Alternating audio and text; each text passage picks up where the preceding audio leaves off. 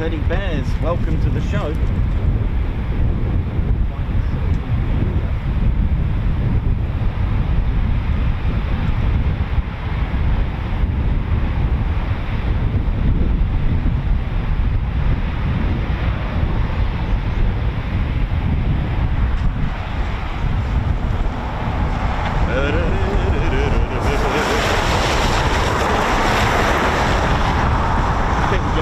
Ted, in this wind, I think we'll be all right.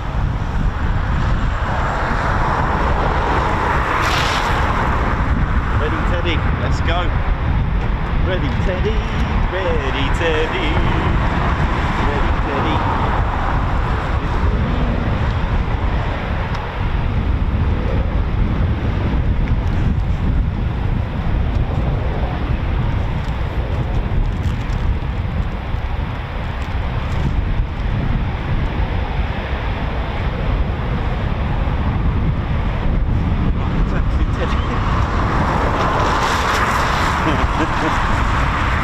Oh yeah! Ladies, gents, Teddy Bears, welcome to the Ted Coningsby channel. It's time to ride. It's starting a little bit earlier than I anticipated. Or either that or I was just a bit slow getting ready. Welcome to the show. Welcome to RAF Coningsby. Our last time here for 2025. A little bit sad really, but there you go, that's what makes a year. Good fun, good memories, good times.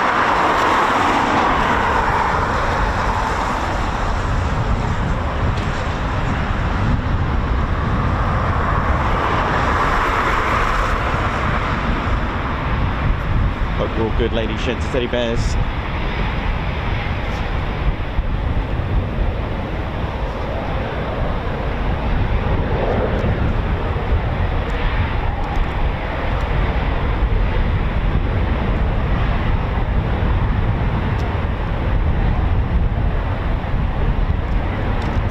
Typhoons taxiing out for departure already. Wakey, wakey, Nikos. It was starting up, but I was still just sort of, you know, just milling around, just enjoying it all. And today, there is a burger van today. Steve is still here. He's still going. I thought he'd finished for the year, but he also obviously found out Ted Coningsby was live and decided to feed the massive. He's normally done by now. He's normally done, honestly. So if you are making your way, or behold, burgers are on the grill.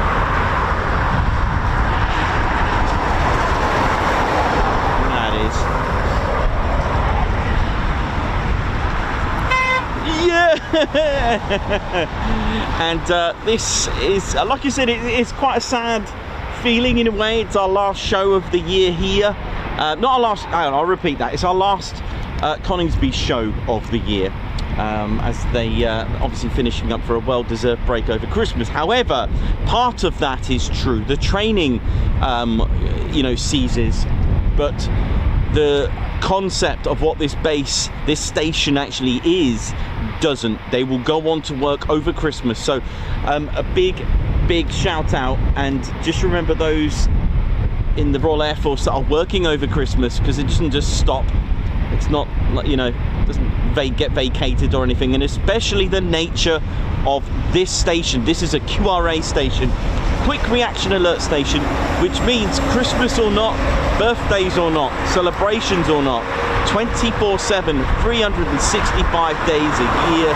Ladies, gents, Teddy Bears, this is what's called a quick reaction alert station, ready to scramble. There is no time for a break.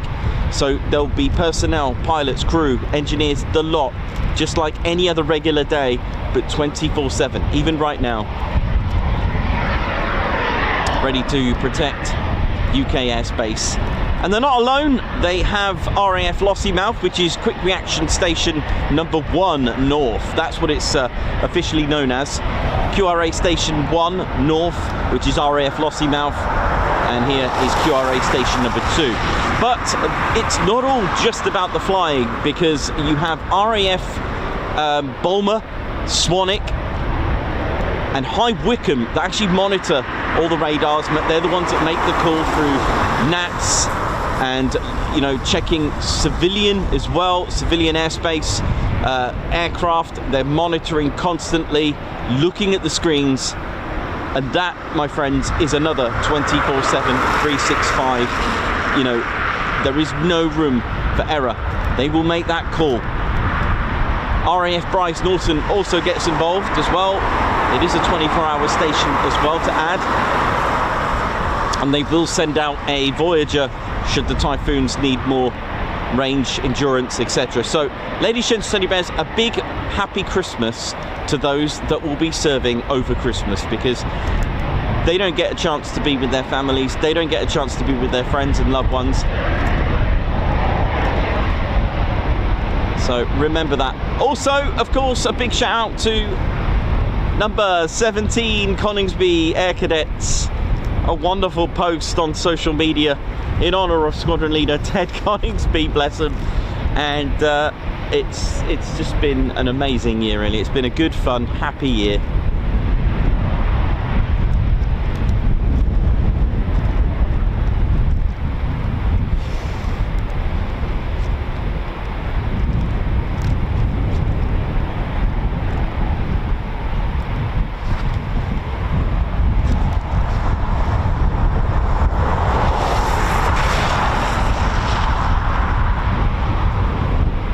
So welcome to the home of the Typhoon FGR4.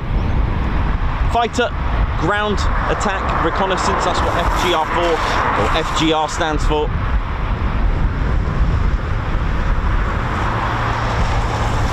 I'll show you all the wonderful components, how the Typhoon maneuvers. I'll talk to you a little bit about more in-depth maneuvers today, and how it rolls, how it does an aileron roll, for example, how it pitches and how it yaws. I will show you all that. I'll talk to you a little bit about aerodynamics and the four planes. And a big inspiration from STEM, which is science, technology, engineering and mathematics. That is a major thing that I'm going to try and push next year as well. I'll just mention it quite a few times.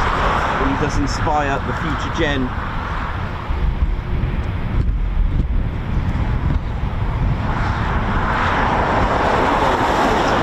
Ready for departure.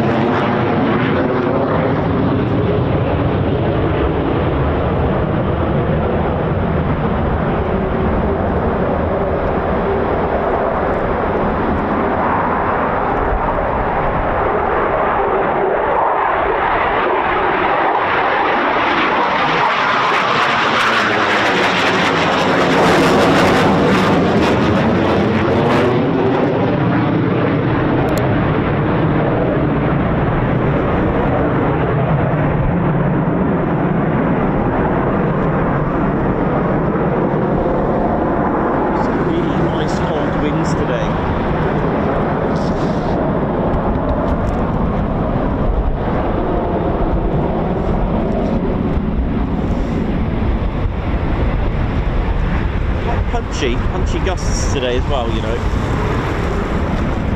Typhoon, this is 29 squadron markings there.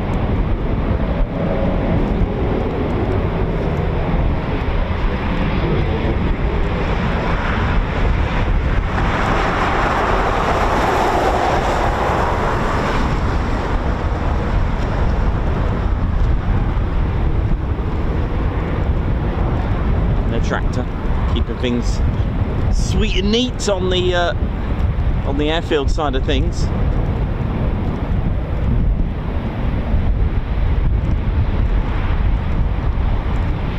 Another 2 Typhoons taxiing out for departure. There is another one on the main ASP spooling. A big warm welcome to all our viewers. Hope you're all good and well.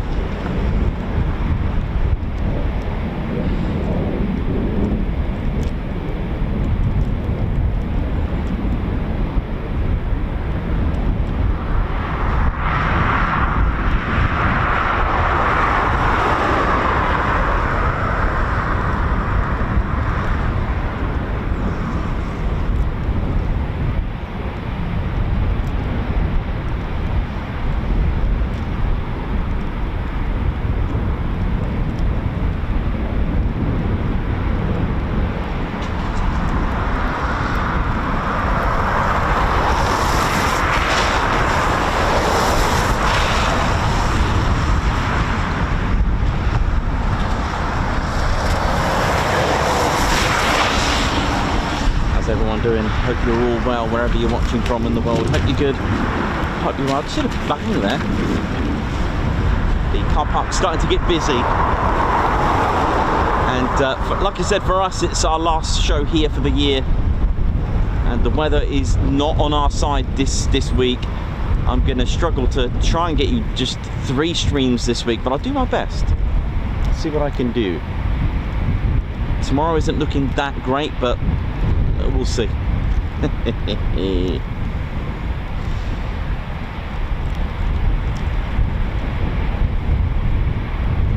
really so much history here. We'll see what we can do with history today. Tomorrow actually isn't looking too bad actually now.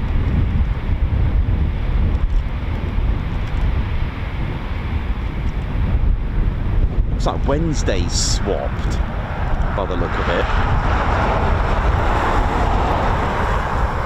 Thursday is probably a no. For those in the UK, quite large parts of it, do be careful out there. At the moment, I'm not a weather reporter or anything, but at the moment it looks ridiculous. So it looks drier in the sea on Thursday. Do take care out there on the roads. Just slow it down a little bit. Arrive alive and all that, as they say. Do be mindful. It looks tragic out there on the roads on Thursday. Actually, bizarrely, tomorrow and Wednesday have actually switched. So again, looks like I'm changing my plans, but I've done this before where I actually swapped again the next day. So I will have to just double check. I'll use a couple of sources for tomorrow. On my, this is the way it is. I've just got to keep checking that weather all the time. Things can change. It is nature. It does what it wants to. No human being can predict nature, right?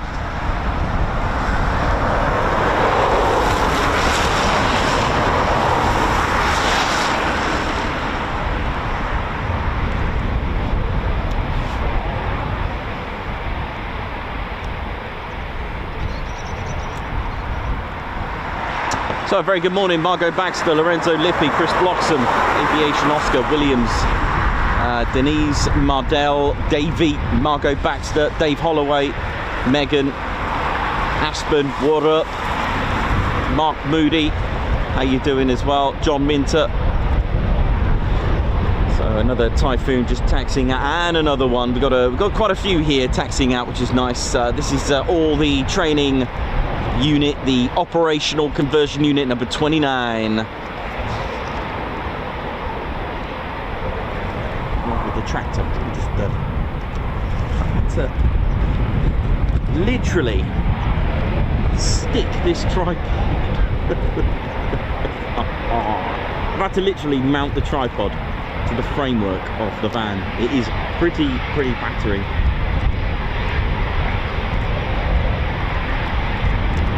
The Typhoon FGR4, ladies and gents, teddy bears, live here at Coningsby. Here we go.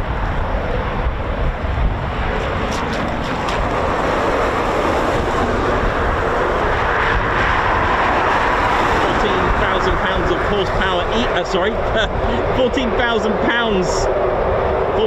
pounds of thrust in each Eurojet engine dry, which getting about £28,000 right here.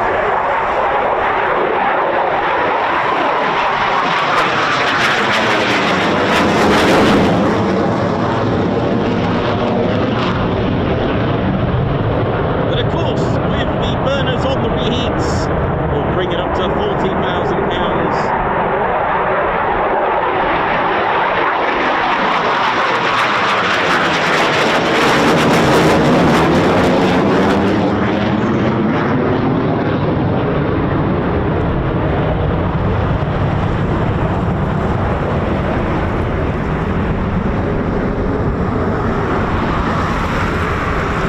Foons to make the tunes. Here we go. I'll talk to you a little bit more. Got some a lot more data to go through with you. How the Typhoon flies. A little bit more about the FCS, the fly-by-wire or flight control system. The 70 computers. Going to go a little bit more in depth today with the Typhoon.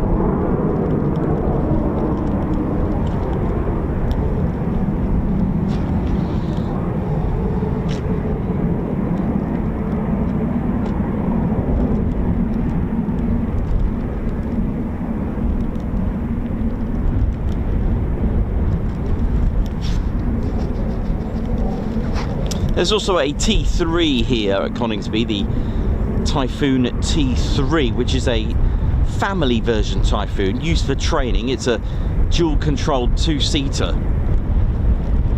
which is also here. So this isn't a FGR4, so to speak. Designations really give it the role, and the FGR really sums up the multi-role aspect of the Typhoon's role here with the Royal Air Force.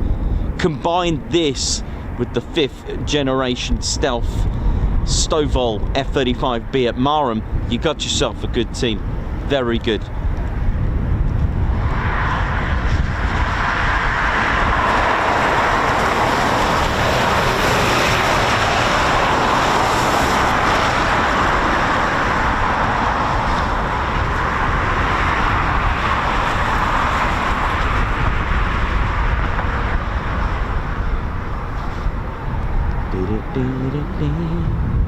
Typhoon's just taxiing down at their holding point.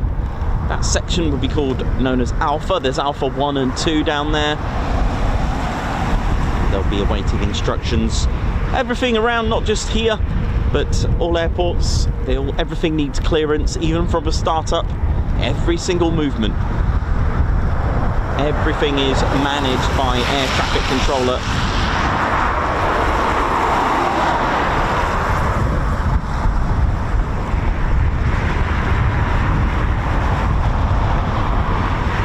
Also, RAF Coningsby since 1976 has been home to the Battle of Britain Memorial Flight. So it reinstates its bomber county. Interestingly, in 1973, when the Avro Lancaster PA-474 arrived with the the Battle of Britain flight, as it was known then, right up to 1973, its arrival added the title Memorial to the flight, becoming the Battle of Britain Memorial Flight.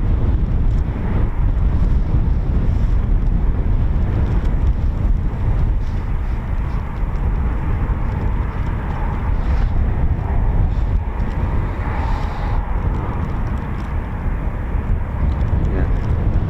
Inaugurated on the 11th 1957, the 11th of July. They were known as the RAF Historic Flight, RAF Historic Aircraft Flight to be exact. And then they changed that to Battle of Britain Flight. And like I said, 1973 was when it changed its name, and they arrived here in 1976.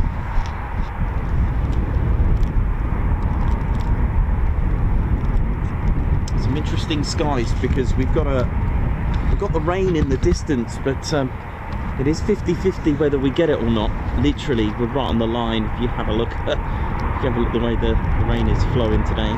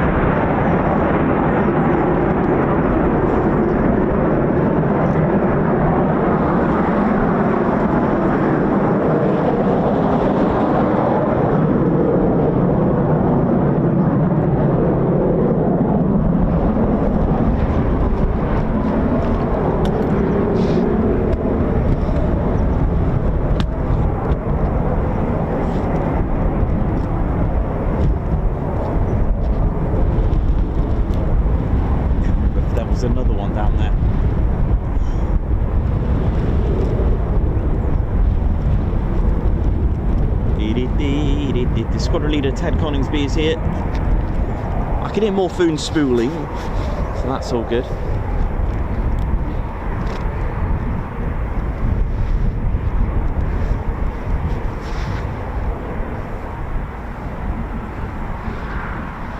This is Squadron Leader Ted Coningsby. Ted's home, where it all began, at RAF Coningsby, aka Ted HQ, where it all began. And it always makes me smile being here. Naturally, I get asked a lot of questions, and one of them is, where's your favourite place?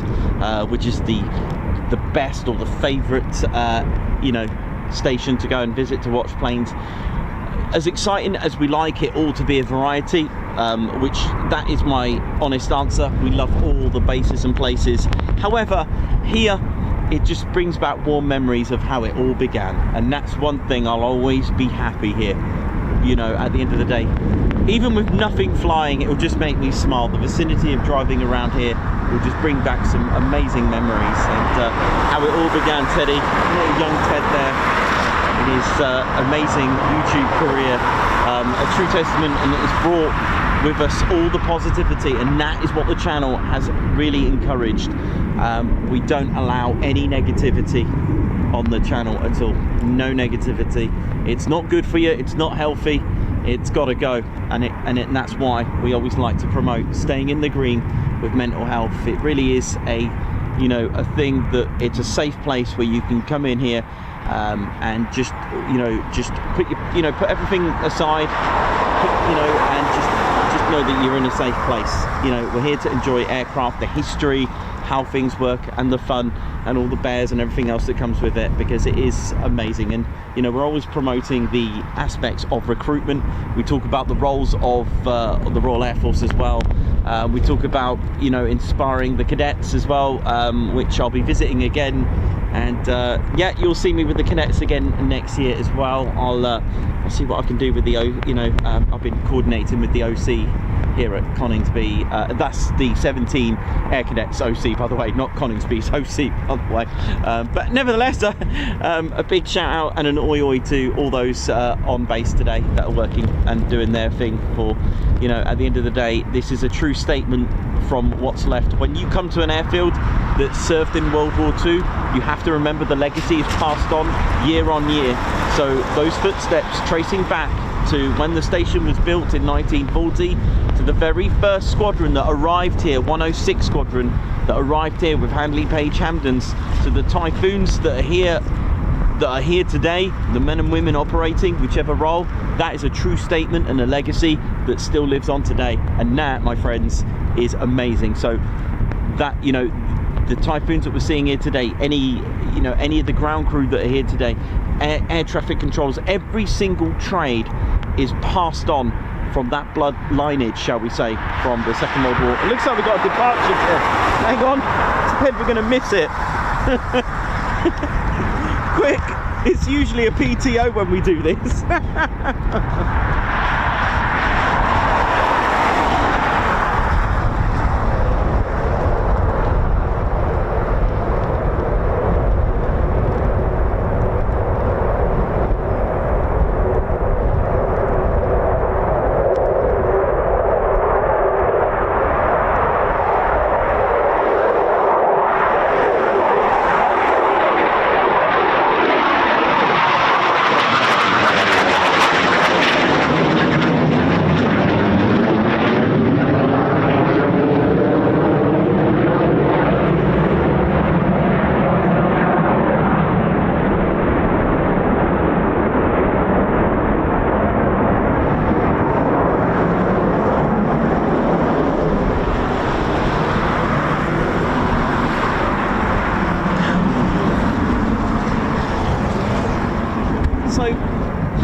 RAF Coningsby with its Typhoons is a fighter town, but it started life out as Bomber County literally from the arrival in February of 1941 with 106 Squadron. That bomber role went all the way right up to 1968, because in 1969 we had the arrival of the Phantom, the F2 Spey engine Phantoms that arrived here.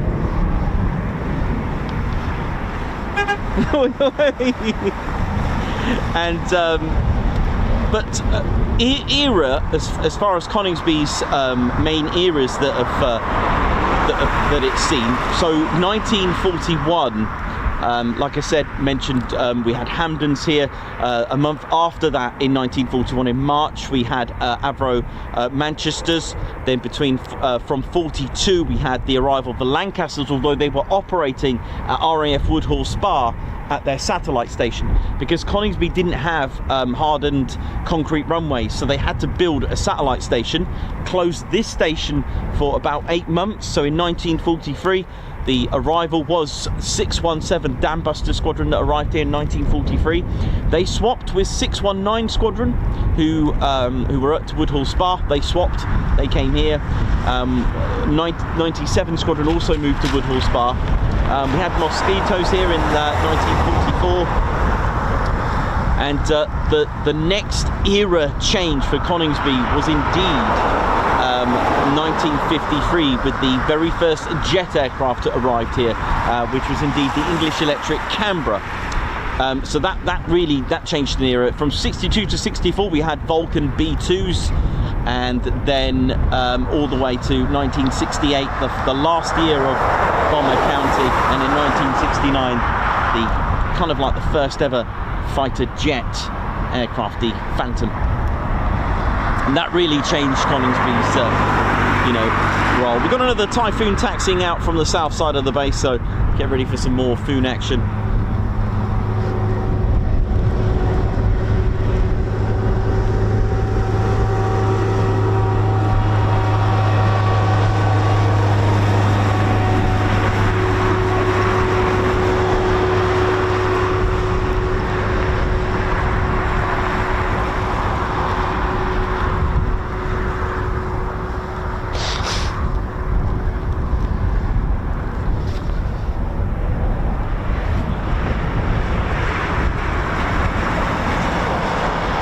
So again, unbelievable of the men and women that passed through here. Wing Commander Guy Gibson was here. He took command of 106 Squadron. When the base closed, of course, 97 106 Squadrons moved on. Syerston first to 106, and then they went to Metheringham from 43 to 45, I think it was. From there, so do check out Metheringham Airfield Visitor Centre. 97 moved just before the closure of the Coningsby's airfield. They went to Woodhall Spa, and of course in 1942, a month later, they actually took part in the first ever Lancaster main raid into Germany, a daylight raid known as the Augsburg raid. 12 Lancasters went out, only 5 come back.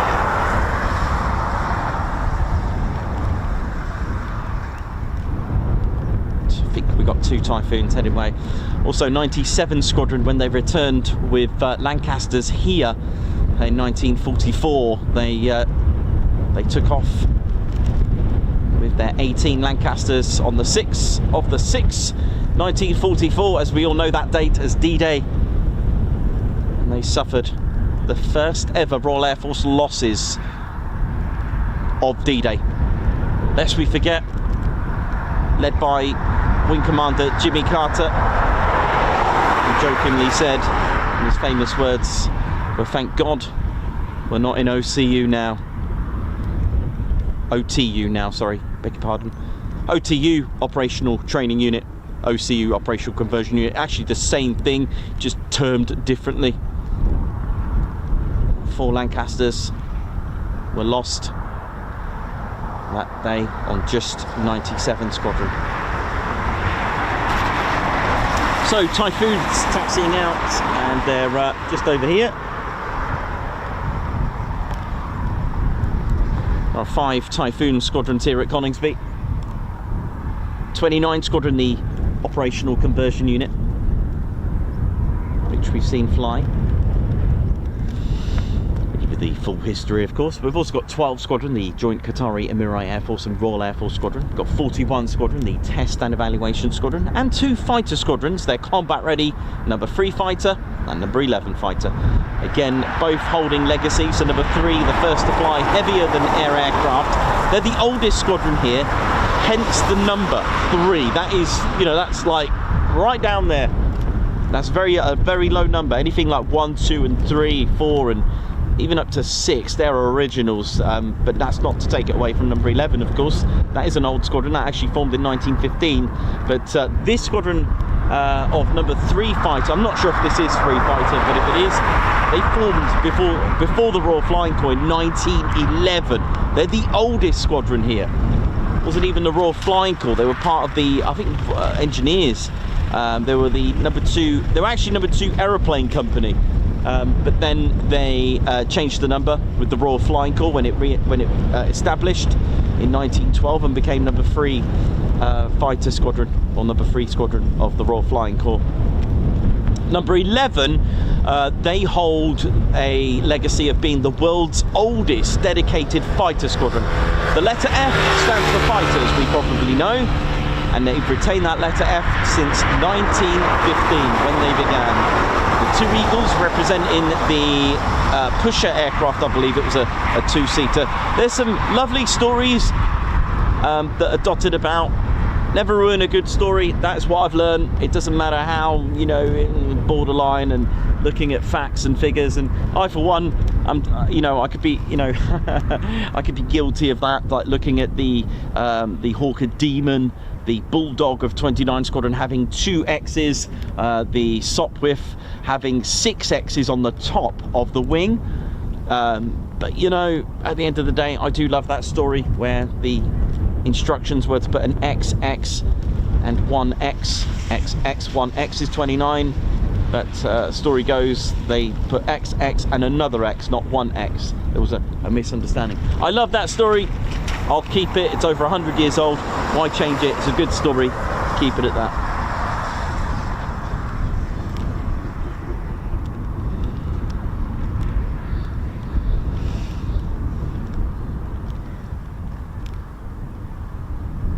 It's not the warmest of days today, but it's nice to be out and about and bringing you the latest and greatest of information. And there's some fun stuff. I've got some new diagrams that I've drawn for you explaining a little bit about the Typhoon, a little bit about the 4 forces of flight, which you may know. Because it is a marvel, it is a bit of a phenomenon that things fly, inspired. Wing warping, as it was known by Orville, the Wright brothers there, just looking at the wings, the way the birds would fly, and they would warp their wings. And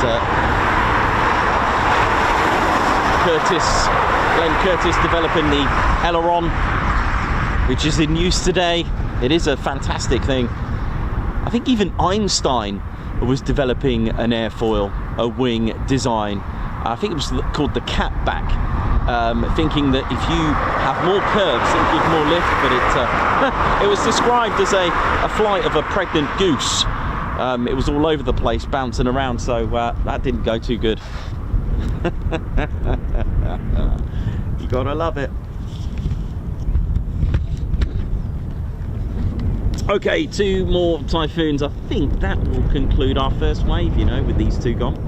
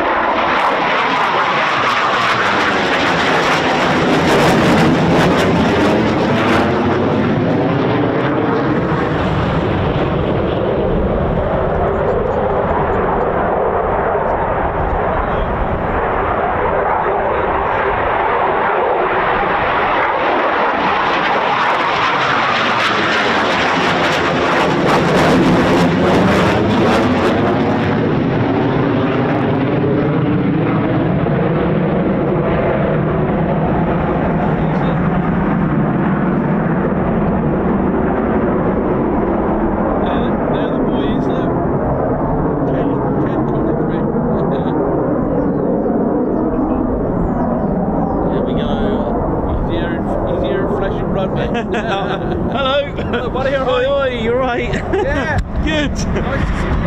You too, man, you too. No worries, buddy, no worries.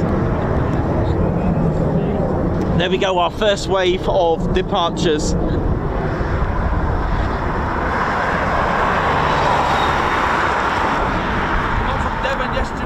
Oh wow, whereabouts? Right in the middle of Devon, between the Exmouth and Dartmoor.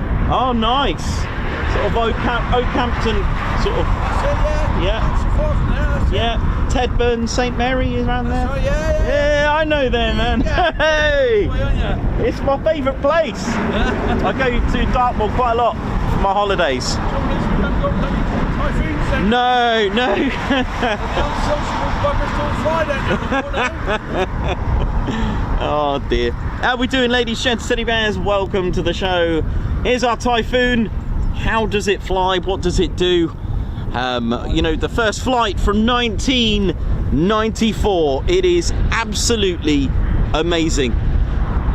From carbon composites to glass fiber to acrylic, titanium, it's got all that. And it's made in 4 different countries, the main components, and each country, when it comes in with its primer, can be identified which country it's from by the color of the primer. It's quite interesting actually when you see the 4 different color primers. Left wing made in Italy, the right wing made in Spain, the center part of the fuselage made in Germany, the cockpit area, the front section, made in Britain, and the rear parts with the stabilizer, engines, etc., excluding the engines for a moment, is basically Italy and Britain. All right, and of course the engine side of things, the EJ200 is a mixture, is a composite of 4 companies, which I'll explain and go into more detail in just a moment. What I'm going to do is talk to you a little bit about the Typhoon now, while we've got time, and talk to you a little bit about it. So the nose and this here, this high frequency antenna, you'll notice they're slightly different grey on the real thing. Maybe not on my model here. And that's because of the glass fiber.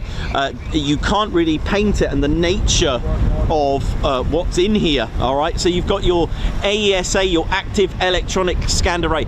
This is where the Typhoon is seeking and destroying, and it links up with the Typhoon's mounted display unit, aka a helmet. And the visor would be almost like wearing those Oculus things. You can see your whole battlefield, and what's interesting, you can actually see through the Typhoon and lock onto targets. Now, of course, they are changing or have changed the technology inside the radome. The main radar inside would have been started off as an ECR90, a Mark 1, okay, but now it's completely changed. There is a Captor E, there was a Captor M, now it's the Captor E. To give you an idea, because a lot of this is obviously classified due to the nature of what it does, but just to give you an idea, this here inside there, the radar is constantly searching and can lock onto targets 160 kilometers away, can also lock onto targets 300 kilometers away for larger aircraft, lock onto 20 to 30 targets.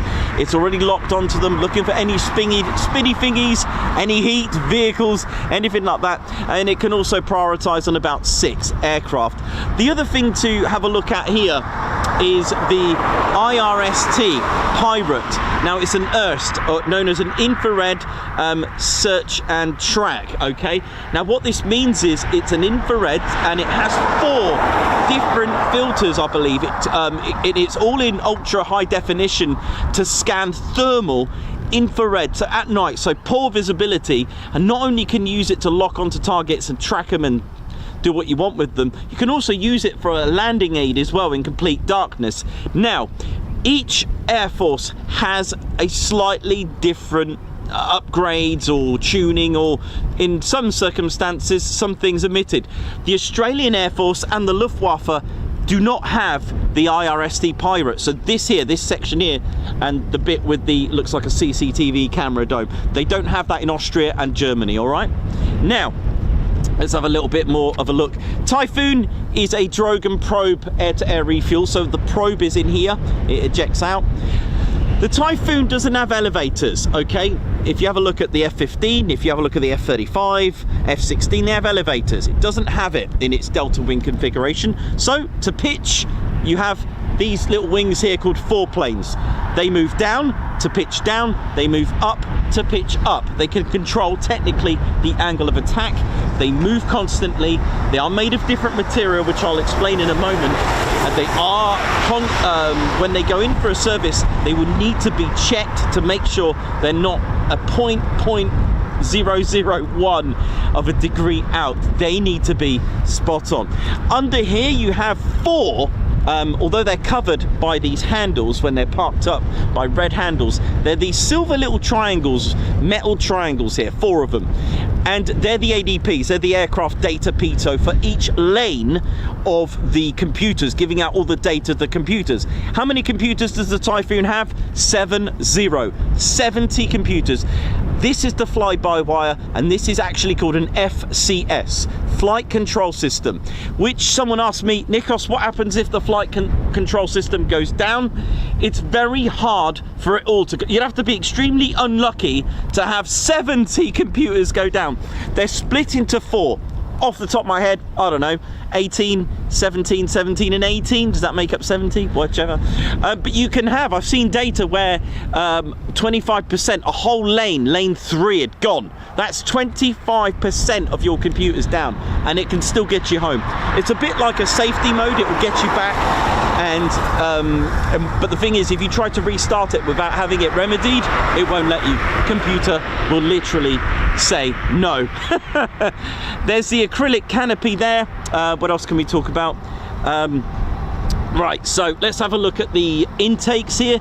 The intakes are quite special on the Typhoon. You'll have to literally get right in there to see the fan, the first stage of the compressor system on the engine. What is this and what does it all mean? Well, the thing is, with the Typhoon, it sits at the last 20%, 1/5. The engine sits up here. So basically, there's a long tube, a long tube of air that goes in.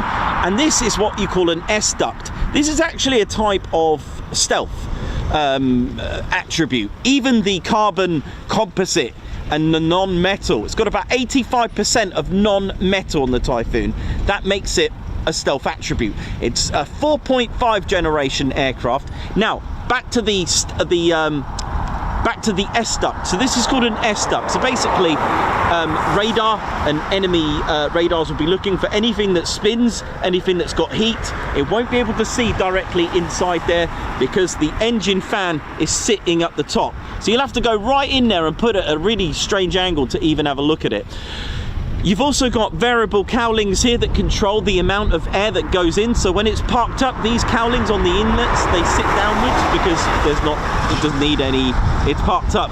But when it's taking off, it'll be fully open. These cowlings will be fully down, trying to get as much air as possible. But then you've also got, like I've always said, the boundary layer. The boundary layer is where you've got high pressure amount of air, draggy air, that is going to affect your engine if it goes into here. So you have this splitter, this boundary layer diverter. There's a couple of things that this does. Can you see that splitter? Racing cars and wonderful cars have splitters for aerodynamics, and it's to cut through the air, but also to stop drag. Also, there's also cooling mechanisms, but that's another story. The boundary layer is air that sticks, and you get a lot of drag when you get a lot of lift. And the thing is, when air is going through, don't forget, you can treat air like liquid. If you were to pour water, I remember I did this a long time ago and I got all my stuff wet on the ground, I totally forgot. If I poured water here, naturally you'd think the water would just run off the edges. It doesn't, it sticks, and it actually drips from here. That's the same sort of thing air is going to do. It's not going to completely all go and do its aerodynamic stuff, right? It's going to stick here, and that causes a problem. Why is that a problem? Well, you've got your air going inside here, but then you've got a boundary layer, really draggy air hitting the engine. So you got natural air, draggy air hitting a fan. That's not going to be good. Imagine you got a big windmill a handheld one, get 2 hair dryers, one at high speed and one at low speed, you are going to see a bit of a problem with it spinning. So that's what this does. In the real world, you'll have drilled holes here to suck up any last remaining draggy boundary layer. This is what we call a boundary layer, ladies, gents and teddy bears. Inside here, you've got your BK-27 Mauser cannon, a 27mm Mauser cannon.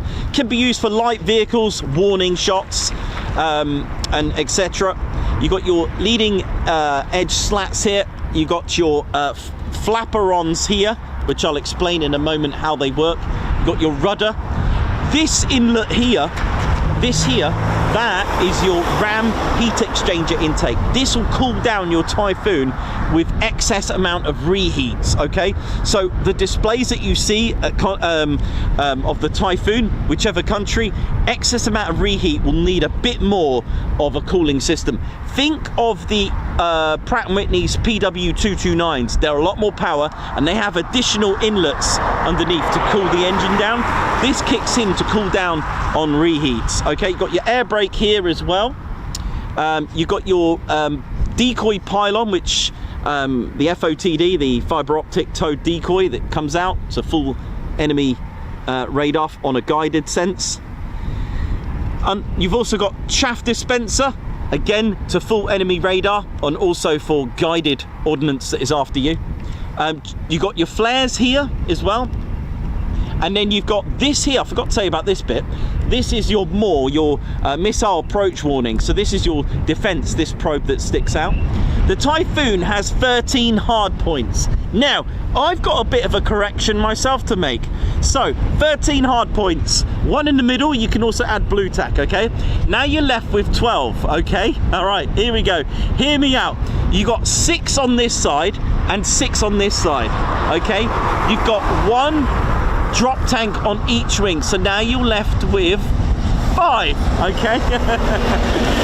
Sorry, you got, I forgot to tell you about 1, 2, 3, 4 and 5. Okay, I forgot to tell you that when I said to you before there were 6 hard points on each side, okay, it's not 6 on the wing, there are 2 here, which leaves you with 4 here, all right? So one of them being a drop tank. Does that make sense? So 13 hard points, 1 here, 2 here on each side. So you got 2, and then you can have 4 on the wing now. 1 of them being a drop tank, and 3 paveways, whatever, you know, missiles and rockets and bombs you want to put on there. So although I said wing before, 2 of them are actually on the side here, on the fuselage, on the bottom end of it. All right, so so yeah, a little bit of a correction on my behalf there. So the 4 planes will move down if the aircraft needs to pitch downwards. The 4 planes will move upwards if the Typhoon wants to pitch upwards. If we turn this round, aileron rolls. If the Typhoon needs to do an aileron roll, how do you do that? How does that work with aerodynamics? If you want to roll left flapperon up, right flapperon down. If you want to roll aileron roll to the right flapperon up, left flapperon down. If you want to yaw the aircraft, if you want to yaw the Typhoon, this is a yaw like this. Rudder left to go left, rudder right to go right. Okay, now let's try and make all that into sense.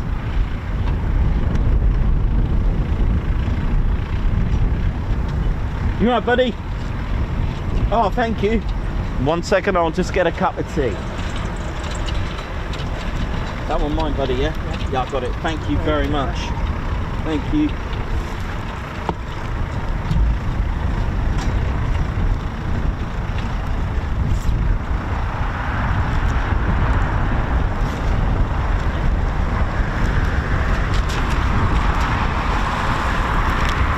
Oh my word.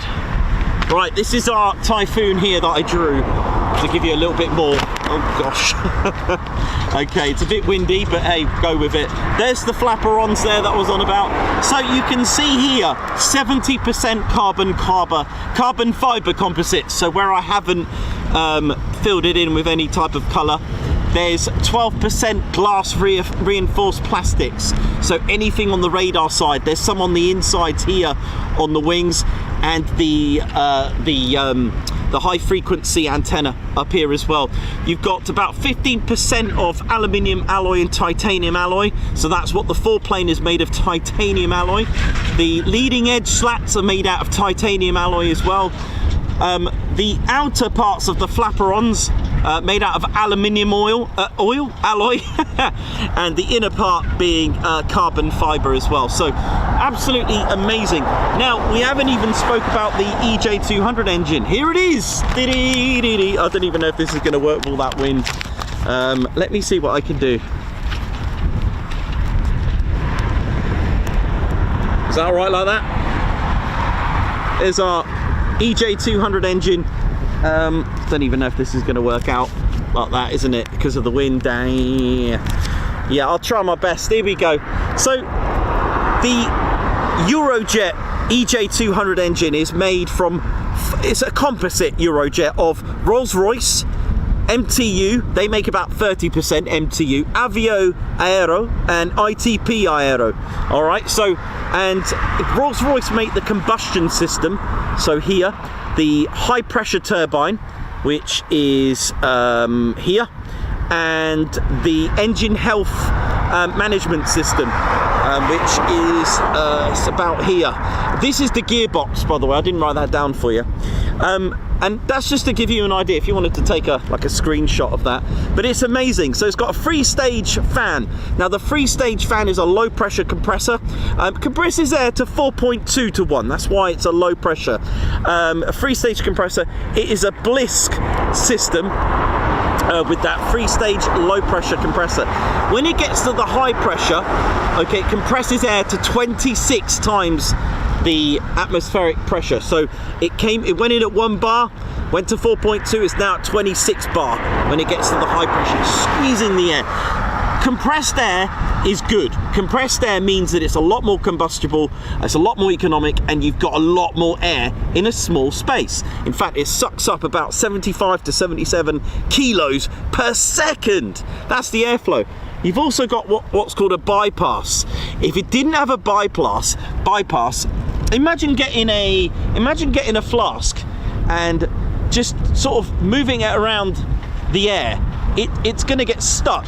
If you had a ring around it so the air can flow through, then it makes a lot more quieter engine, makes the airflow better to get in. So what I'm saying is that bypass plays a major part. The 5-stage high pressure compressor is a free Blisk system with 2 conventional, the last 2 being blades that are actually attached. The good thing about the titanium alloy Blisk system, it's one complete lightweight system. It's really clever. So that compressed air goes in the combustion chamber, which is made by Rolls-Royce, okay, which we know.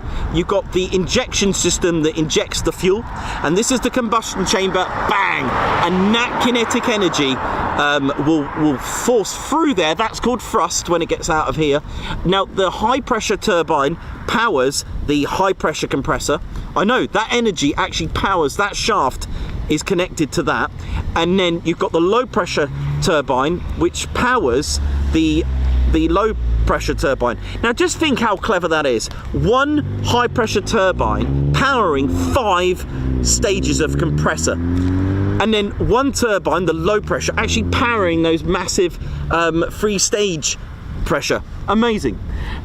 So if we didn't have this bit here, this would be a good old classic jet engine that you get on a civilian jet airliner, I don't know, an MD-11 or 747, I don't know, just a civilian aircraft.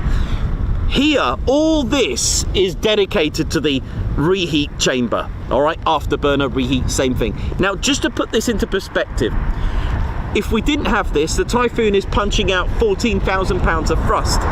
These are spray bars, and they spray fuel into the hot gases in this chamber. We're not talking about compressed air here. We're talking about good old spray some fuel, give us more power, and it gives about 20,200 pounds of thrust now with the afterburner. It is all that. It's amazing. It's only 3.98 meters wide. That's just over 13 feet, and it weighs 2,204 pounds. It is amazing. The other thing I wanted to talk to you about is this as well. This is really good. The stages, the 4 stages of of flight, literally how it works. So we know about thrust. Okay, so that jet or propeller, that is your thrust, makes the aircraft move forward on the ground. Okay, now thrust, as we just seen on the Typhoon, and power makes the aircraft move forward, all right, through the air with the airfoil design. Okay, flaps and elevators will create the lift. Okay, but you've also got gravity pulling you down. Now the lift now, which is here, okay, once we start going, once we get lift, so thrust, first of all, you got your power, you're going along 185 miles per hour, you're going to get your flaps adjusted. Now lift is the vertical force, no pitching, and this keeps it flying and it stays in the sky. Now gravity is constantly trying to pull the aircraft down. More lift than weight, you've got flight. So if your lift is more than the weight or gravity, you have flight. If your lift is less than gravity or weight, you stall. Okay, now stall is a bit of a funny one. When we think of stall, we think of our car engine just cut out. It's not the same on the engine, really. It's a bit different, all right? It works a bit different. Stall, it means it's got no lift and it's just gonna fall. Gravity and weight. Lift needs to overcome it and have a greater force or it won't take off. All right, so this is why I said thrust to weight ratio. Drag, now this is another one, the last part. Now, when you've got more lift, you get more drag. So it's all very well having lots of lift, just keep lifting the aircraft, but you're gonna create more drag. If you've got more drag, you're gonna need more thrust. Here comes some foons.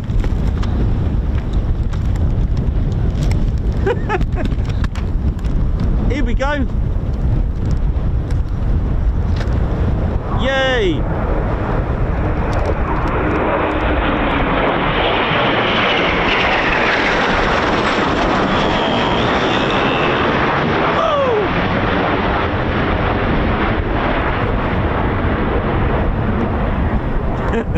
Yep, so there you go. You got drag, that'll do. Right on the nick of time. Bless them, the pilots tried to, you know, get in there as I finished off. But hey, there we go. That was nice, they're back already.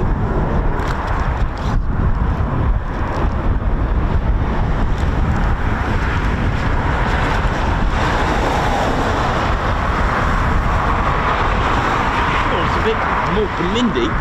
Hang on a minute, I've got to adjust my foot in here.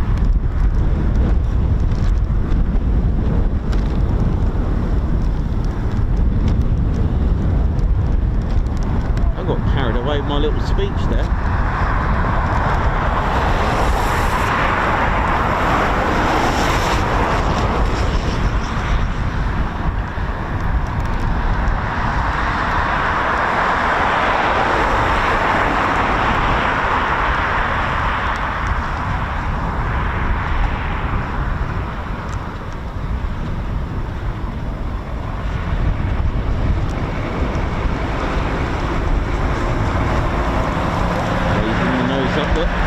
Beautiful.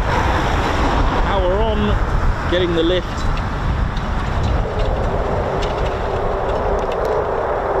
Do a slow approach.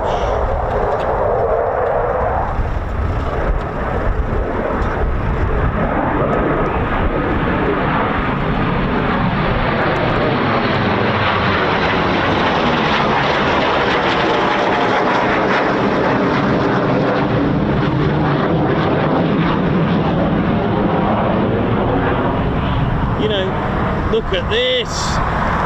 Oh yeah! Oh, hello.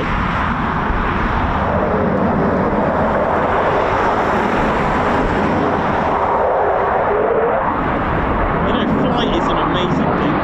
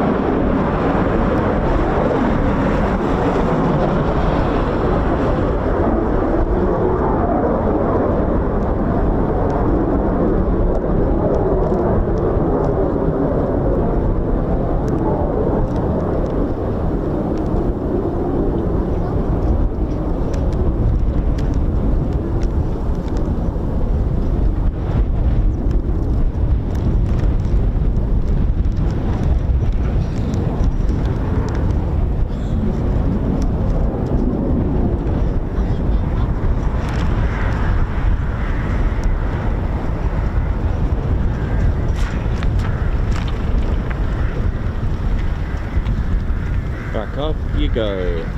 Yeah, I did. So the pilot would have had to have, you know, enough speed to do that.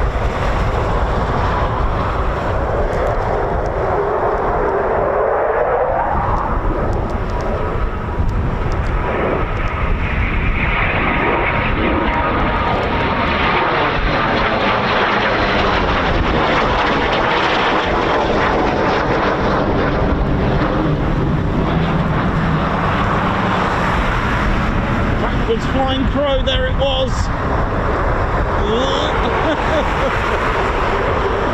It is really bad up here.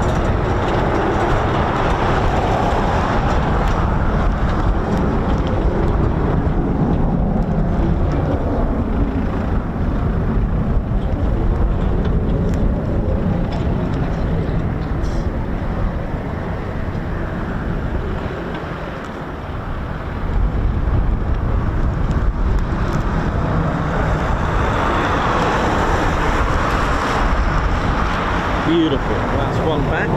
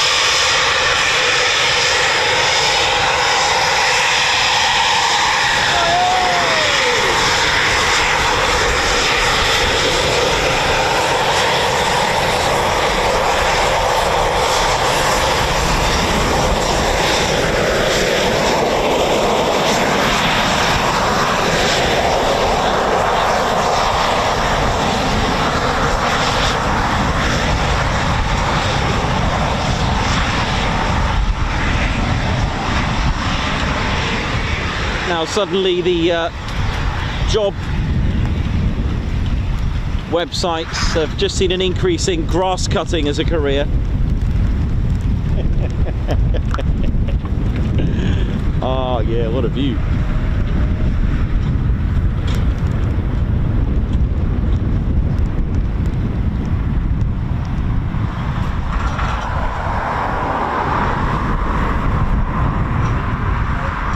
Oh yeah, good point.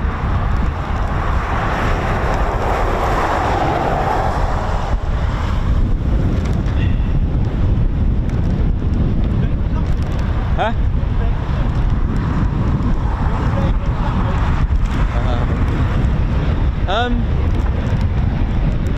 Are you having one? Tell you what, I'll have an egg sandwich instead of bacon. Is that alright? Thank you very much. I'll take one of them.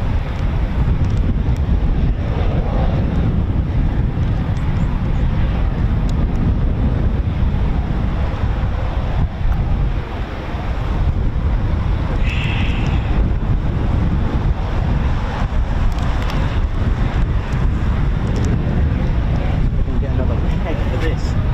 Oh gosh, they're going out.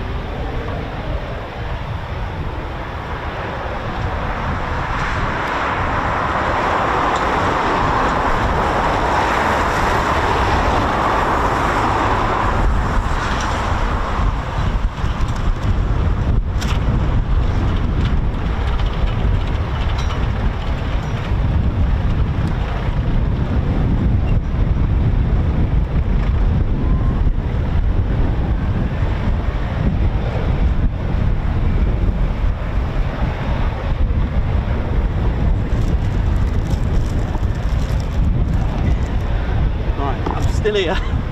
Goodness me. Oh. How we doing, ladies, gents, teddy bears? Hope we're all good and well. Welcome to the Ted Coningsby channel. Goodness me, it is cold.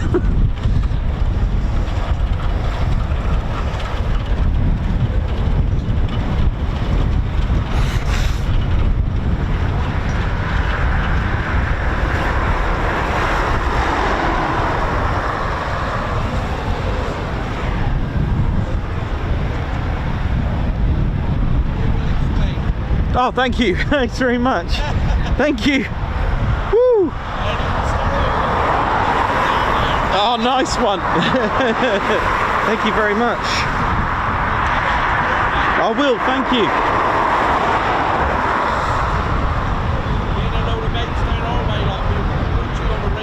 Oh, nice, thank you.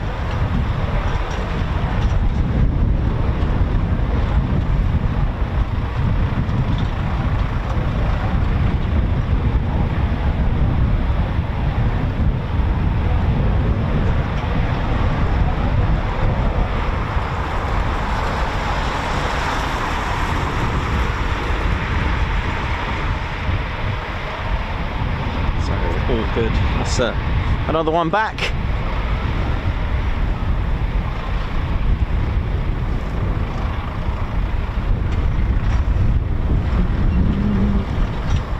Let's check out the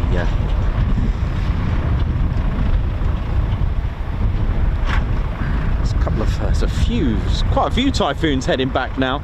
It's a nice row of them heading back if you have a look on any of your flight radar trackers and stuff. Few coming back.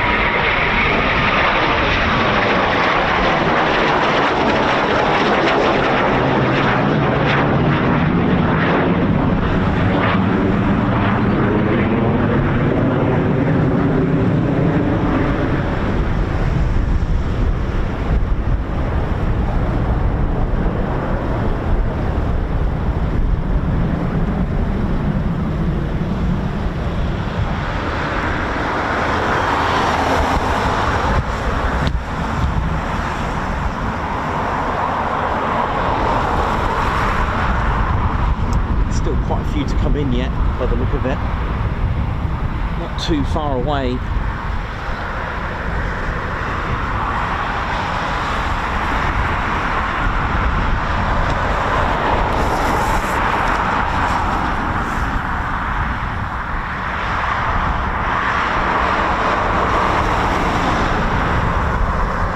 Mark Moody, how you doing? Chris Bloxham, how's it all going? Hope you're all good. Mayhem Marshy, Alan Burden, Mark Chapman, Mark Dudley, Steve Stibbins, Davey, how's it going? Paul Mayers, David Robinson, lots of our regulars here. Thank you very much. Shady Causer, Jason Graves as well, Jan Clark, Argan. Big shout out to the Spanner Flight, keeping things sweet and neat on the chat room. Hope we're all good and well. Welcome to the show, your Ted Coningsby channel. Here for the last time at Coningsby for the year. I know it sounds really sad, doesn't it? But there you go, that is a whole year complete.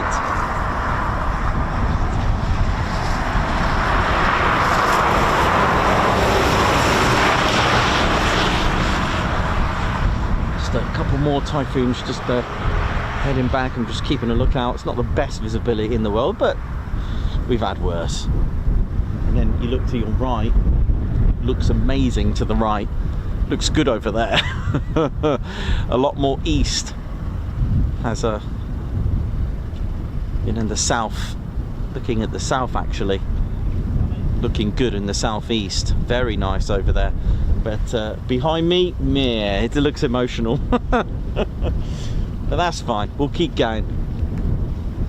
So it's literally, we're right on the edge of being in that emotional weather. We're right on the edge. It's just behind me, which is why we didn't go to Waddington today. I took a chance, and then tomorrow's looking a bit better than what it was supposed to be. This is why it's literally going to be a touch and go for me. Literally. Oh, thanks, man. Oh, you're a legend. Thank you very much. Straight away, keep warm, innit? Thank you very much.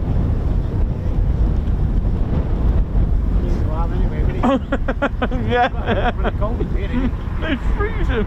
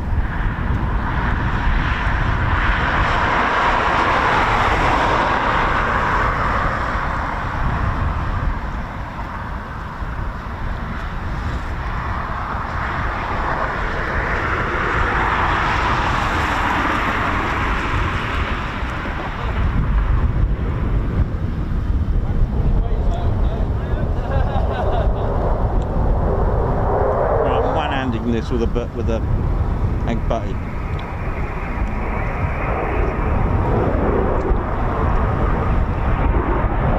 I'll let that one go for a minute. I'm just going to finish my food.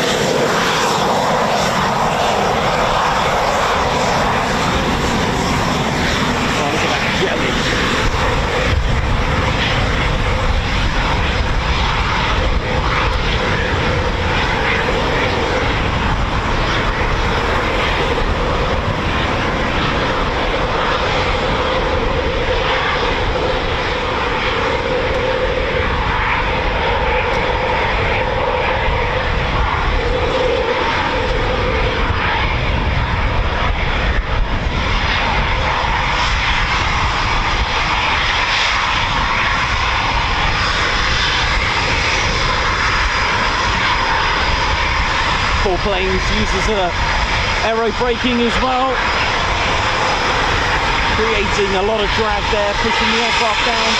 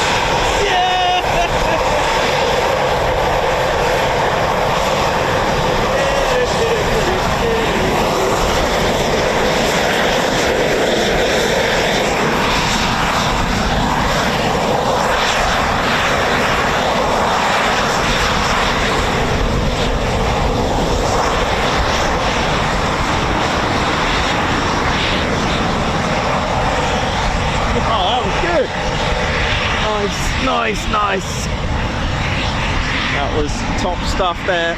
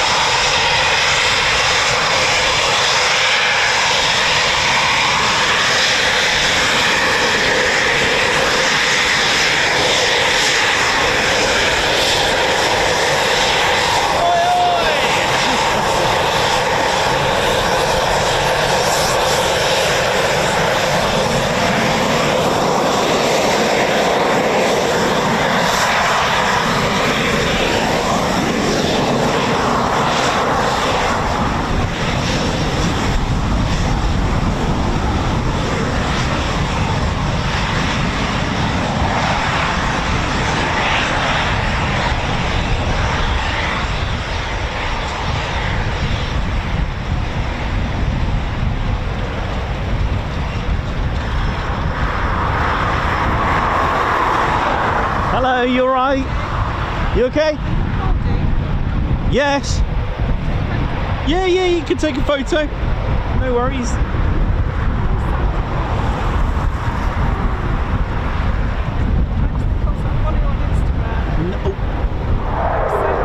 No worries.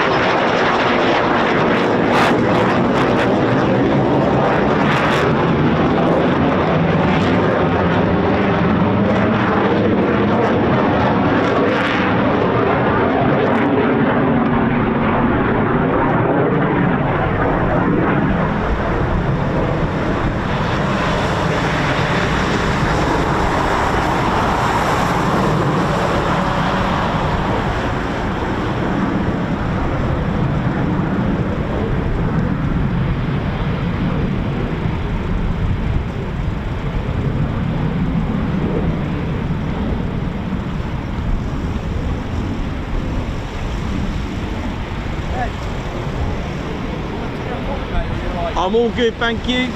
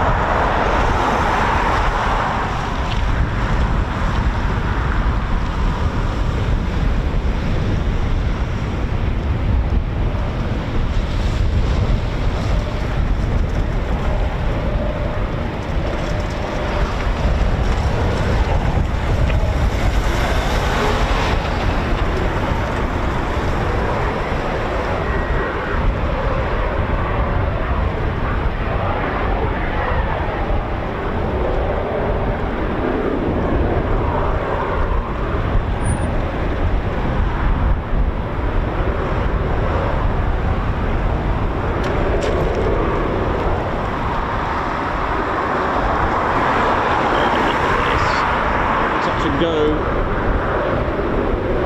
Its finest, amazing.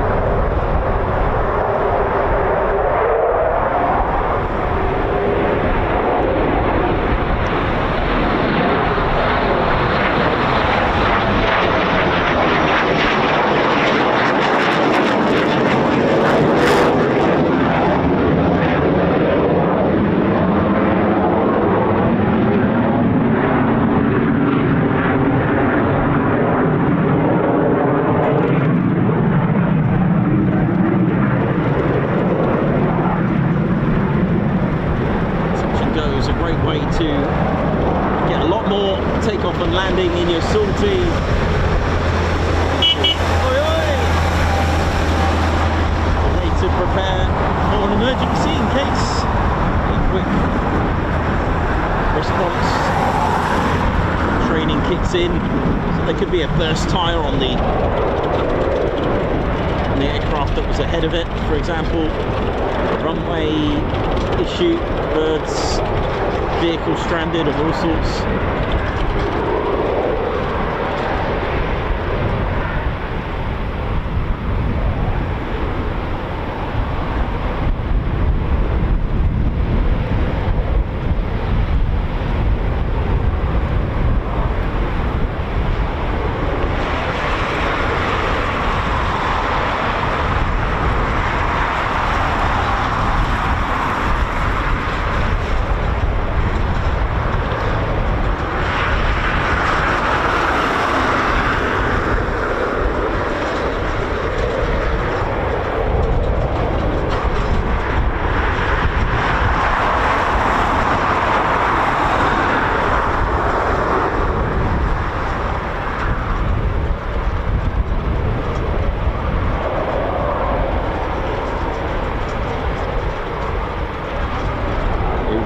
Look at this, you can tell with the power going on with the dryage of the runway.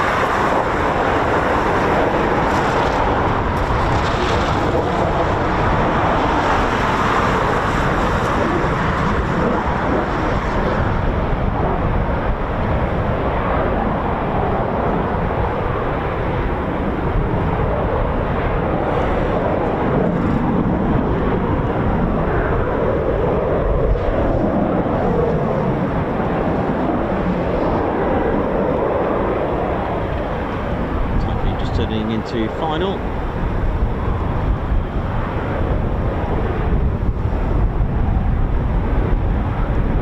Pilot will be confirming his gear, or her gear is down. The pilot's gear is down.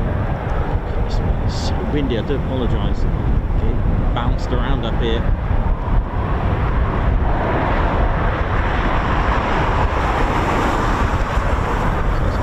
Operating in the Coningsby's ATZ, of course, in the circuit. There's a downwind. There's also an upwind. Final. When you see the Typhoon doing a low approach or a touch and go and it goes further out, it will then, not always, depends how far out it goes, it'll then be working under Cranwell's ATZ.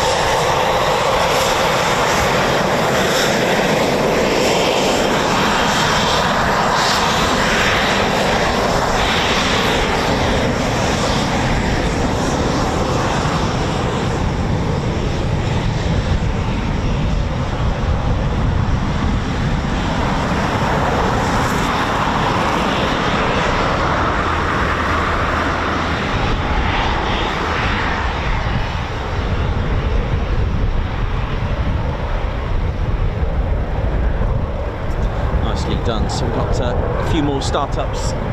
Lady Shed, Steady Bears, hope you're all good and well. Just going to go and grab mine. Yeah, you too. Have a good Christmas. Thank you very much. Enjoy. See ya. Bye. Thank you.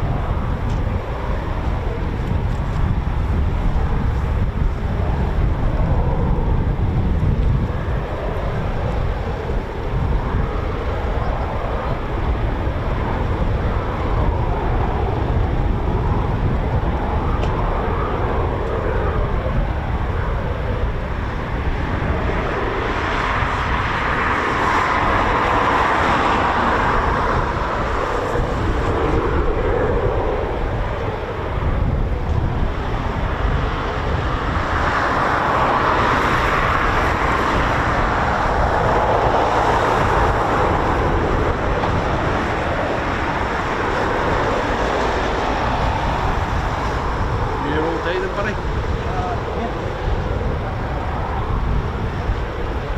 Hold on. I'm sure. Yeah, I bet you are, buddy. Yeah. Yeah, I've just got the. I've got your tea, mate, if you want to do it. No, I've got tea here. You sure? Yeah, I've got tea. It's just trying to find all my hand warmers and stuff, so it's all good. I'm well prepared.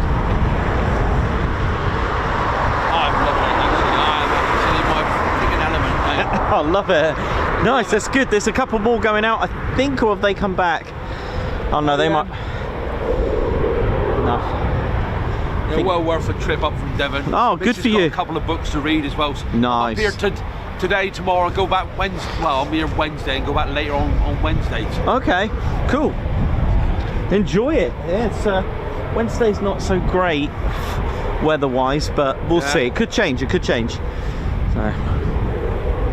In your experience, anywhere else I could go tomorrow? Tomorrow? Here again, or Waddington? Waddington, yeah. Try Waddington round here, yeah. Yeah. Yeah, try Waddington. Yeah. I might go there tomorrow. I was going to go Wednesday, but the weather's not looking brilliant, so I might go tomorrow. Yeah, you want good weather if you can, mate, don't you? Yeah. I like the coverage you do from Lake and Heath as well. Cool. Good times. It's bloody good down there. I bet, yeah, it is. How far is that from here then? From here, about an hour 50, hour 45, hour 50, right. about that. Yeah. Do you actually live around here then? Or? An hour away. Oh, Yeah. Cool. Yeah, the old Lake and Heath, mate.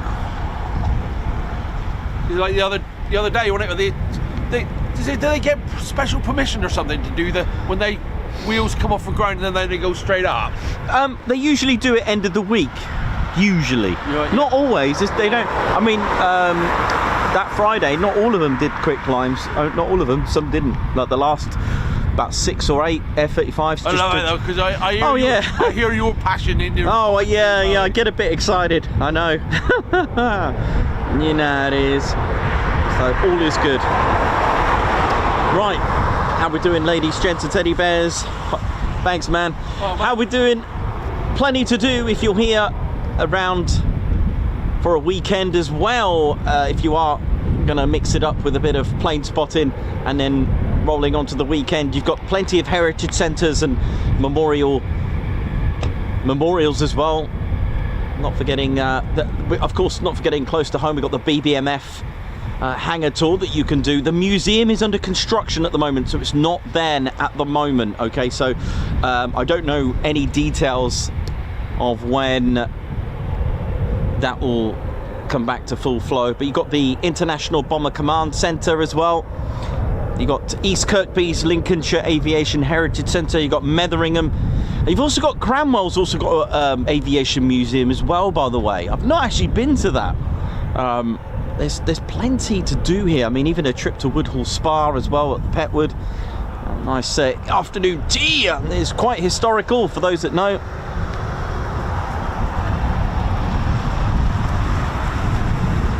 And there's like a little mini museum at like I say, Wickenby now. I think in the control tower, or just below it, or part of that building, they do have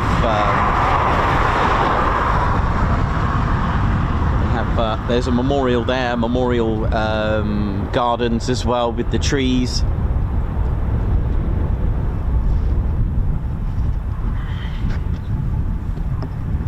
Okay, so we got at least one Typhoon taxiing out for departure.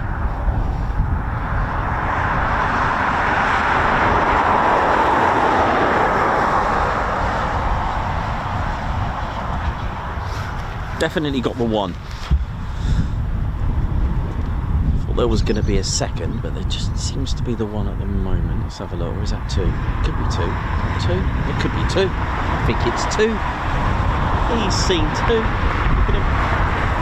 That's definitely two to me. Yep. Welcome to the show. Don't forget your checklist as well before we ride on. Don't forget to examine your checklist, please. Your in-stream checklist. You have been cleared to start the like button, give us a thumbs up, and of course you've been cleared to click the subscribe button if you haven't done so already, and do combine that with the notification bell button you don't miss out on the latest and greatest live streams and videos. There's also a care button. Don't forget to hit the care button, spelled S-H-A-R-E. It's such an honour to see like our streams being shared about on social media. It really is pretty cool, man. Is that a third one? I thought I'd seen a third one there for a minute. Hang on. No. Christmas lights, I think. Just kidding. Yeah, so really, really good. Do share, do care, as they say. And do visit our Ted Coningsby website, www.tedconingsby.co.uk. We do have our online store. Today really is almost the last day for shipping out, guaranteed for Christmas, although we can't guarantee it, but even though I've just said it, it's an almost. You got more chances of placing your order today to get it by Christmas, all right? Please be mindful of that. Today would literally be, you can still order after today, but we can't guarantee it. We do our best. Claire Bear's been absolutely off the hook on the online store.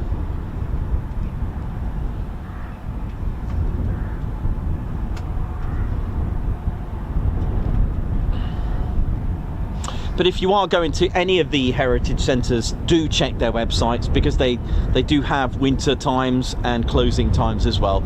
Always make sure that you prepare, plan annual journey as well for safety.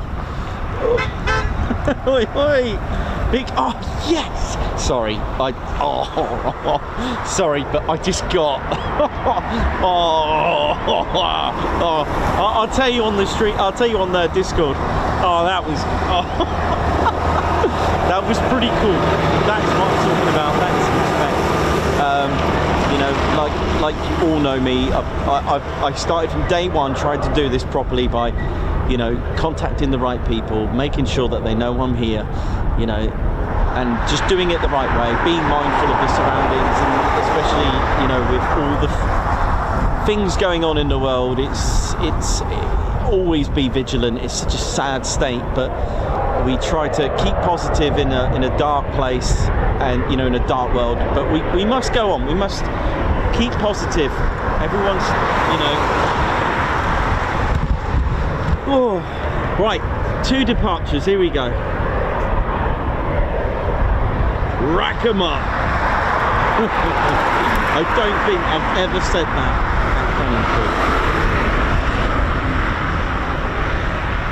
at The amazing thrust of weight ratio of this.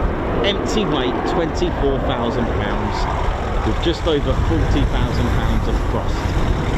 It is like basically a track day car equivalent of 1,000 Ferraris.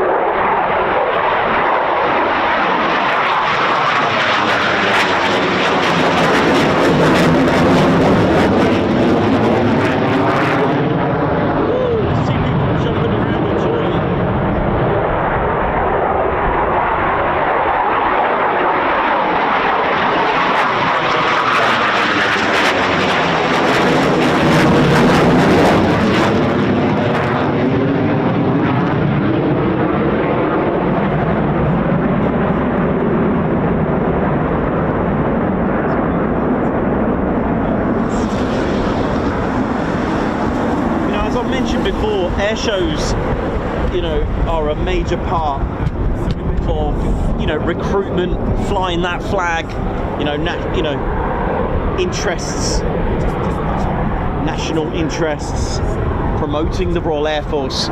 But, you know, what do you do after air shows? You know, what happens after that? Where do you get the right platform to inspire? You know, where do you get that continuity of inspiring future generations of all roles, where air shows are amazing for that. Air shows are the way to not only on a recruitment side, but to create employment as well. Look at Turkey's interests in the Typhoon. If it wasn't for an air show, how are they going to see? And this is fact of air shows. This is how air shows produce that, but also induce inspiration from ground to the sea to the air. Why? Because they have stalls there that introduce all the roles from Royal Air Force Regiment, mechanics, engineering, security forces, of course the flying side of things in the air as well, pilots. All sorts of roles can inspire. The cadets make a massive status, especially at large scale air shows such as the Royal International Air Tattoo. They have a massive amount of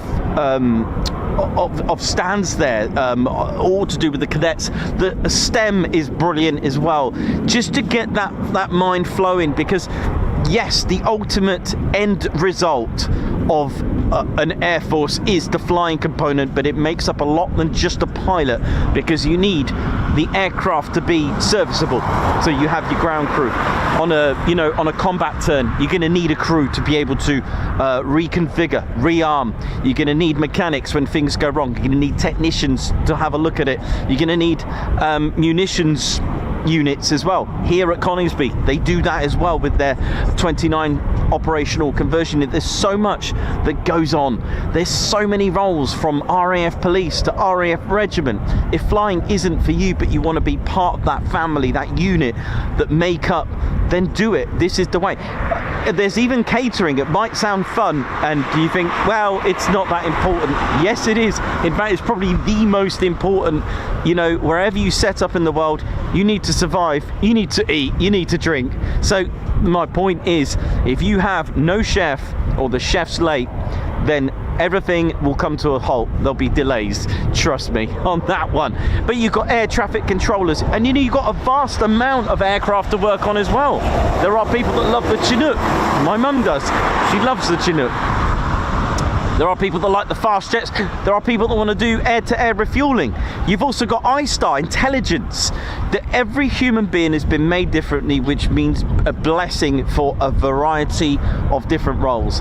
And as I mentioned earlier about the legacy from 1940, November the 4th, 1940, when Coningsby was built, the men and women that serve today are still that lineage. And that, for me, is amazing. That's enough for you, for a youngster to go into the reserves as well. Don't forget that. You can go into the reserves,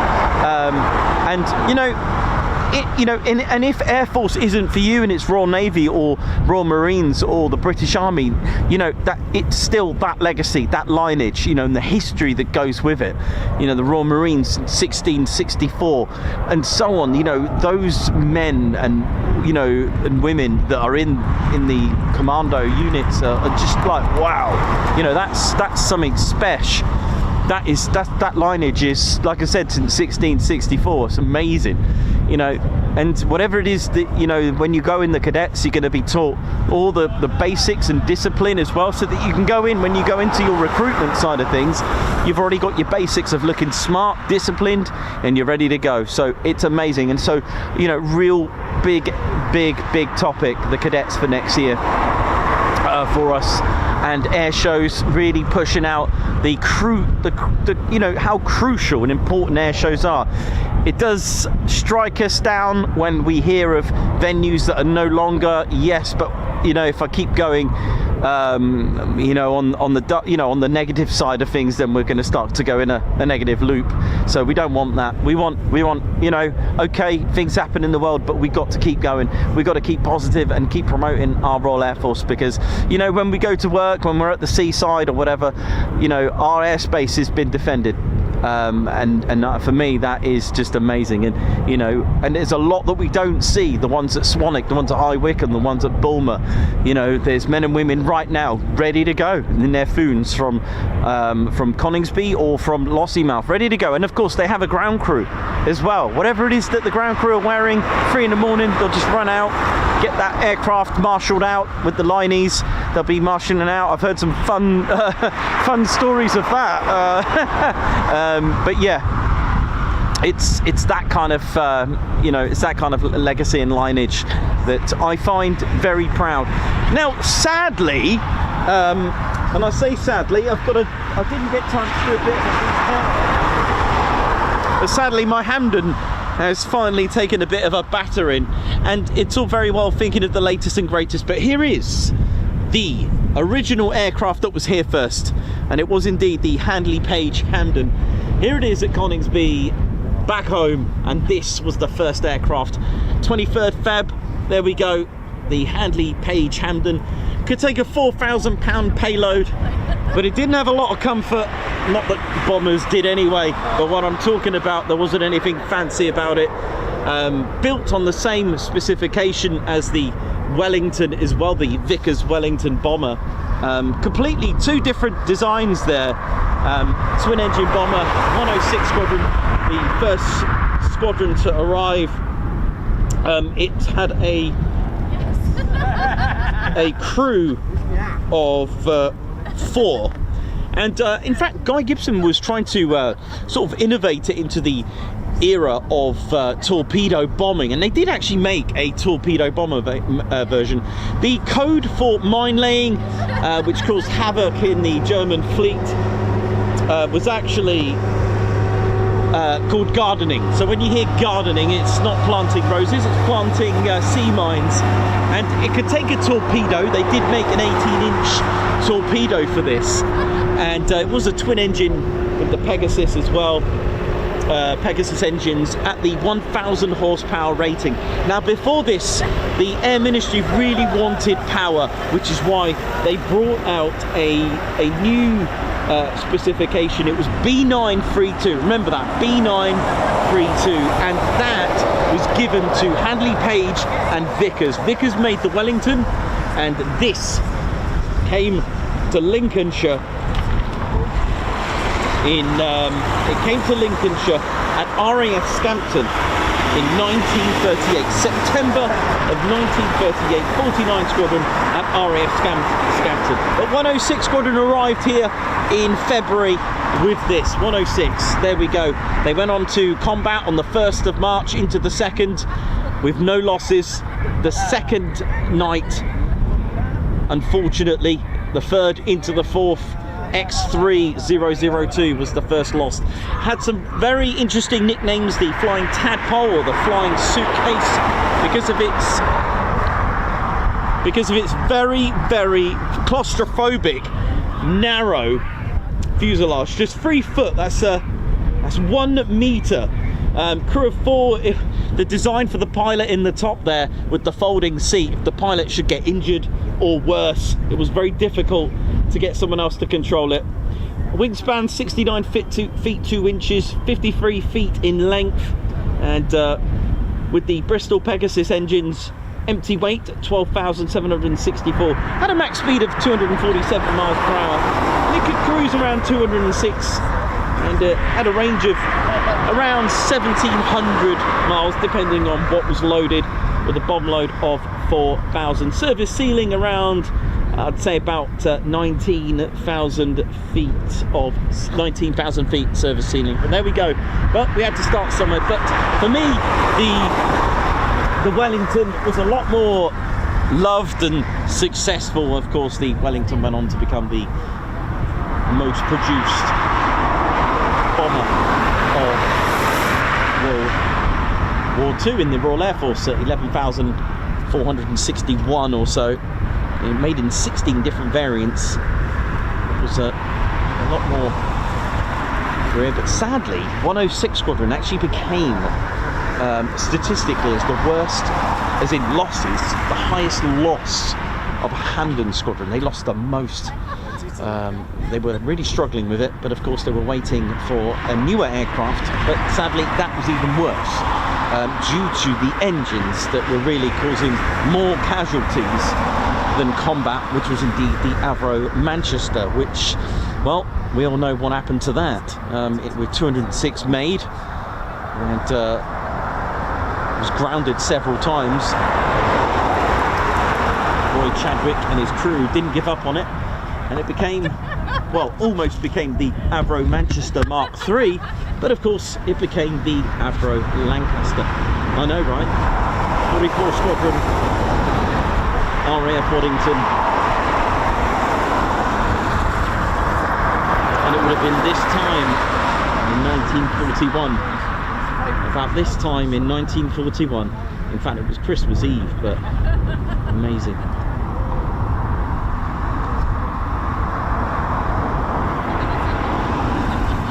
Here we go.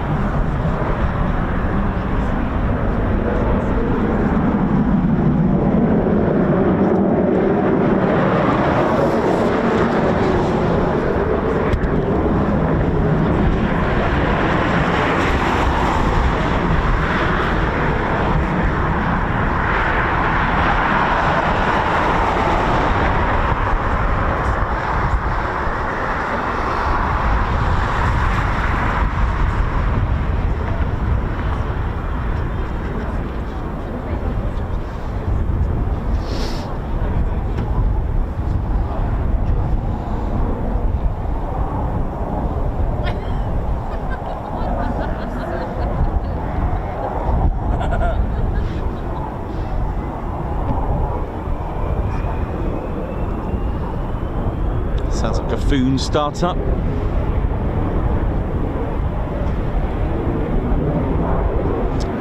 Aaron Kerridge. Wow, what is your all-time favourite aircraft? Sorry, bet you've been asked that a lot. Well, you know, when I was a kid, it was the Tornado. That's been born and raised in Weston-super-Mare. Okay, not home of the Tornado. There was RAF Locking indeed, but it was the Western Air Festival for me, and the Red Arrows were just such a, you know, a household name and an icon. And then one day this Tornado just nearly ripped my spiky hair off my head. I think I was about 5. I know, I was one of those that would go off to the shops and get some gel and plant it on my head. Had more gel than hair, but never mind. Yes, but I do love, historically, there are a few favourites of mine, such as the P-47 Thunderbolt, and of course it has to be the Typhoon FGR4 that you can hear spooling in the distance. Let's get you some Guards marches.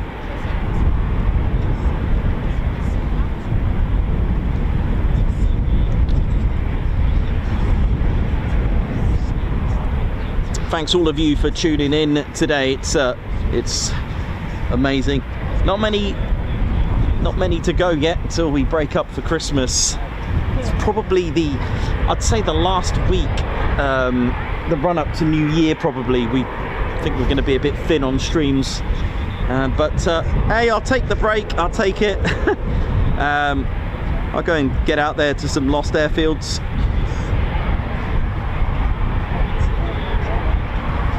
I'm just going to try and sort out Ted's Santa hat. Bless him, because I think that's just going to go on an unrestricted climb at this rate. There's Teddy. Teddy, how you doing, Teddy? You good?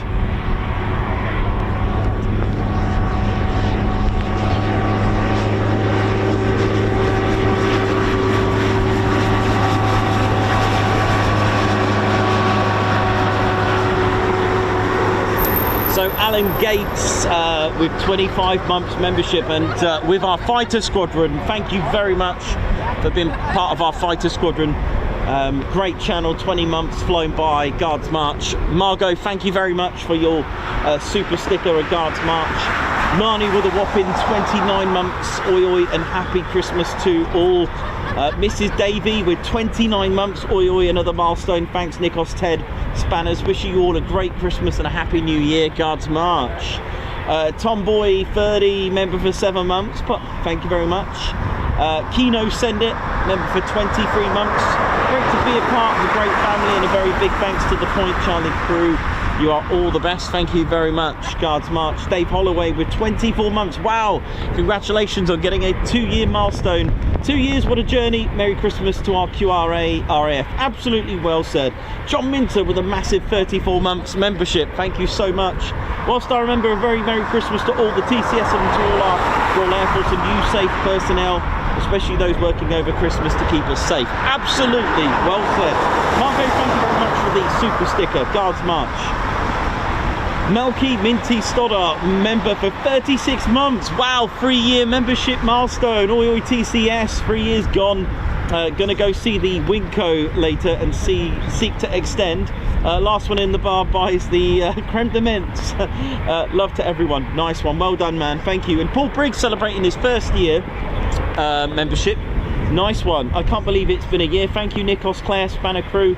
And not forgetting Ted for making this such an entertaining channel. You're welcome, man. Malky Stoddart, high five, Guards March. Thank you for gifting a Ted Coningsby membership. Waynell Goog1, member for 31 months. Merry Christmas to each and every one of you. Thank you very much. Paul Prog Marriott, member for 30 months. Guards March. Hi Nikos, Ted Mods, and everyone from me in Thailand. And all that random is 10 months as a member. Love the stream, amazing memory, remembering all that info. Have a fantastic Christmas, Nikos and family. Thank you very much. There's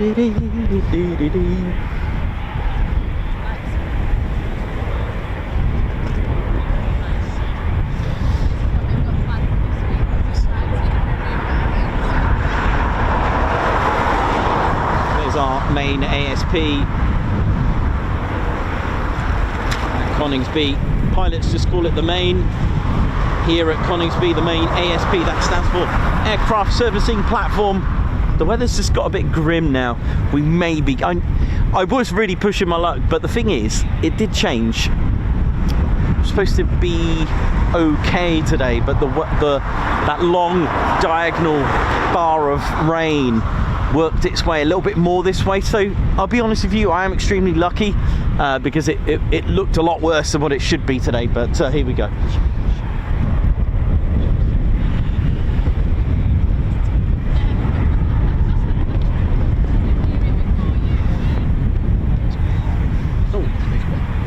Biscuits just made their way up here. They brought me them, but I've got biscuits up here. Don't forget, you got also the transport as well with the Royal Air Force. The transport units, Bowsers as well, Hedgehog crew. There's millions of different roles that you can take upon in a Royal Air Force career, and for those that are on their way, then all the best to you. I think we've got Hannah Massingham who's almost there, so congratulations on even, you know, just putting your name down, trying to get all the correct tests complete, so well done.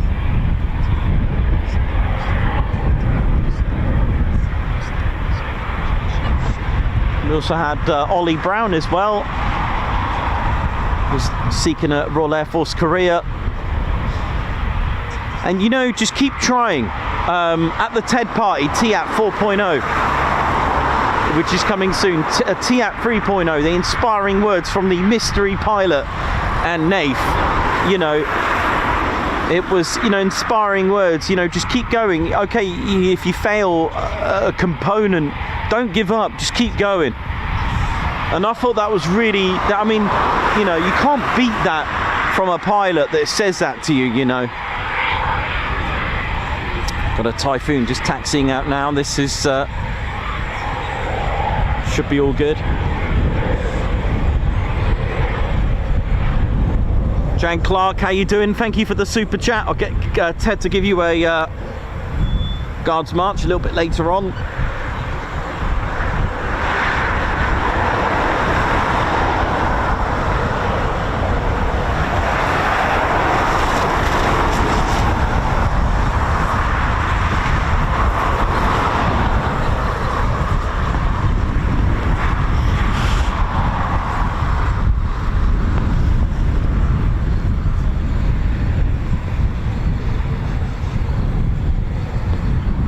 So I've just seen a Typhoon just taxi out.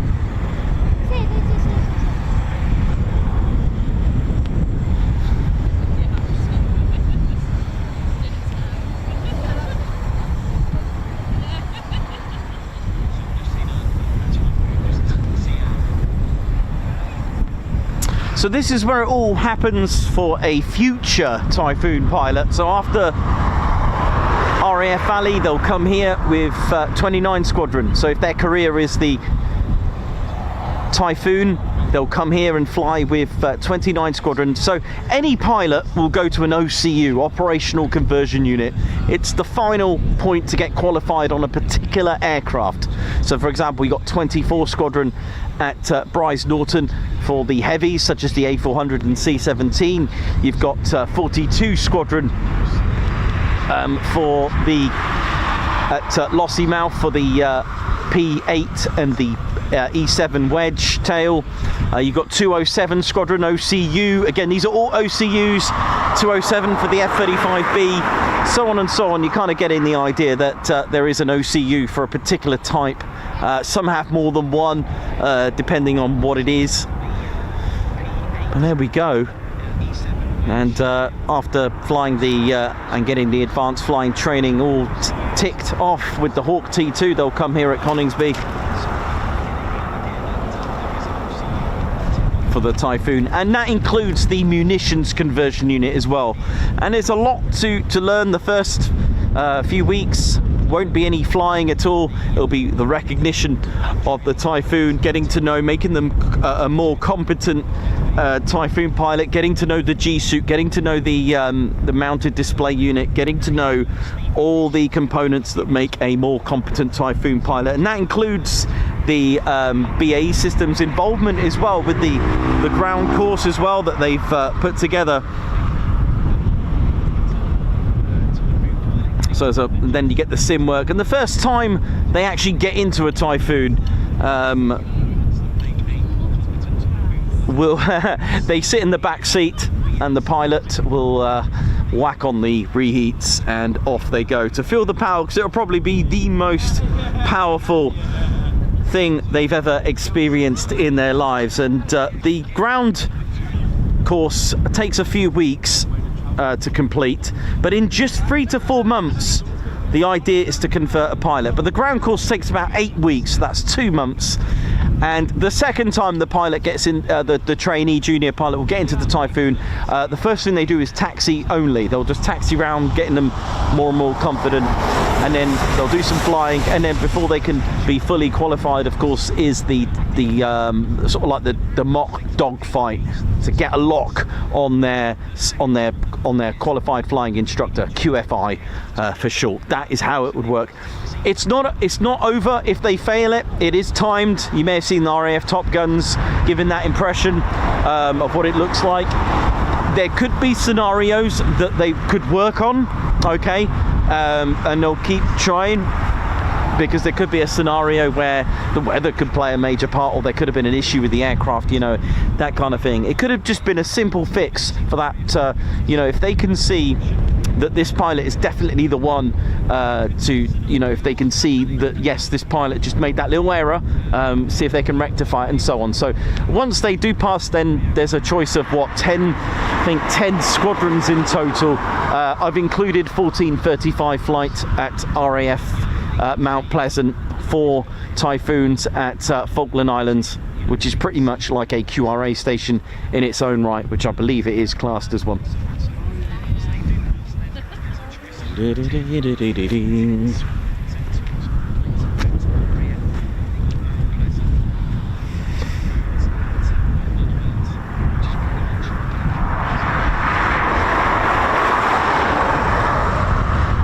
Okay, it's time to ride. Here we go.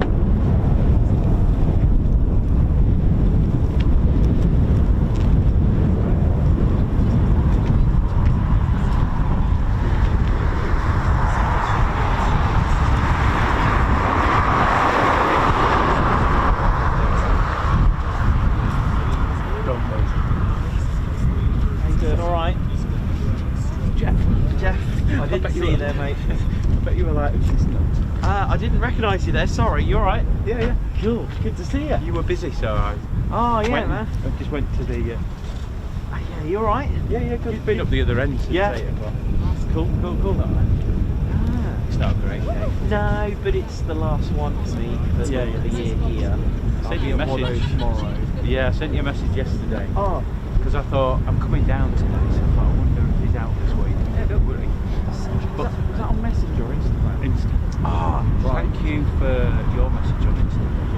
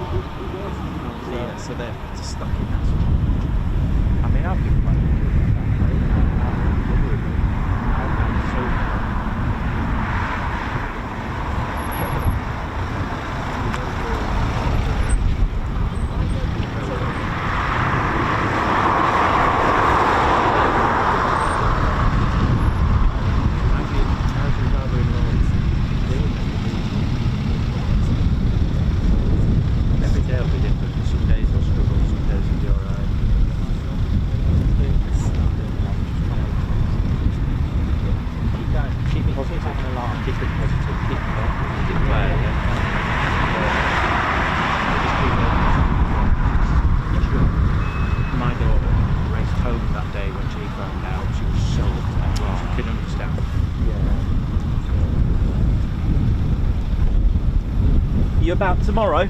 No, mate, just today. Just today, okay. Yeah, I'm going to try that spot next year that Mac Luke. But Yeah, it's a nice little spot, mate.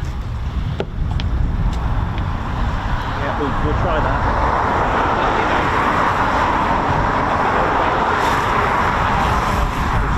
Okay. Yeah, that Don't sounds mind. brilliant. It is a little bit of a walk. Yeah, I did see. It's not. Yeah, it's not done well raised. No, there's one spot in it, which is like a little bit of a pool where all the water comes down. Oh, right. But you just got to be careful when you walk. Oh, around. I've seen. Yeah, I went on an OS map and I saw that little stream. Or Yeah, which is if you go in the summer and it's been dry, Yeah. it's better. But Yeah. yeah, happy to help. with that. yeah, okay, mate. With that. Well, my first time back there, I'm going to go to my usual spot, and then Yeah. then after that, that's when I'll do my little recce. Yeah. Just so I can. It's such a good place. Yeah, no, I'll give it a shot. You never know. On the I've been going 2 years. And you never came never across went that one. Until the last time, and I was like, wow, man, that thing gone. Cool. How we doing, ladies, gents, and teddy bears? Hope we're all well. Welcome to the show. Hope we're all good and dry. Oh, it's a little bit breezy up here. Nice to see a little bit of reheats there on that last one.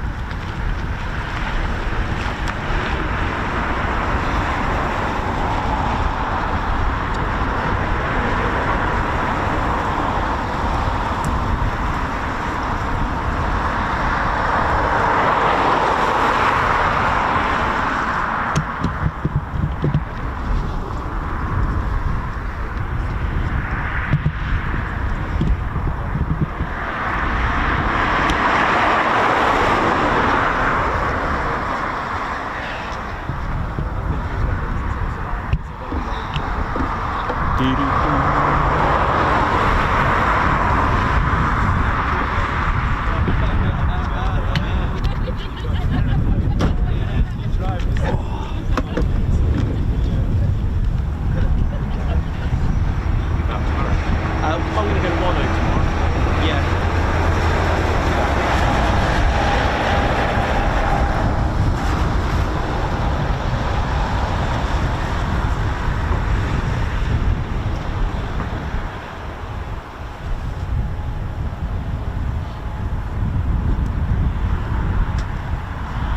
That's if the weather's okay. Yeah, no.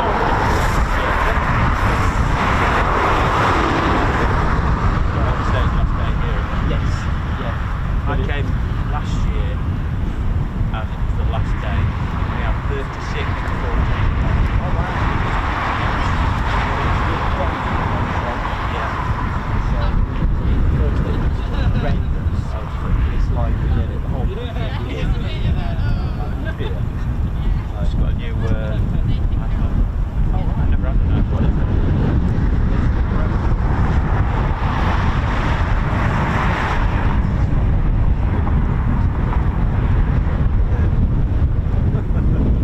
Cool. All right, man. All right, mate. Keep See you in a warm. bit.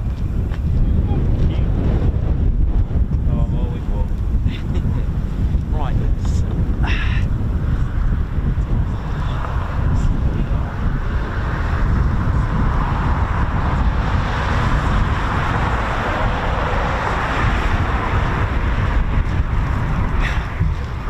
Oh, how we doing, ladies, gents, and teddy bears? Hope we're all good and well. So it's just gone 10 to 12.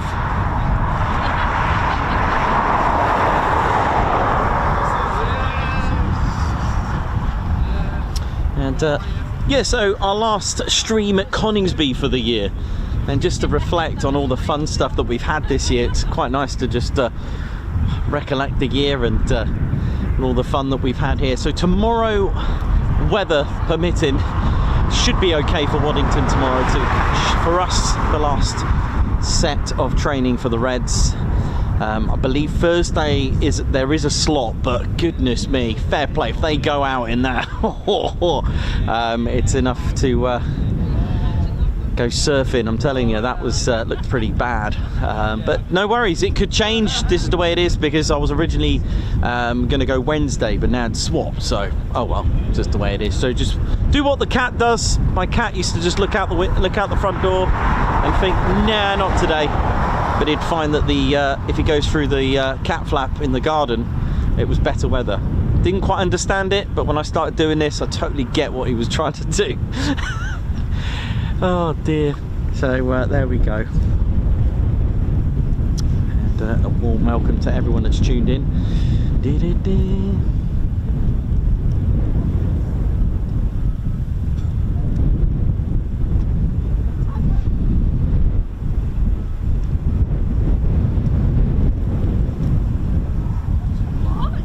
Dieter, how you doing? Alex Blackcat, Alan Gates, and Captain A, Michael Woodringe, Alan Burden, Davey, how you doing?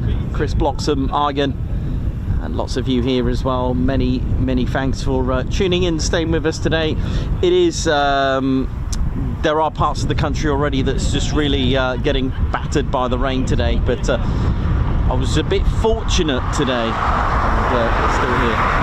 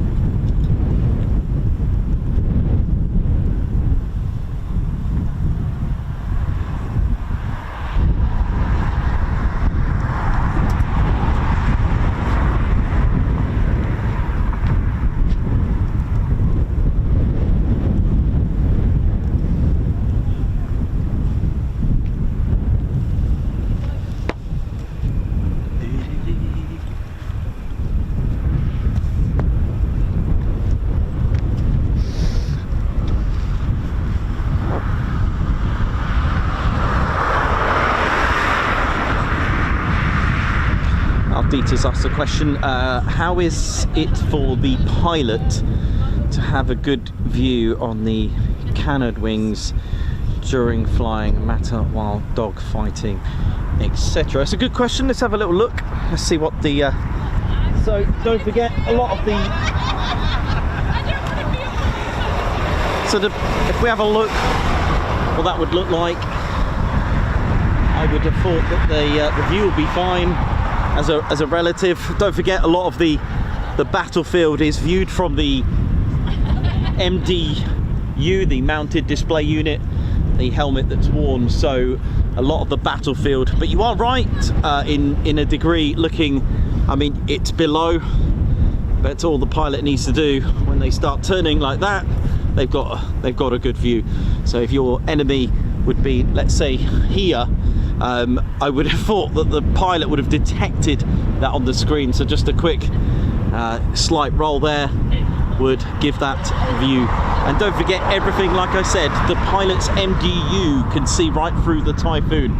Don't forget that. So all the contours, all the infrared contour tracking is also done with the IRST at night, and it's got 4 filters.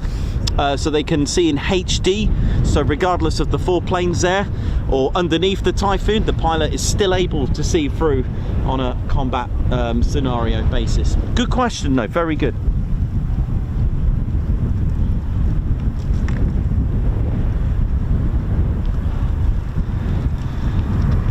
Do you know, since the Eastbourne Air Show, the question, I think we've built up a kind of like a do not, you know, we kind of really encouraged questions to be asked on the show, and I find that really good. Go for it, it's very good. Yeah, and it was since the Eastbourne Air Show that I remember that day, I remember that stream, I said, these questions are really good. And they came out of all different aspects of flying. It was really, I was buzzing. Katie Weber, how you doing? Hope you're good. Mr. Chicken, how's it going as well? Hope you're good. Alan Gates.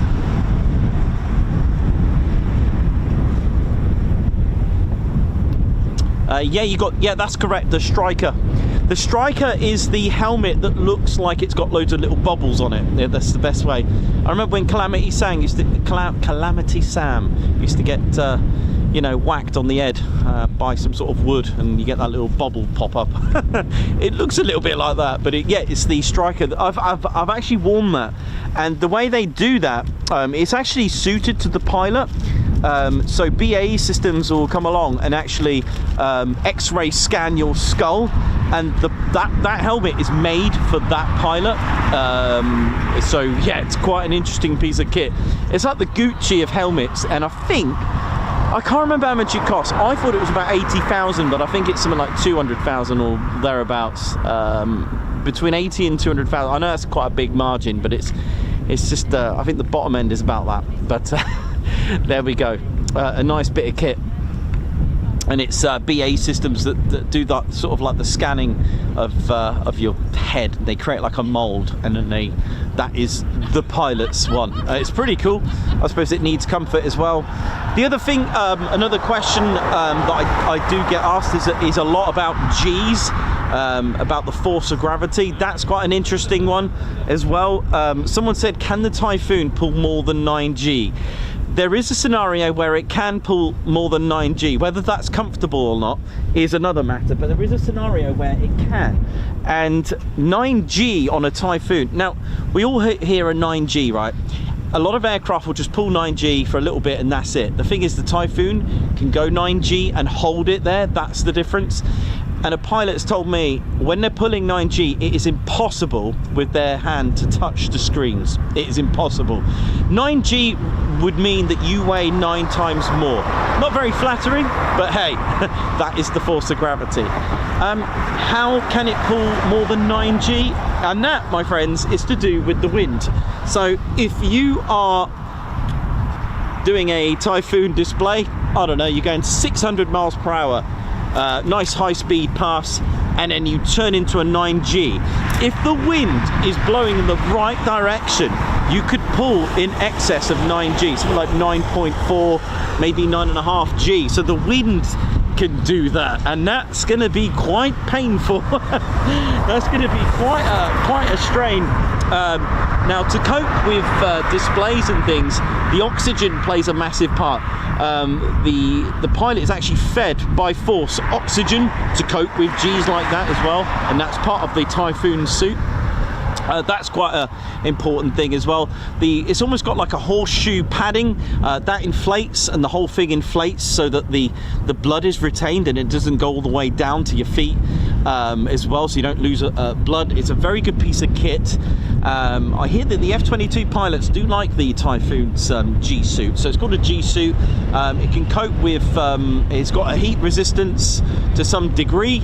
Sorry for the play on words there, but hey, and it can cope with minus temperatures as well, negative temperatures, and it's got a lot of survivability things with that as well. So there we go. Great questions again being asked.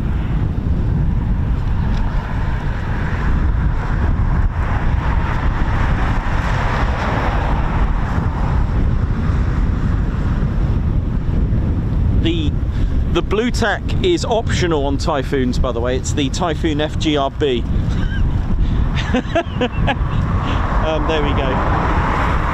I'll tell you what, if I didn't have blue tack on this thing, it would probably get an unrestricted climb up here, that thing, that model, bless it. So it does well.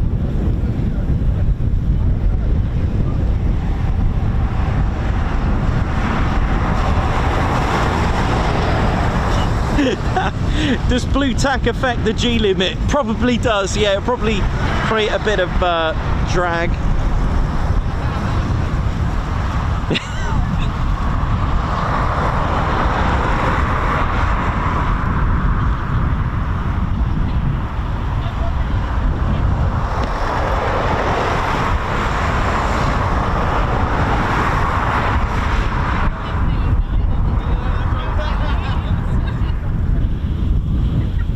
Adrian Anderson, a very good question. Do Typhoon pilots, do the current Typhoon pilots get check flights to make sure that all is good? Just elaborate on that. Do you mean a check on themselves, or they get examined? Because there is something that's quite interesting, by the way, that you may not know.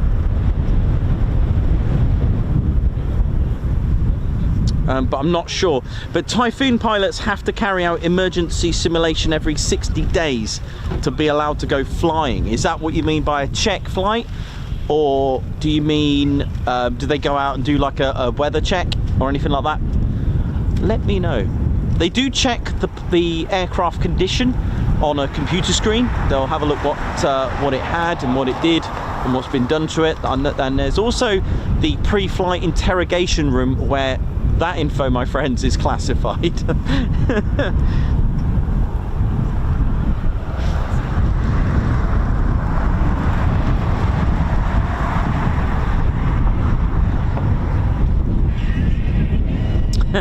Alex Blackcat, the way to answer that is how close you are stood next to a fighter jet. The answer to that is my honest answer. F-15s, F-35s have both maxed out my TEDometer, 135 decibels. So my answer to that is it depends how close you are stood next to that engine. It makes a huge difference, and that obviously goes without saying.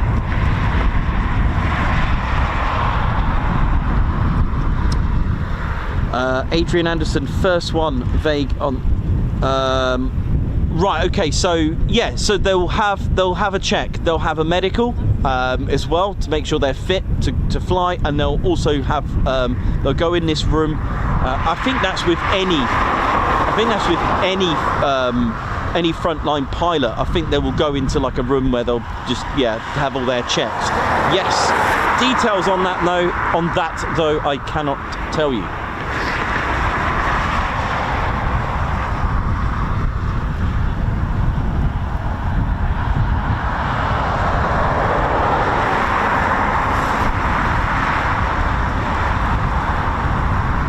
Yeah, it looks like we've got a bit of blue sky coming this way. That looks good to me.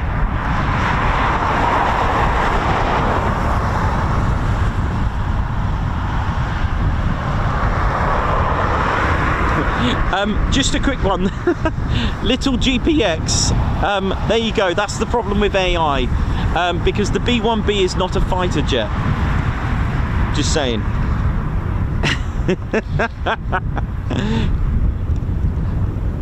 It literally is. It depends, because I've had the TEDometer out on the B1B Lancer and it was 120 decibels.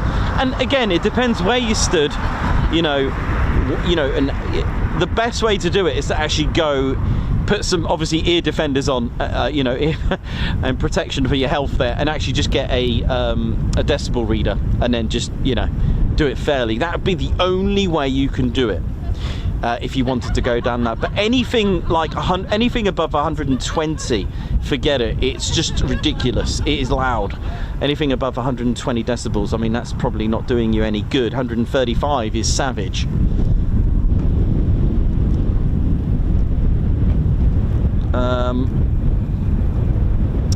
Yes, yeah, absolutely. They will do an external check on the aircraft. The pilot does. Indeed, absolutely, they do indeed. So you may see a pilot at air shows or even here on the main ASP. Of course, the ground crew will do all their work as well. They can check externally. So the pilot, before the pilot even starts the aircraft, will have a walk around. They'll check the pylons, they'll check underneath, they'll check the drop tanks, they'll look, of course the landing gear has obviously been retracted on my Typhoon, but they'll check the landing gear condition, they'll have a look inside, they'll check the foreplanes, they'll check the condition of the radome, the nose there, they'll check inside here, make sure there's, nothing untoward, and then once the pilot is happy with an external check, they'll climb into the cockpit, and the first thing they'll do, you may notice, they'll look in the back of the Typhoon. They'll look in the back, because the last thing you need, even a button or anything like that, just a loose bit of a coin, anything, a button is probably something quite realistic. When they'll take off there's a red cover, and it's always left on there for the pilot to take off, which is the cover for the heads up display. They'll take that off and they'll check the status of the buttons, and then they've got a series of other checks to do. They'll even check the ejection seat as well to make sure, I think there's a type of pin on there that they need to just make sure it's still there for obvious reasons, and then they'll do a quick check, and then there's a list of other checks when prior to startup. Then the pilot will contact tower, Cobra 123, request startup, and Coningsby Tower will give them the clearance if that's okay. They'll start it up, and then of course they need to just make sure that all the data on the screen is all in the green, making sure that it's all good, any troubleshooting, and it could be a case of just literally turning it off and on again. It literally is. It's all, at the end of the day, a flight control system and computer systems that keep it going, keep it flying.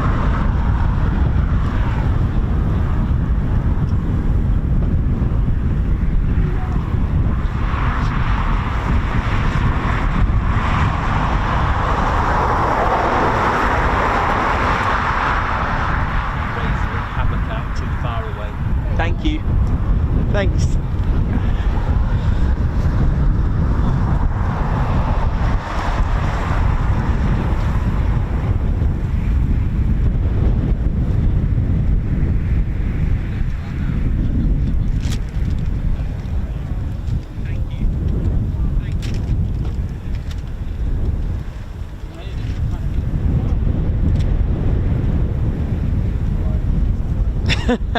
Not Captain Weber. Love that question. Would I, if I had the chance, would I go up with the Red Arrows or would I go up with the Typhoon?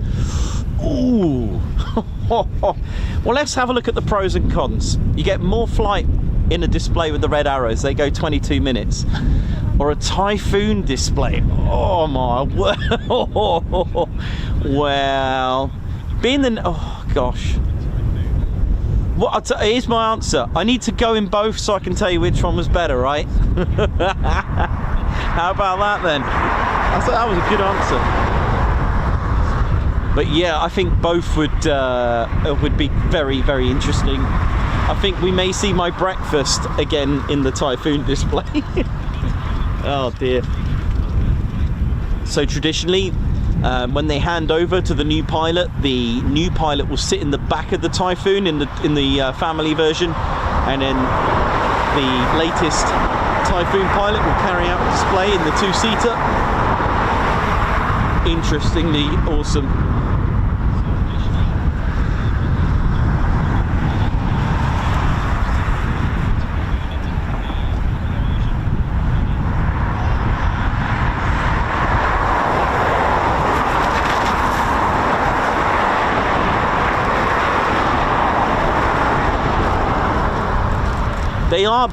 They are completely different entities. Don't forget, formation flying is a completely different discipline.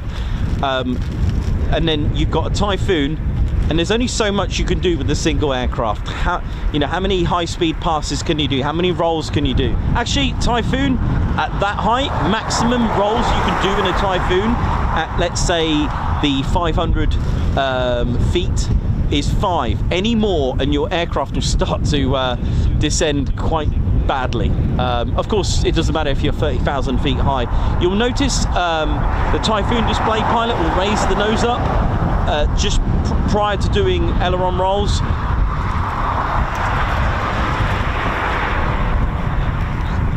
Should we have a look? I know there's a couple of flights not far away. So you'll notice 500 feet on a Typhoon display. NAF this year pulled up the nose and did 5 aileron rolls, okay? And then, but you'll notice if you were to stand back, you'll notice the Typhoon is gradually descending. Obviously not dangerously, because that's why they can do 5 and that is it. Typhoon could only stay inverted with reheats full blast no longer than 10 seconds in one go, because it will risk emptying the fuel tanks. That's another classic question. What makes it do all the aileron rolls? Well, the Typhoon's flaperons over here. If you want to roll the Typhoon left, then your left flaperon will be up and your right flaperon will be down. If you want to roll right, right flapper on up, left flapper on down. It creates like the lift to start turning it and rolling it, sorry. Rolling is probably the correct terminology there. Here we go. Can't be too far away now.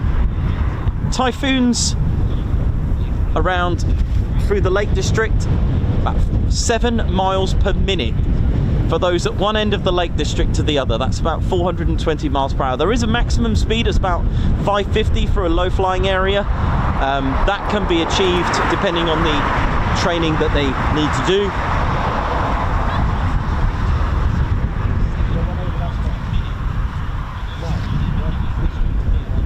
Okay, here we go. So we got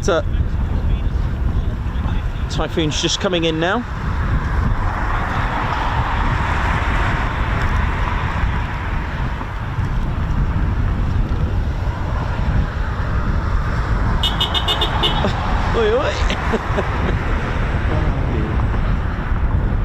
Yeah, I was going to say the discipline on formation flying as well requires a lot of trust on your red one, for example, or your leader. You basically, I mean, if you take the Thunderbirds, they are constantly trusting another flight, their flight leader, because, you know, if they get that wrong, they all get it wrong. The trust is literally all to do with sight and ear, instructions from their leader. It's very, very different type of formation flying as opposed to a single display team, like a solo fighter jet on its own. Here we go.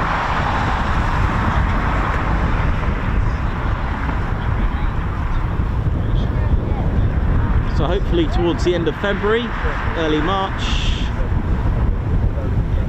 we'll start to see the practice display. Their first ever one will be at 5,000 feet somewhere. Familiarization, and then it goes on to 1,500 feet. And once that's done, then it's a few at 500. And then once that's complete at 500, then it's minimums. Now, just to stop the confusion, the display is still done at 500 feet, although there are a couple of things that the pilot can do. So that's a high-speed pass at 100 feet, and a steep turn, they can go down to 300 feet.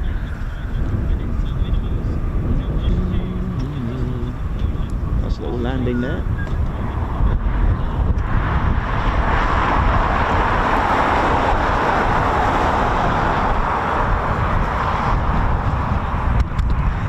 Another question I got that I overheard is what will be the call sign for next year? Someone said, will it be Reheat 2? Well, we all remember Turbo. That was a call sign borrowed from RAF Lossiemouth. Reheat was borrowed from the 492nd at Lakenheath. So that's gone back now. So there'll be a new call sign for next year.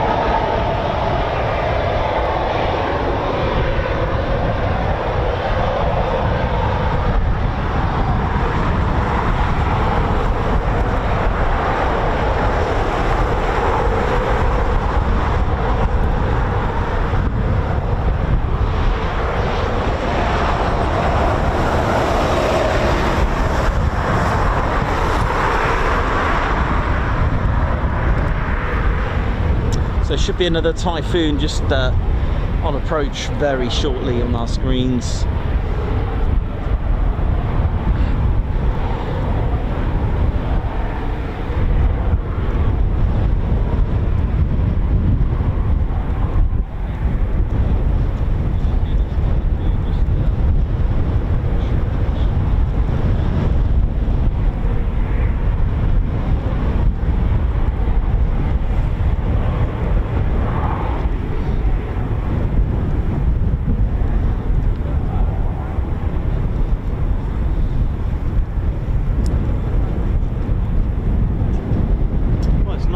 Sun out. Goodness me, I thought we weren't going to see it, but here we go.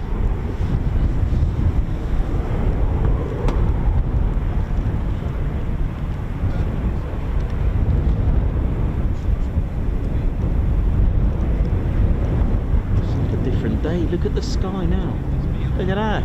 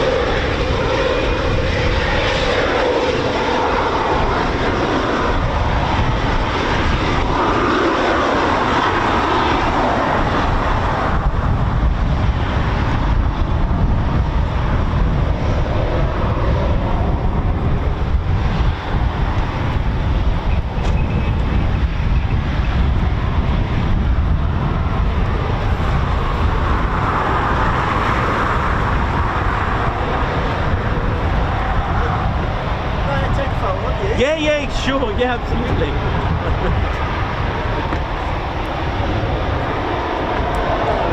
All right, no worries.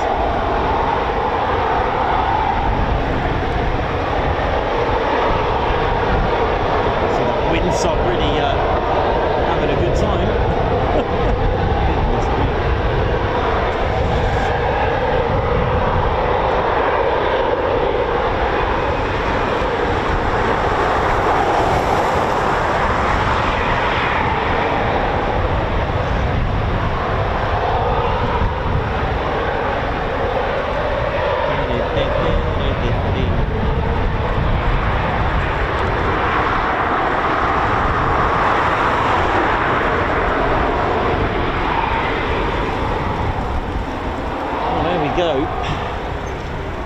I think that's them all back for wave 1, but oh, that looks good. Canopy up.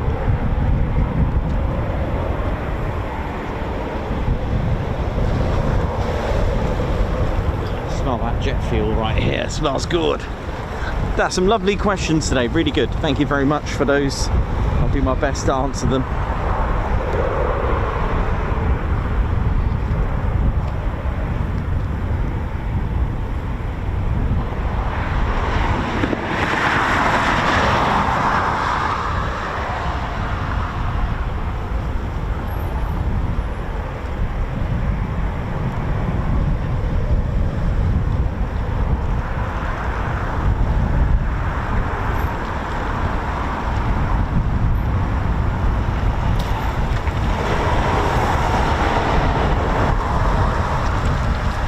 Big Al, how you doing? Thank you very much.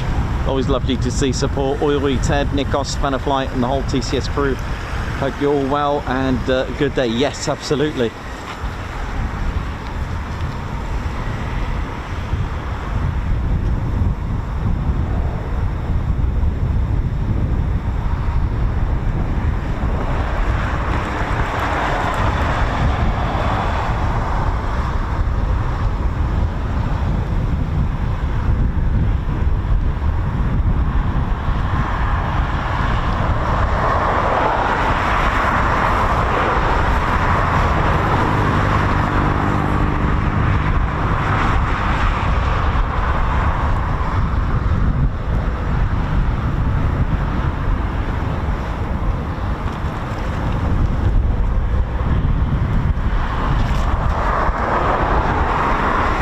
Well, there we go. Just got to go and have a quick cup of tea if nothing's due, but keep a lookout on these canopies. You may hear a horn in the distance. That is the Typhoon's horn. Yes, the Typhoon has a horn. It is indeed the canopy horn. And I was that person that asked that question.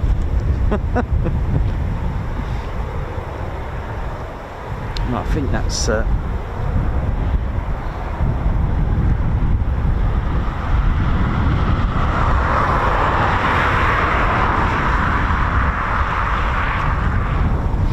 Yeah, I'll be right back. I'm just going to go and grab a quick cut of tea. The reds are up as well, by the way. Cool.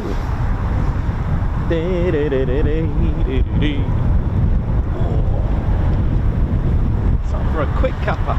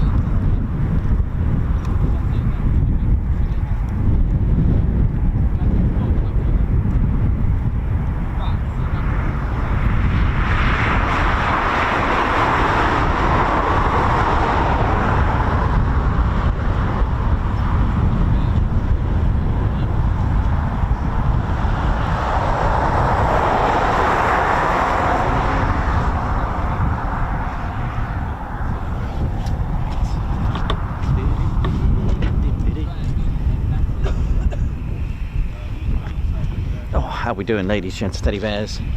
So we've got a couple of canopies up, and you'll see the ground crew there just doing their preps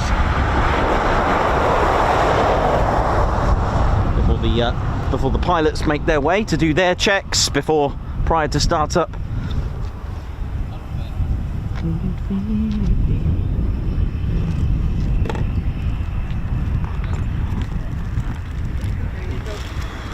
Hey, how you doing? All right? Yeah, good, thank you. Very well. Very good. Nice to have the sun out. Goodness me. It's a bit of a windy day, isn't it? But, yeah, we got there in the end. We're still going. So just keep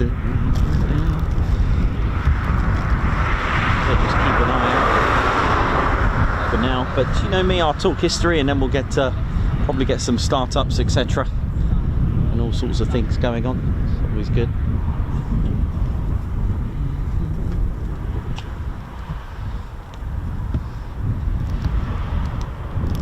How we're doing, ladies, gents, teddy bears? So a good start to the morning and wave one. I hope you're all good, and it's our oh, I'm wearing our new got a new hoodie coming out soon. It's not going to be the best sort of modelling session at the minute, but it's going to be the heather grey as they class it. And let me just show you. It's really nice. It's got a nice little emblem on the side. Don't know if you can see that. Got the Ted Coningsby on the side. Really nice. Sort of in the middle for it's all year, it's an all season one, shall we say, as opposed to, it's not extremely thick, it's not extremely thin, it's right in the middle, quite it's got that really nice sort of warm material inside. It's quite good. And I've gone with the non sort of what do they call, the kangaroo pouch style hoodie pockets. They're actually discreet side ones, which are a bit different. I thought I'll go with that this year. Well, for next year. They're coming out, no dates yet, but they're coming out next year. Not sure when. I will keep you posted on that. So nice hoodies, and they're really good. They're really nice and warm. They're just right. I mean, I'm wearing them. I've got a thermal and a t-shirt underneath, so it's quite nice. Really nice fit, really good. So looking forward to that. But yeah, what morning we've had. Been pretty good, really. Been very, very good. And welcome to EGXC. That's right, that's the ICAO code, the ICAO code here, EG. The letter E actually designates the area in Europe, and the letter G is Britain, and then the XC are the specific letters for Coningsby, just in case you didn't know that. But there we go. But welcome. And you know, we all know about you know, Bomber County, but I've always highlighted the fact that, you know, this area was once upon a time a fighter town, a fighter county, and that was in the First World War. There wasn't actually a Royal Flying Corps airfield as far as I know here, but there were many around it. Now, I haven't got my map at the moment. It's seen better days.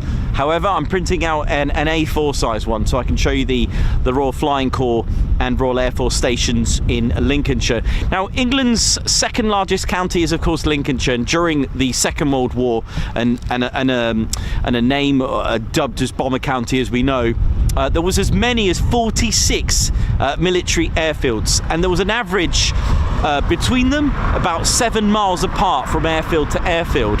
And you know, someone did ask me that a long time ago, that how come there are so many airfields, whether, you know, gone or still in use, quite close to each other. And that does stem from what was left over from the First World War into the Second. You know, at the end of the day, you had to protect your towns and cities, whether it be decoy airfields or decoy cities and towns, with Operation Starfish, which I've got an episode for you on Christmas Day. So looking forward to showing you that one. That's going to be quite cool. But of course, that's why you don't get too many fighter stations here. Why is that? Well, the most west I can think of was probably King's Cliff. You got to remember, we've got a bit of a problem with range. Okay, so if you're going to go and escort bombers, you want to keep it as close to the sea as possible, close to the coast. you know, make it closer to your target. If it's no point being all the way deep into Lincolnshire, having to fly across your own country, go over the sea to escort the bombers into the enemy territory. So it made sense, as well as so many around London, along the coast, Suffolk, Norfolk, all the way around there. You got a lot of fighter towns and fighter stations from the Second World War, whereas the bomber county ones, they had a bit more range, of course, than fighters, so there'll be a lot more tucked up from the you know, inland, most of them. All right, so that'll be why. And then the expansion, and also when they were first built, they were made with grass runways. They then built satellite stations. You got to remember that squadrons started to increase and get, you know, more and more squadrons were developed, and if you've got grass runways, you're going to need to close them if you're going to need to have them converted to hardened runways. So what they did, they'd make satellite stations. So the satellite station to Coningsby was at Woodhall Spa. They closed Coningsby so they can build the hardened runways, and that was all after December 1940. The Air Ministry said any station that was going to be built after that date, designated for Bomber Command use, would be done. Anything after December 1940, and that made a lot more. Squadrons were in need. And you know, a little bit sort of off tangent, the interwar period with all the air shows, all the RAF display and the pageant, do you know how important that was for recruitment? You know, it's funny because if it wasn't for the air shows sort of in 1935, you know, just before the Second World War, perhaps we could have had less inspired to join the Royal Air Force. You know, just think, I'm just envisaging you know, a well-dressed gentleman with a pipe or a cigar, whichever, not that we're promoting that, but I'm just trying to envisage in the time. You know, history's history. If that's what they did, that's what they did. But what I'm saying, you know, if they were with their wife or girlfriend, you know, partner, trying to impress them, yes, darling, I'm going to fly. You know, how cool would that be? Do you know what I mean? To just do that. So the air shows pre-war, I think, played a major part in recruitment, because how else are you supposed to recruit? You know, they didn't have social media, they didn't have all the adverts that we have today. So for me, that again, air shows, you got to keep them, man. They're just brilliant.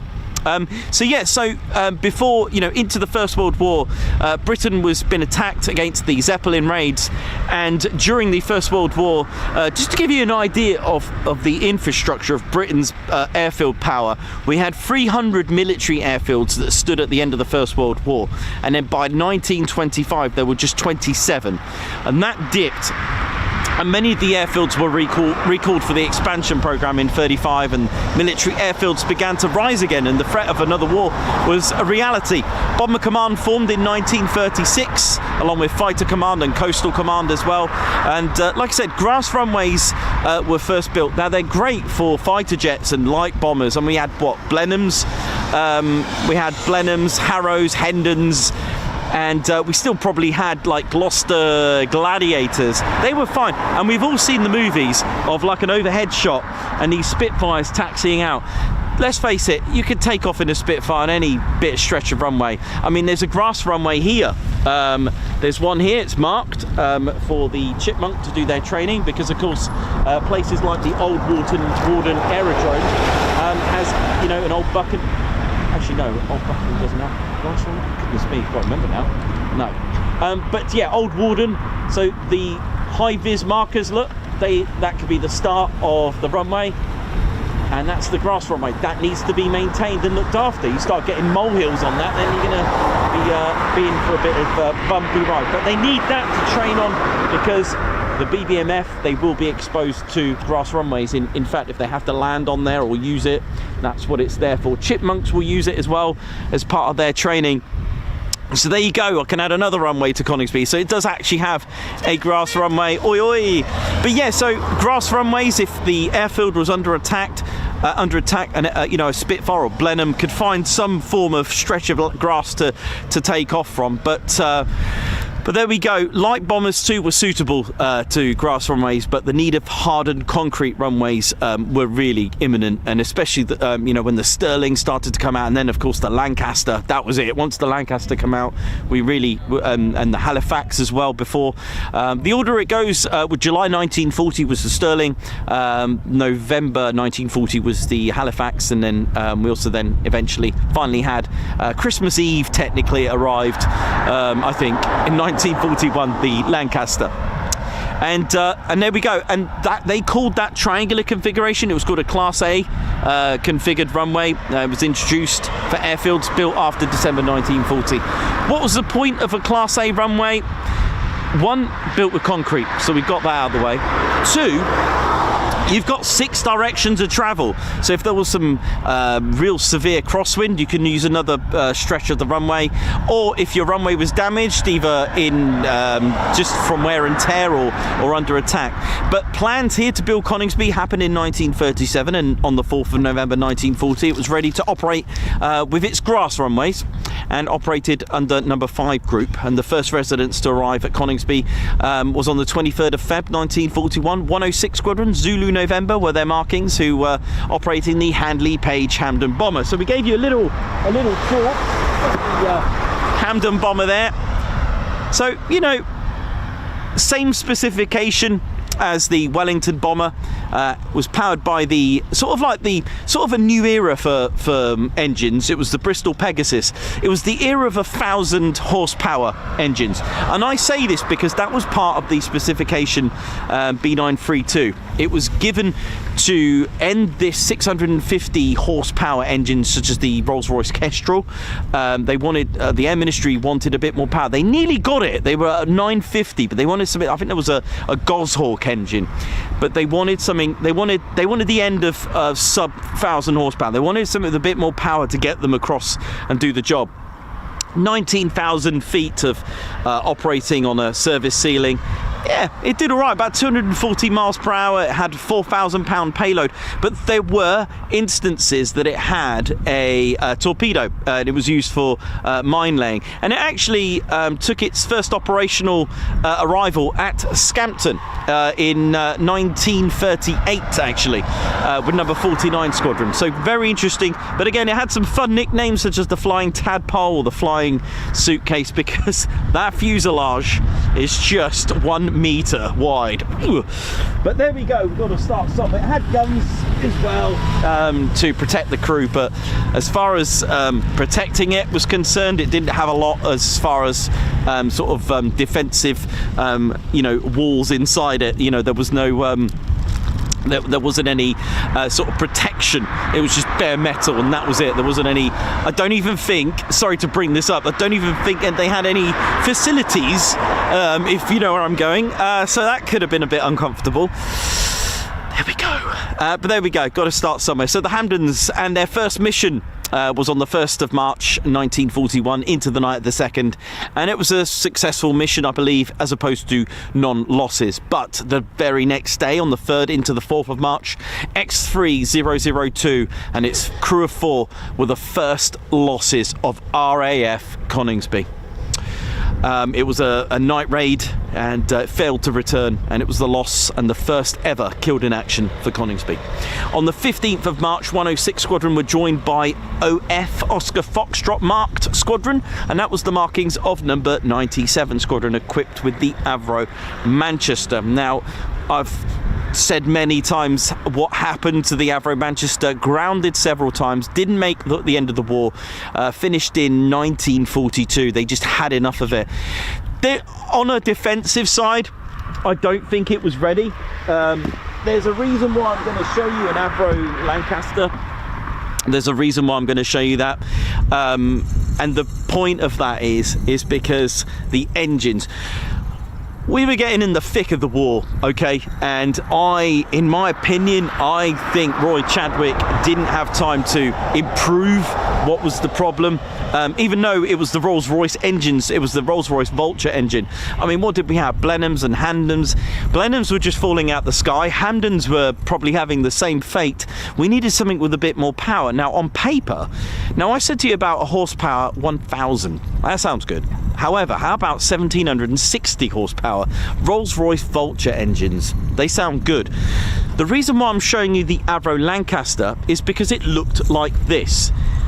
With the exception of 89 feet wingspan, or call it 90 feet, with 2 Rolls-Royce Vulture engines, and it was the Vulture engines that were a bit of the problem. They used to overheat. The ball bearings inside the engines would heat up and catch fire. So many men were lost due to incidences to do with the engine rather than actually being shot out the sky, or incidences with that. Crashes. There was a Manchester crash here at Coningsby as well. The engines were really unreliable. The feathering of the engines weren't really good, and it was grounded so many times that 106 Squadron would go out on missions on their own. In fact, 106 Squadron converted to the Manchester, and they actually resorted to go back to the Hampden while they were transitioning. So that was a bit of an issue. Yeah, so that was the problem. And if I remember from textbooks that I've read, I don't think it achieved 1760, but Roy Chadwick didn't give up. He actually, what he did, he extended the wingspan to 102 feet, so 6 for either side, and he accommodated 4 brand spanking new engines, which of course was the Rolls-Royce Merlin. And all behold, we have the Avro Mark III Manchester. No, not really. They were going to call it that, but they decided against that and called it a new name. And that's why they extended the H-tail by about, I can't remember if it's 1.5 meters each side or a total of 1.5 meters. It's the way I read it. I'm not 100% sure, but nevertheless, this was shorter. The original Manchester had 3 fins, but that was a Mark 1, and then the Mark 1A they got rid of it. The prototype Lancaster was BT308, looked like this with a 3rd fin, and then DG595, the second prototype, they did away with that fin again. I don't know why they did that and went back, but maybe they thought it could do better. But it was the most successful heavy bomber of the Royal Air Force. This beaut. You can whack it with the 12,000 pound tall boy. You can whack it with a Grand Slam bomb, a 22,000 pounder. It was the most loaded bomber, and it had quite a good service ceiling of around, what, 22,000, 24,000, depending on what you've put on this. But you know, we all think of World War II bombers here in the Royal Air Force, here in Britain. We always think of the Lancaster, but that's not to take away from the Sterling and of course the Halifax and other bombers as well. They did play a major part. The Royal Air Force also had the Mitchell for a little bit. Also had some A20 Bostons as well, but the main thing was the Lancaster. And Mosquito, of course, but that was kind of like a fighter bomber. That was and in fact it was the Royal Air Force's first ever multi-role. That's like the World War II Typhoon, literally, not to get that confused with the Hawker Typhoon. So interesting evolution of the Avro Manchester into, you know, you take a fail and make it into something wonderful. Well, 7,737 were built. Amazing, absolutely amazing. So there you go. So we had 2 squadrons here, one operating the Hampden and one operating the Avro Manchester. But April 10th to the 11th, 1941, 106 Squadron from Coningsby was sent on a small-scale raid to Dusseldorf, and 2 of the Hampdens were lost by night fighters. The 8 men, even today, lay side by side in a Dutch cemetery where they were lost. In July and August, 106 Squadron lost a total of 15 aircraft. In August 1941, Hampden AE-193, piloted by Sergeant Leon, was heading home from a raid on Duisburg, and disaster struck as both Olympus engines cut out over Texel, an island of the Netherlands. Leon managed to land the Hampden in the sea. All crew got out. They actually made a dinghy. They made their own. They got the dinghy out, but they made their own sort of sail out of the parachutes and their harnesses. They made little paddles. They survived 4 days out at sea, completely, dehydrated, living on raw shellfish. They were captured, but at least they survived and became POWs. 97 Squadron were literally having a better time in the Manchesters, because 106 Squadron were getting a bit of a reputation for becoming the highest losses of Hampden Squadron in the Royal Air Force. Another interesting fact that I come across, or didn't come across, which I haven't mentioned for quite a while, is Ireland's involvement. They were neutral at the time, and on the night of the 2nd of October 1941, there was a raid on Carruer, and it was near Frankfurt, and it was led by Sergeant Newby, and they departed at Coningsby 1800 for their bomber run over there. And the weather was bad. They couldn't drop their bombs on their targets. Again, you may think, for those who don't know, bombers didn't usually just drop the bombs for the sake of it. If they couldn't see the target, you know, they usually dropped them out in the North Sea because they didn't want to land hot, because that could cause other issues. But anyway, that's another story. But they were told 5 minutes just before their target to turn back. They cancelled it. 5 minutes. That must be quite frustrating, to be honest. But Newby didn't. He carried on going, and he dropped his bombs on the target. However, being alone, he was met with all sorts of enemy fighters, ME-110s, and his Hampden was completely obliterated, but still flying. And he managed to try to nurse his way back, and he was over land, but wasn't quite sure, because the compass and navigational systems were completely had it, until it ran out of fuel, and the engines died, and the all 4 crew bailed out the Hampden, and they landed in Ireland, and spent the rest of the war interned in Ireland, interned, and spent the rest of the war there. So with all the issues that Manchester was having, 106 Squadron started to convert to the Manchester in early 1942, and in February of 1942, Coningsby satellite station, about 5 miles that way, in fact probably less, if direction of a backwards crow, probably less. Woodhall Spa was built, and don't forget, by February 1942, the Lancaster was already running for a couple of months at Waddington. 44 Squadron were the first to operate that, and they built Woodhall Spa for a satellite station so that it was preparing for Coningsby to convert to the Lancasters. The Lancasters were operating here, and on bad weather. Oh, here comes the food. Hello, where did you come from? Look at this.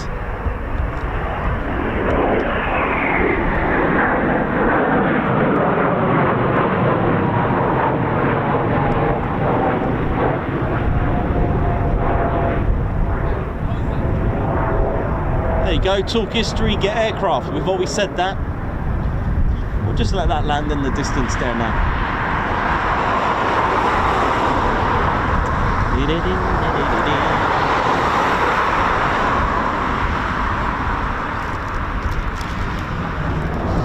So yeah, the 97 Squadron eventually moved to Woodhall Spa in the end. And 106 Squadron didn't have the best start in the Manchesters, but in 1942, 106 Squadron were to have their new wing commander arrive, and he was just aged 23. You all probably have heard of him, Wing Commander Guy Gibson. That's right, he was a wing commander for 106 Squadron here at Coningsby, and he did have a bit of a rough start, as I think a lot of people didn't like the fact that he was the youngest commander of the Royal Air Force, being just 23. But he didn't like desk jobs. He wasn't a pencil pusher, as they say. He wanted to fly, and he already had 4 aerial victories with 29 Fighter Squadron. That's right, 29 for a fighter, and Wing Commander Guy Gibson had 4 aerial victories with them, and he got himself into flying, and luckily he did, because he started to do the mine laying in the Baltics in 1942, and he carried out 3 more sorties in the Manchester during the following 3 weeks, and Gibson was a great commander. The results were getting better. You know, all the losses that I was telling you about, 106 Squadron, well, they started to improve. And I think, right, especially when the Squadron X, which was eventually, of course, named 617, I think it was here that Wing Commander Guy Gibson made his mark.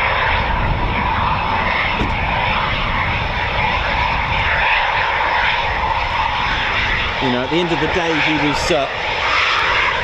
carrying out 18 night sorties, 6 of which were consecutive. I mean, that's something, isn't it? You know, you go in a bomber run, survive it, and just do another 5. Why not? And he was noted by 5 Group for his excellent results. 106 Squadron were booming. They were buzzing. They were, you know, their performance improved, and he was highly recognised, and the performance was noted by analysts, which I believe was the inspiration behind him being selected for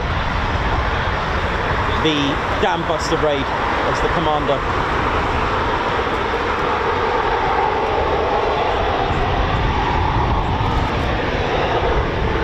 So, on the main ASP, Typhoon starting up.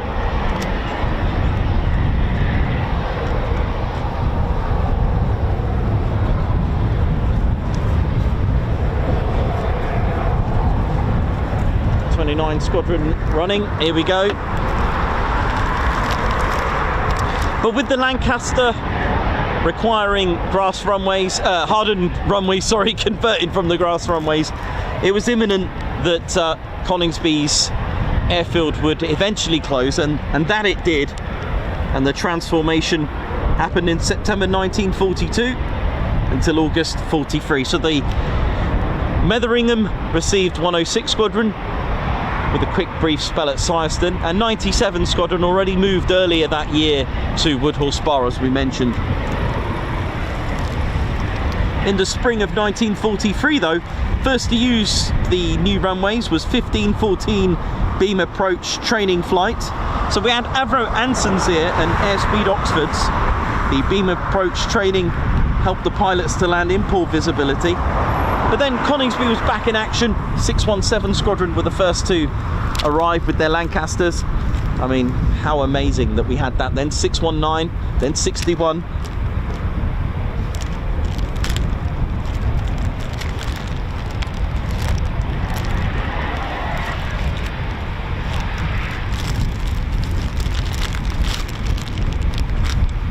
Such amazing history, isn't it?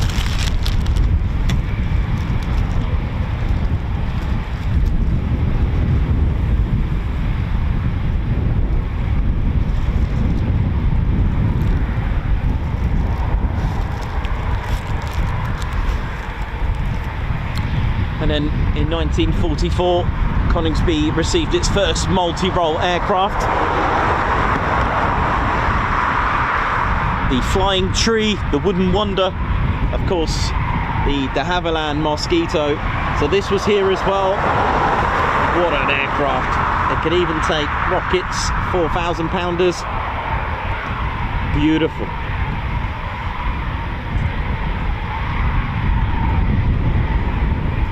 With its 8 machine guns as well. Oh, classic. Beautiful.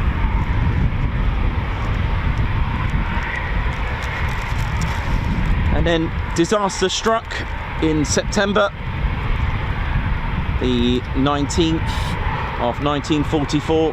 Wing Commander Guy Gibson was given a mission to carry out of 5 Group Bomber Command with the Mosquito. He came here and then went to Woodhall Spa instead. There was a bit of a debate why he chose a 657 Squadron Mosquito. It was KB 267. There was a bit of a debate on that, but sadly that was the last time anyone would see Wing Commander Guy Gibson. It is believed that his engine was on fire and crashed at Steenbergen at 22:30 after the raid. Gibson flew 171 operational missions. He shot down 4 enemy aircraft with the 29 Night Fighter Squadron.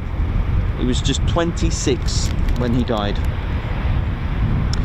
97 and 83 Squadrons also operated here with the Avro Lincoln, and further Mosquito Squadrons started to arrive at Coningsby in 1946 after the war. 109 Squadron and also 139 Squadron.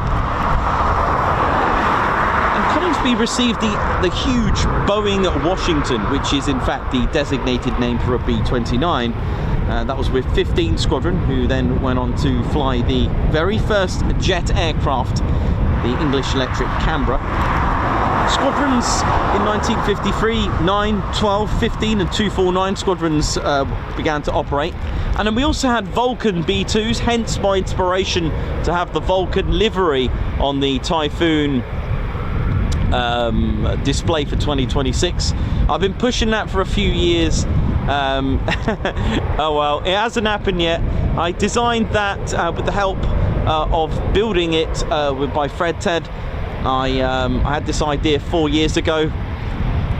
You never know. That was between 62 and 1964 until they moved to Cottesmore in 64.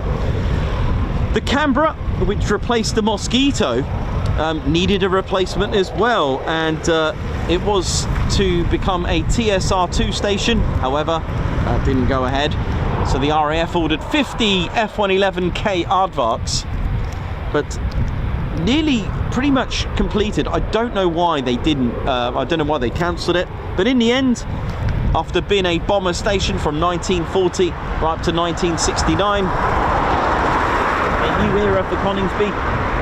The flying can openers arrived, and RAF Coningsby was a fighter town with this, the F4 Phantom, the Spey engine Phantom that was here.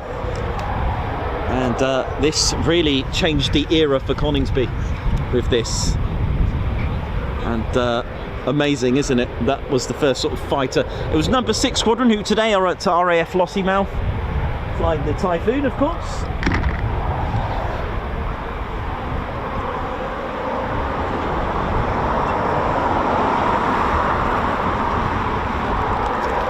And it was designated with the Royal Air Force as the FGR4. Phantom Squadron 228 operational conversion unit. There was 41 fighter, 29 fighter, 23 and 56 fighters squadrons. They then went on to Wattisham to replace the role of the English Electric Lightning at Wattisham. And towards the end of 1977, sorry, towards the end, oh yeah, actually, yeah, probably, yeah. Towards the end of 77, they were to take on the role as the interceptor. The BBMF arrived in 76. There was also Jaguars and Harriers here, would you believe, with 41 Squadron. Then the Tornado arrived, the F3 arrived in 1984. And then, of course, in 2003 at Walton Aerodrome, 17 Squadron were the first to receive the Typhoon. Were trained. Number 29 was selected to become the operational conversion unit. 2 years later, 19th of May 2005, they arrived at Coningsby. Number 17, who are today the test and evaluation squadron on the F-35B at Edwards Air Force Base in America. So 29 Squadron became the OCU and have been the OCU since 2005, training the latest and greatest men and women on the Typhoon. 41 became the Test and Evaluation Squadron, then 3 and 11 fighter squadrons became the Combat Ready Fighters just a couple of years later. And then after that, 2020, the arrival of number 12 Squadron, the Joint Qatari Emirati Air Force and Royal Air Force Squadron. There we go.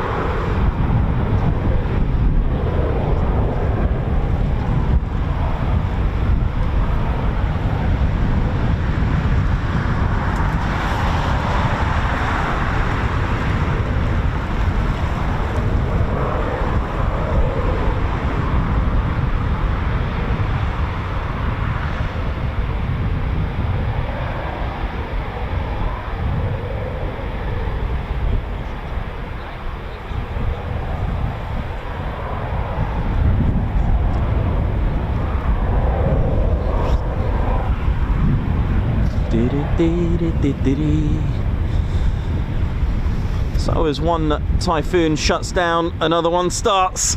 Oh, just a couple in this instance.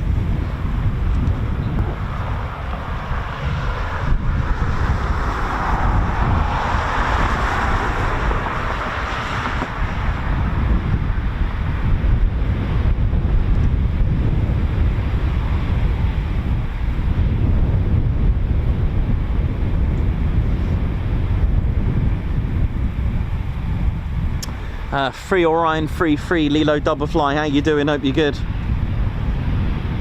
Dr. Soda, how you doing?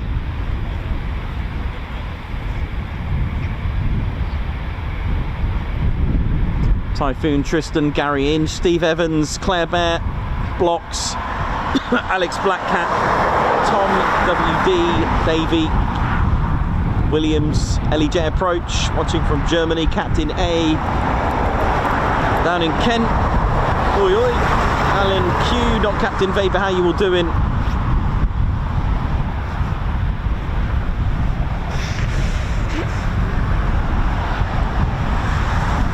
And our next wave of departures commencing very shortly.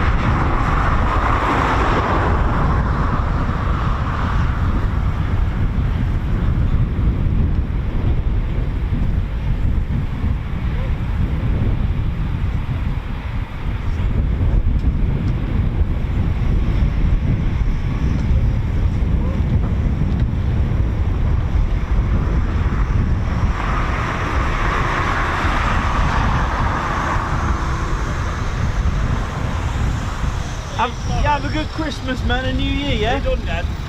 Yeah, I've not finished yet, but this will be my last one now for here for the year. Yeah, I'm just doing the Wednesday. That's it, to finish Wednesday then. Yeah, that's it. Excellent, kid. I'll see you next year. Yeah, see you next year, man.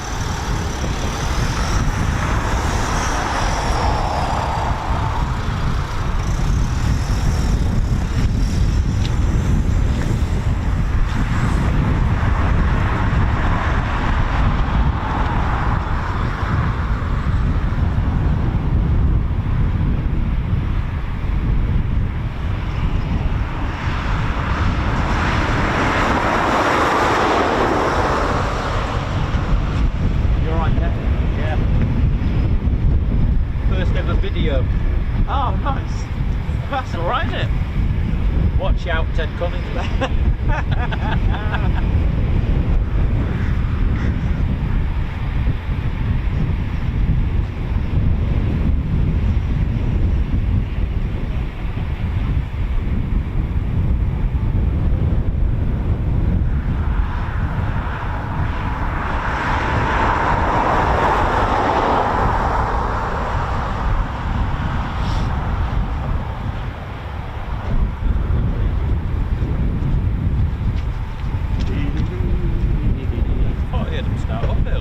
Yeah, they are started up, yeah.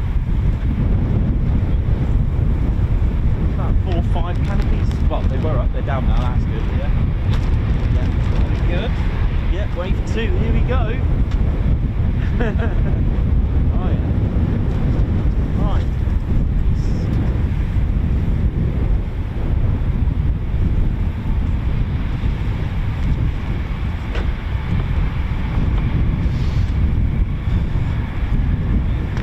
Okay.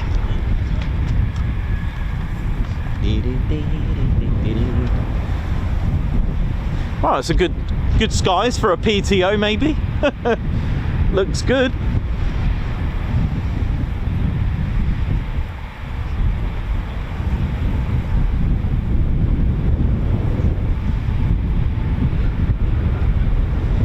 I'm glad you all like the historical side of things as well as the education side. I do my best to mix it up.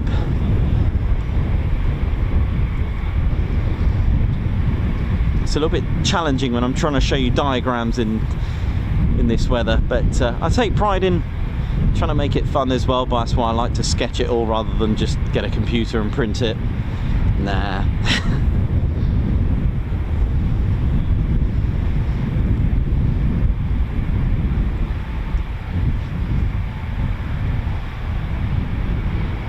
Davey, oi oi to you. Gavin Elliott, how's it going? How's it going, Gavin? Hope you're good.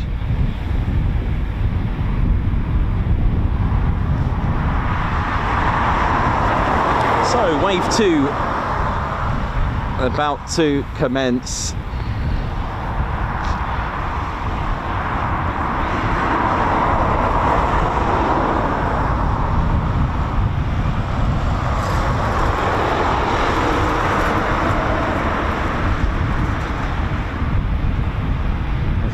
There, you may see them doing their checks.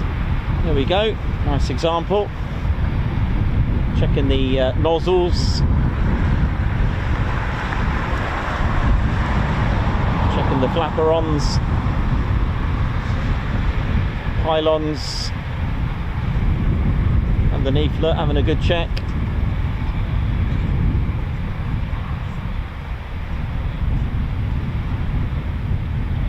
Four planes.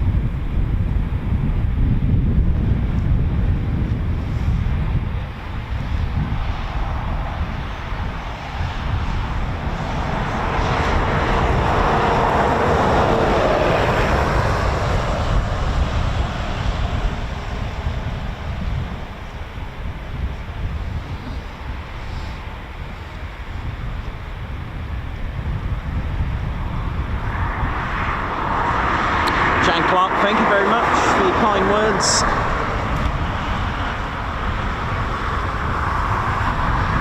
David Brophy, have a great Christmas as well. And another typhoon that's just caught me out. Look at this, what is going on here? Did that one turn up?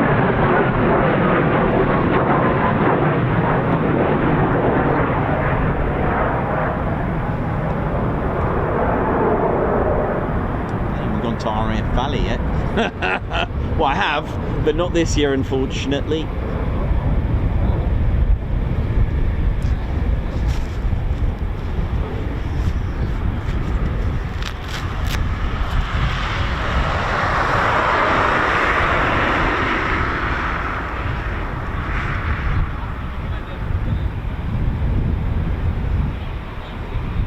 Okay, here we go, taxi time.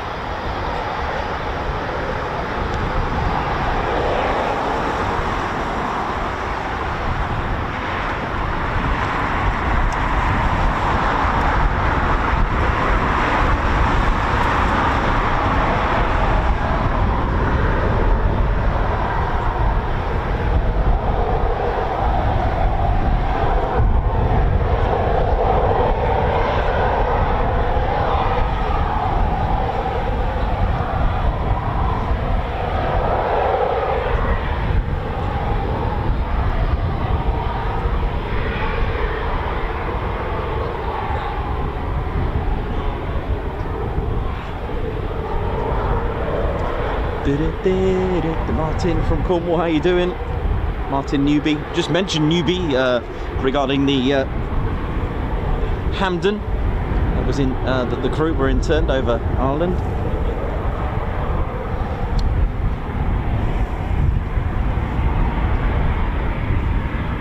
Amazing how many of you actually report back to me, whether through email or any of the socials, about your relations actually being in Bomber Command or in a particular aircraft during the Second World War.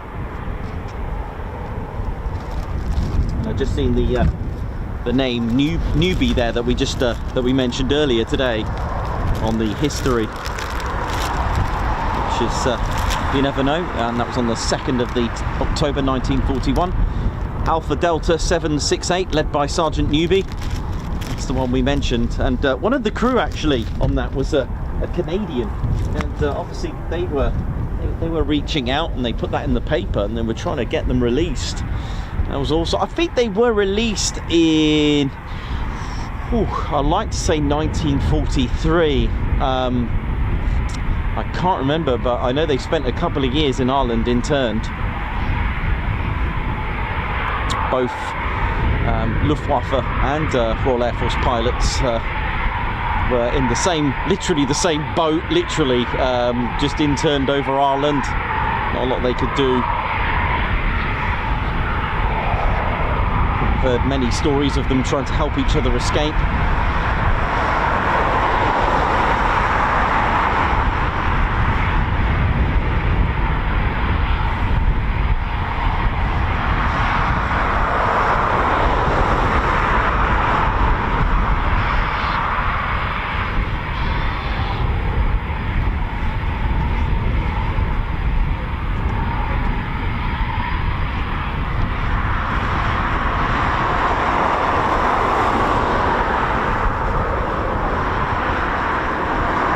More Typhoons taxiing out, I think. Or is that the one that came back? I can't remember now. I don't know if that's the one that came back, I'm afraid. No, it's parked up. Oh, never mind.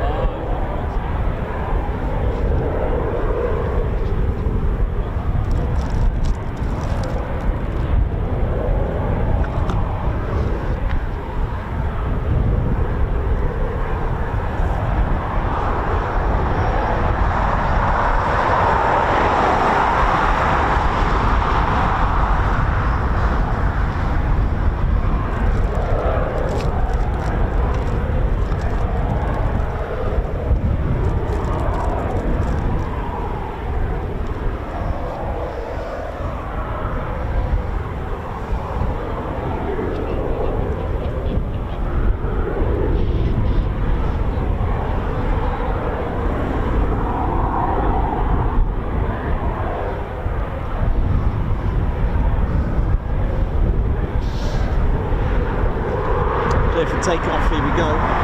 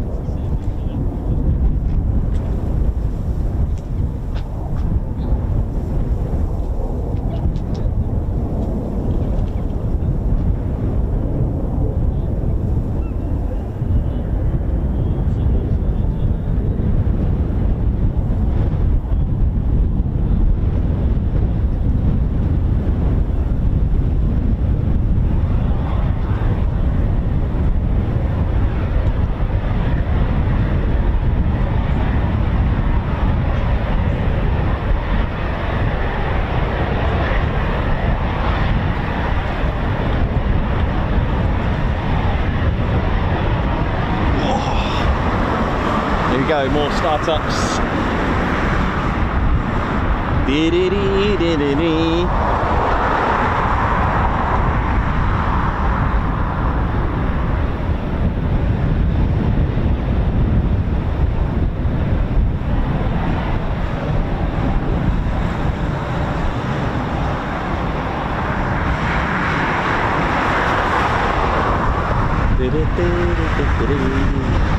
So a few more to go out. I'd say 1, 2, 3, 4, 5, probably another 5 from this end, probably, just a guess. But enjoy whatever we get. We're definitely going to get more by the sound of it. Listen to this.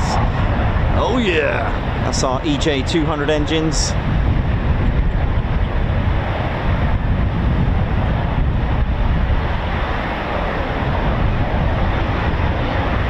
The amazing EJ200.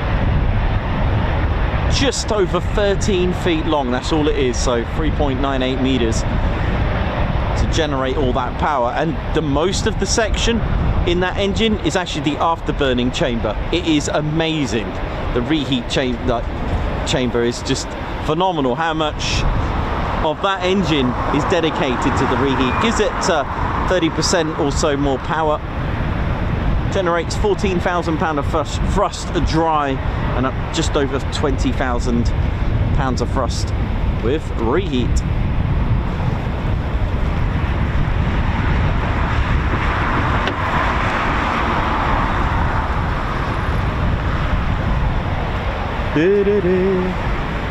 You going?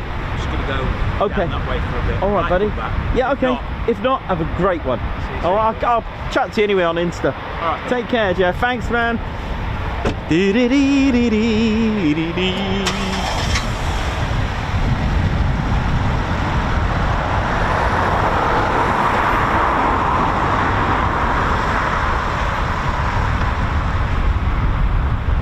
We have been lucky with the weather. Take care. See ya.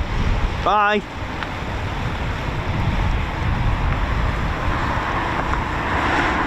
Been extremely lucky with the weather. There was a real sort of misty drizzle, if that makes sense, like real sort of misty drizzle, if that's even such a thing.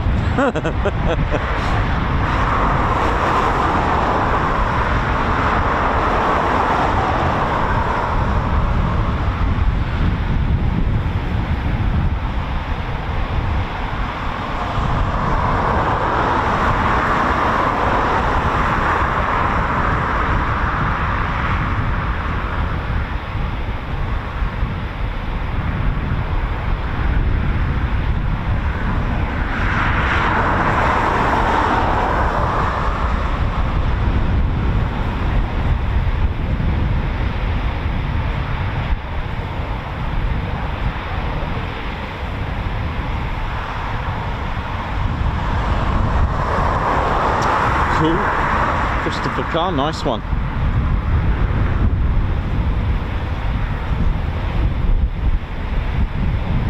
Father flies the Typhoon, nice one.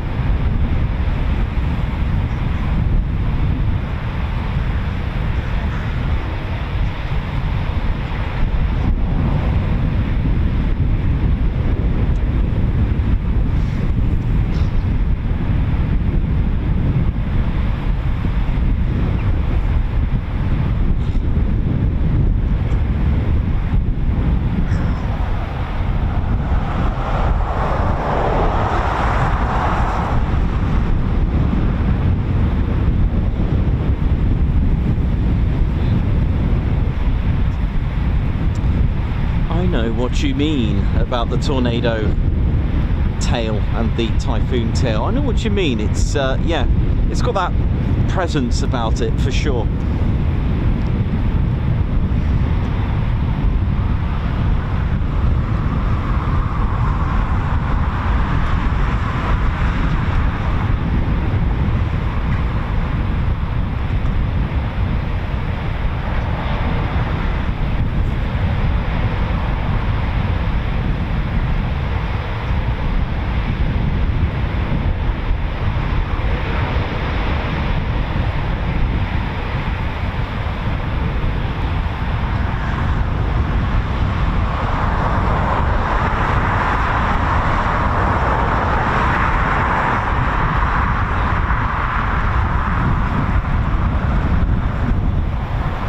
Hope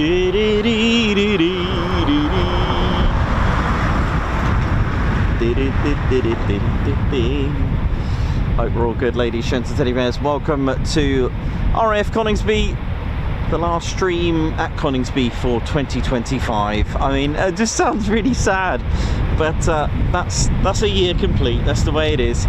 And of course, I just want to wish everyone at Coningsby, everyone serving at RAF Coningsby, a happy Christmas and New Year, and thank you for what you do. And as I mentioned earlier today about the lineage and legacy stemming back from that very day, from the 4th of November 1940 to today, serving that lineage, serving that, you know, passing it on. It's incredible. Ted's home, of course.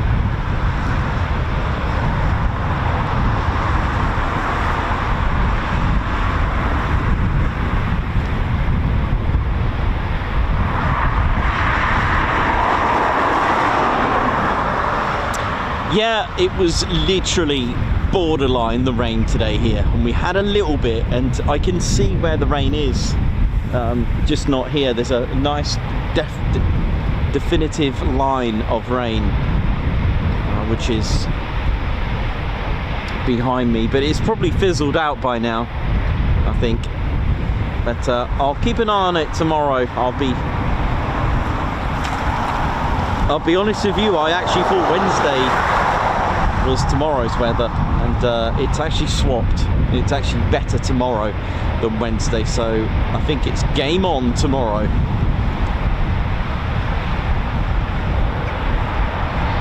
It'd be nice not to have some wind for a change, because the wind has played a major part in the streams this year. It's been honestly, I've said it before, in all my life, this is the windiest year I've ever known. It's just been brutal.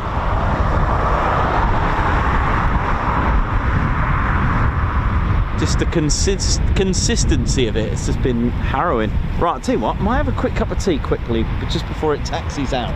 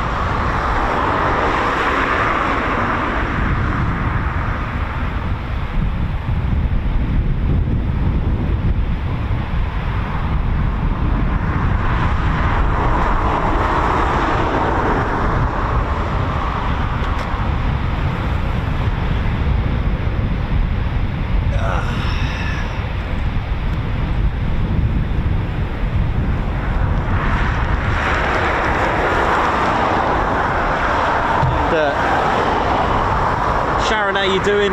Sharon Pilkington, hope you're good. No worries, no worries. Chat if you want to, chill if you want to. Doesn't matter with us, as long as you're there watching. For those that are watching and not on the chats, it's no problem at all. Enjoy.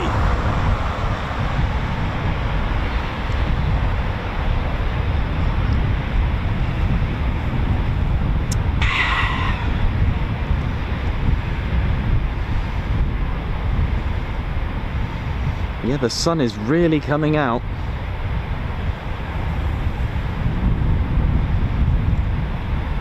BKD tuning, take care, see ya. Tosh 007, Dieter. Captain A, how's it all going? Hope you're all good and well.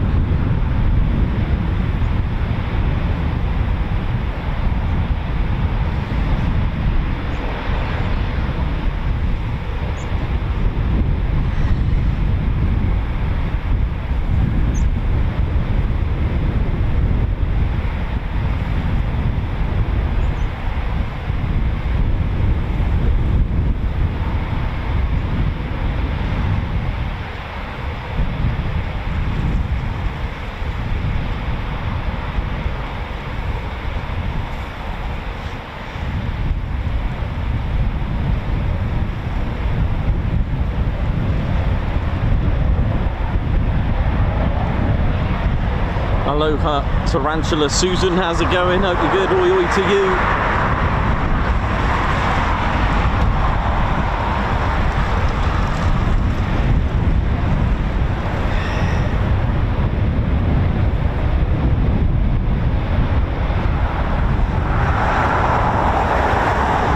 So yeah, from February, end of February, I would have thought we'd start to see our new 2026 RAF Typhoon display pilot, whoever that may be. They've already picked 2027, that's how organised it is, and all you got to do is to enter. Of course, you got to be a QFI at 29 Squadron. Write down literally on an A4 piece of paper why you think you should be the Typhoon display pilot, and candidates are selected from their application, and the shortlist is down to this. They will be given the night before to practice a Typhoon display sequence from the previous years, all right, and then they'll go in a simulator and perform it. And those that are pretty much successful in that stage will then have a kind of like an interview, an interrogation meeting with probably the warrant officer, and they'll give them a whole load of questions and scenarios as well, because in the end, ultimately, they need to be right for the job for a display pilot. And then once that's done, it's well, there you go, thank you very much, you'll have a letter through the door and something like that anyway.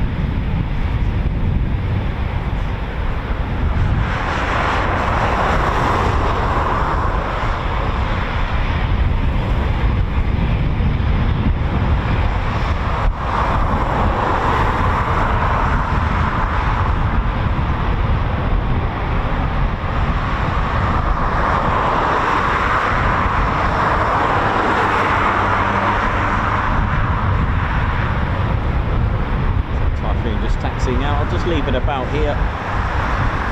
Oh, already one's gone out. This is quite funny. This one is a tranche 3. You can tell by the little bumps on the top. There's one on the left now, and you can see the one on the right, where the conformal fuel tanks for the future, should they wish to put them on this Typhoon, then it's ready.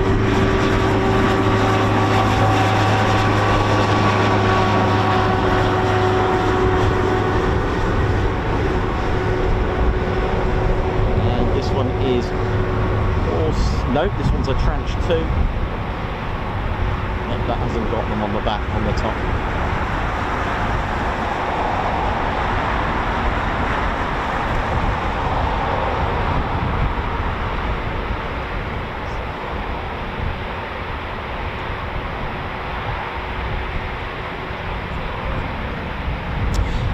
Captain Weber, yes, I think there was a scenario like that where there was a second, I think JP did 2 years. I think for that very, I'm almost certain for that very reason. I could be wrong, but I'll go with it. I think there was a situation like that did happen. But anyway.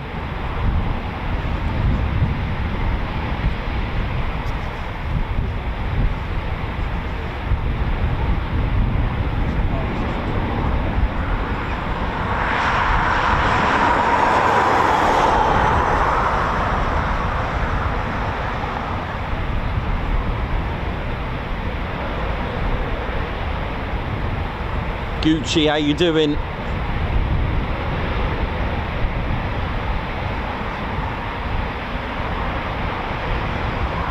So our last movements of the day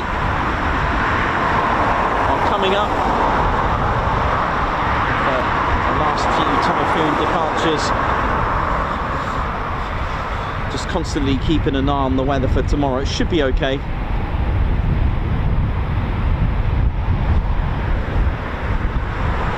But Thursday, unfortunately, is a no-go. At this stage, it's drier in the sea. So do all be careful out there on Thursday here in the UK. It looks dreadful.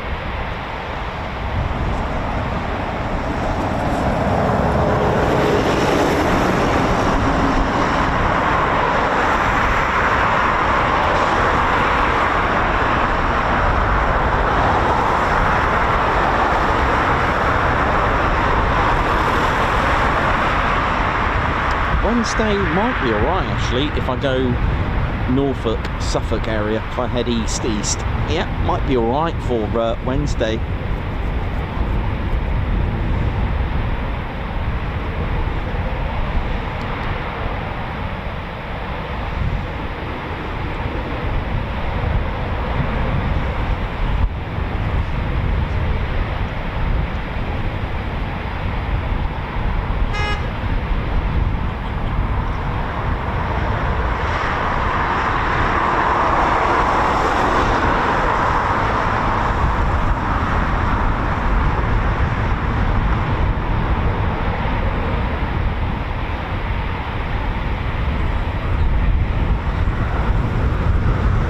Yeah, Sharon, I thought so. Yeah, it wasn't quite ready, so they gave JP another go.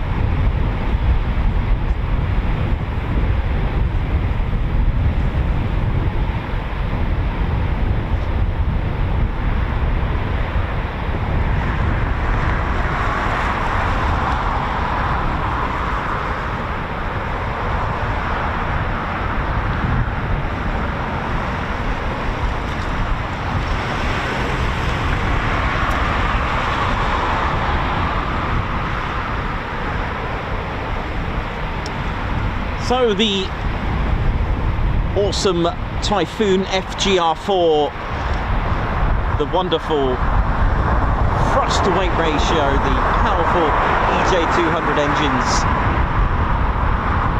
engines, 24,000 pound empty, delivering just over 40,000 pounds of thrust. Thanks for the 1K likes, Davey, thank you. From brakes release to 8 seconds with Super Cruise, doesn't need reheats as well, but from brakes release to just 8 seconds, it is able to, depends on the pilot, but from 185 miles per hour, it is able to just pull up 50 degree, 60 degree vertical, straight up climb, and then 22 seconds later, it can go supersonic. Not many aircraft have a 1:1 thrust to weight ratio fully loaded and fueled up like this.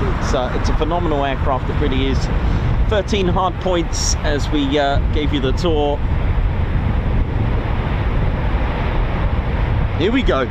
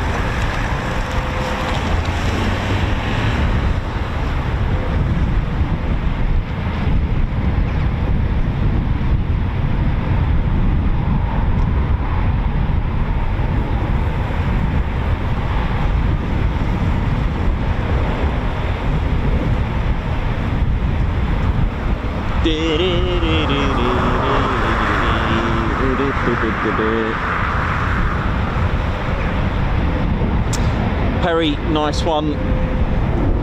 That's some good info there.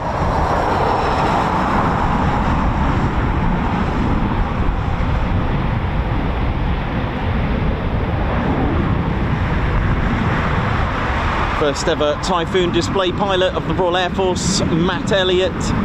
We did 2 years, from 2005 to 2006, and then Tim Clement did 2 years in 2010, 2011, and of course JP 2018 and 2019. Nice one for that, Perry.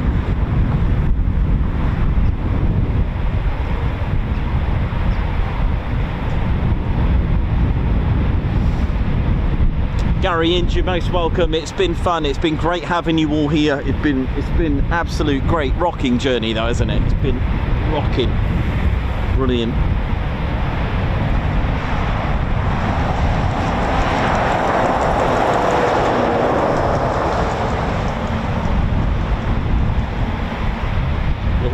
It got all gloomy. The weather's like got really dark and yeah, leave it with me. I might be able to pull off a stream on Wednesday now, so leave it with me.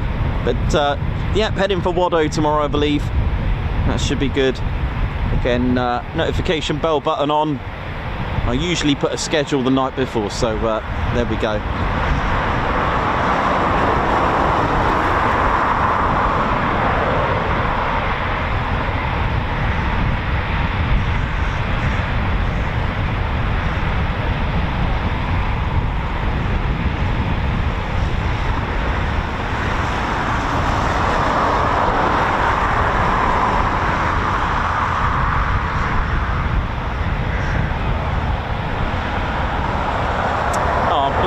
Thank you very much, not Captain Vapors, very kind of you.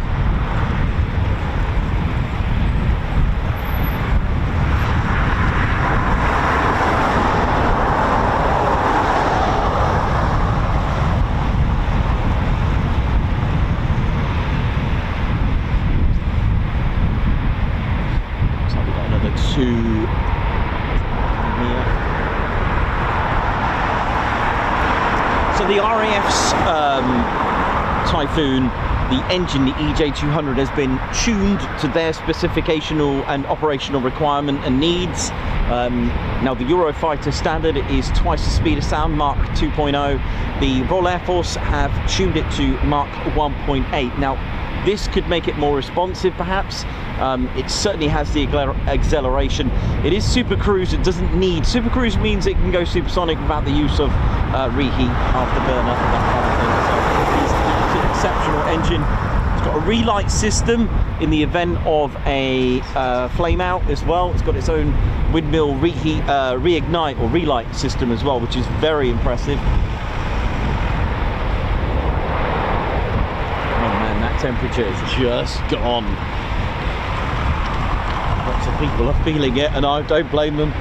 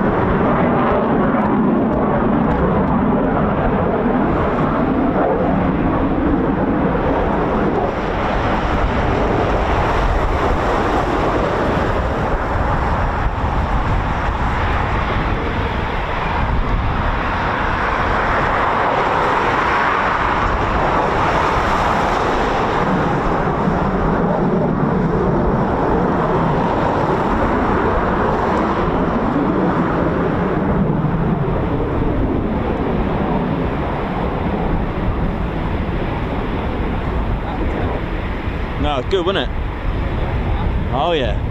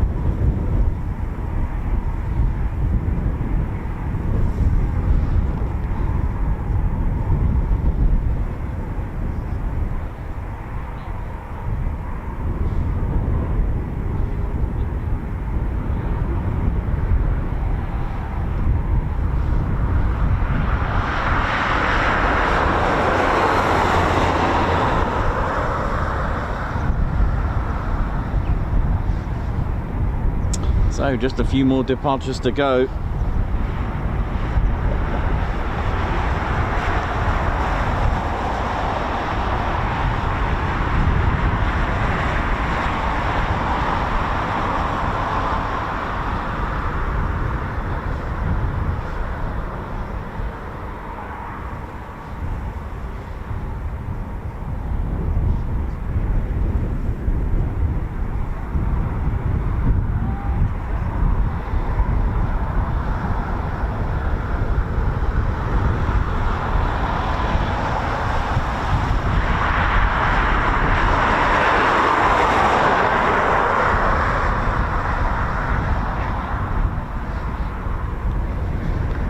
Okay, here we go.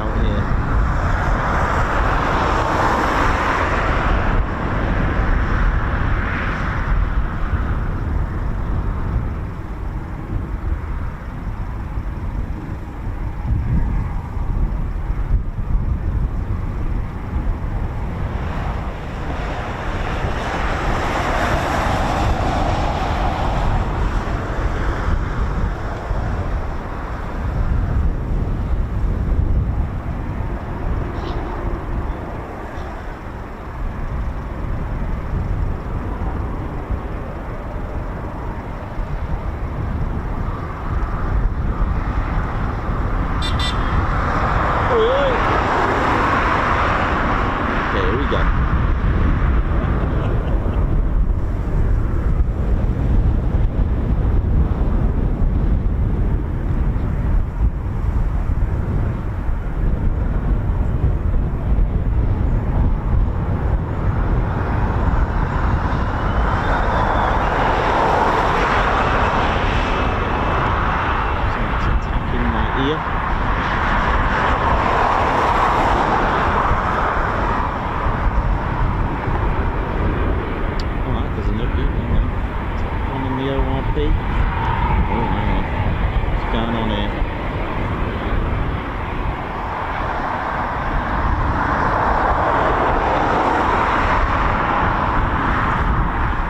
The operational readiness platform. They just looks like they're going to be waiting on the RAF.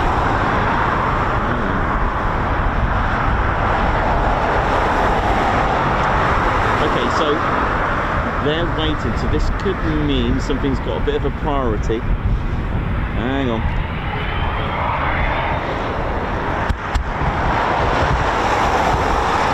Whether something's coming into land, has someone got an emergency? I don't know. Let's have a look. Okay, so they're waiting on the ORP. It's off the runway. It's a safe. Now this usually happens if one's got a bit of a. Well, there's a few reasons. There could be troubleshooting an aircraft coming into land, or actually this one might need priority to go.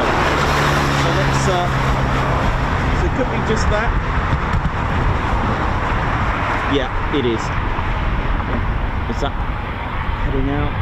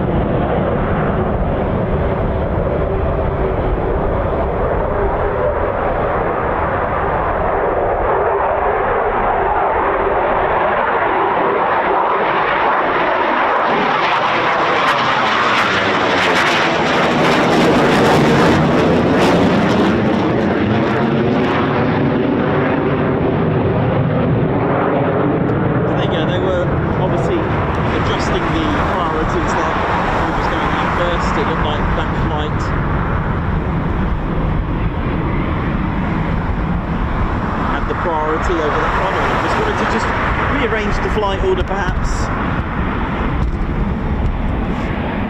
It's all part of the training.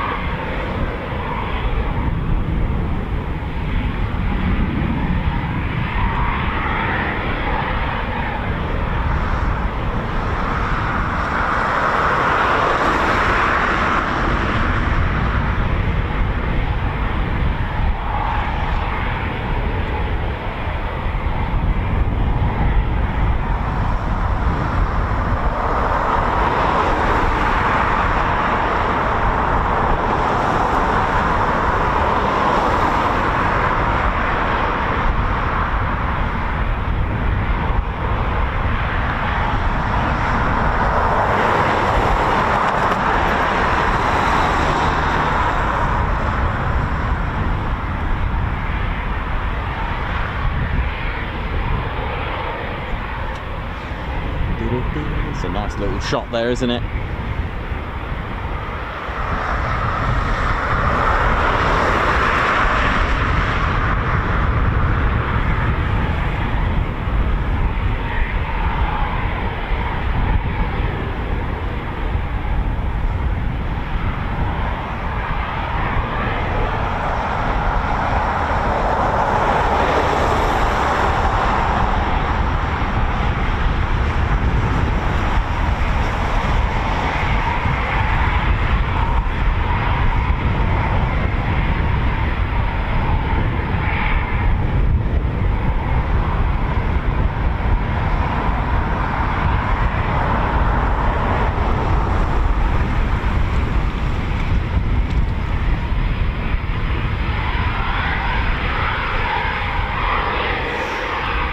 Okay, here we go. I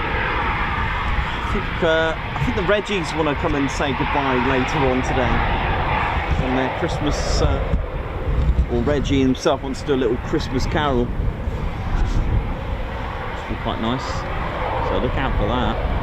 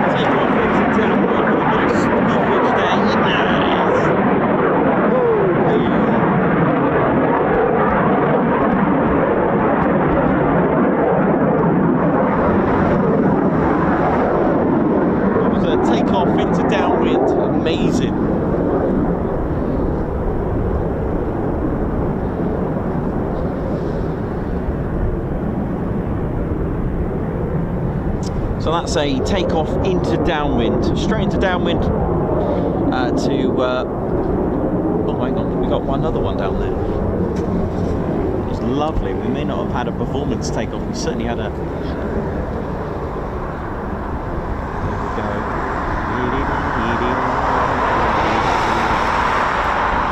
Over there, lovely.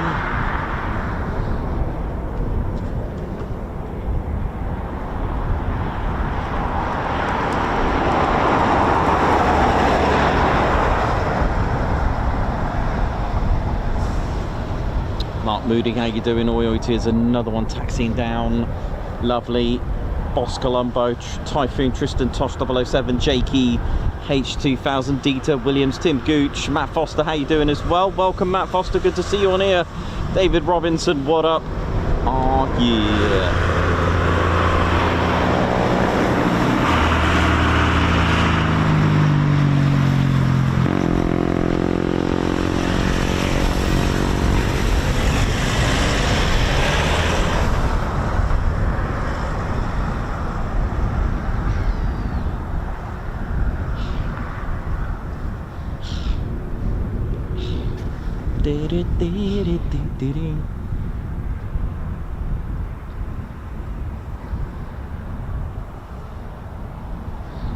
So there's another Typhoon just taxiing probably to meet this one. And then I believe, well actually I don't believe, because you just never know. It is military after all, you just never know. But here we go. There's definitely 2 more going out. I don't think there's another one. What is that? That's fine. I always think there's a plane in there somewhere, but obviously it isn't. It's an optical illusion.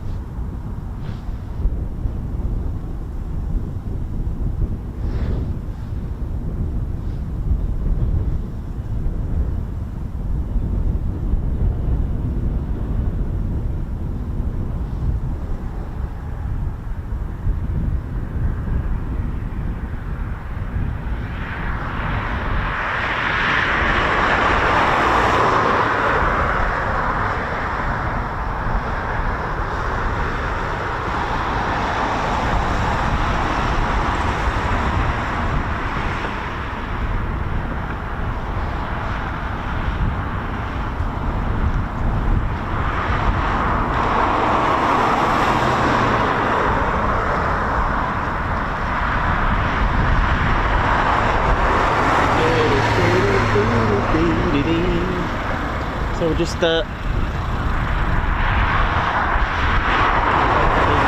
last 2 typhoons, probably for us for the day. It's getting weird, the weather. It really is. Goodness me, what happened to it? It's 14:15 GMT in the UK, and it's been a fun day. It's nice to just see off the year. Well, see off. You know, we won't be back till next year here at Coningsby. That is, we're still streaming. Don't panic for the year, but for Coningsby, this is our last show at Coningsby for 2025. And, I think the Reggies might do some sort of, or at least one of the Reggies is looking at me clicking scan on.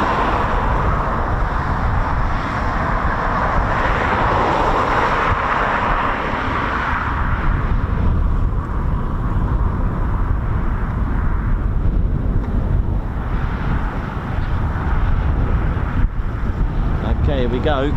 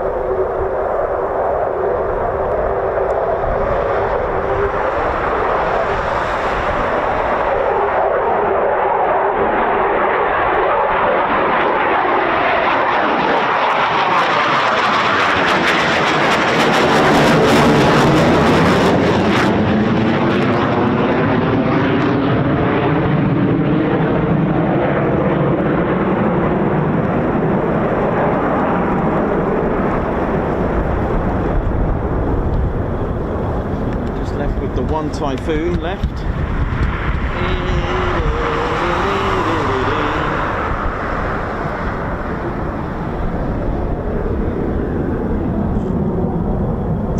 And here we go. One more to leave the floor. Oh yeah. Probably our last departure. Typhoon departure 2025. Here we go.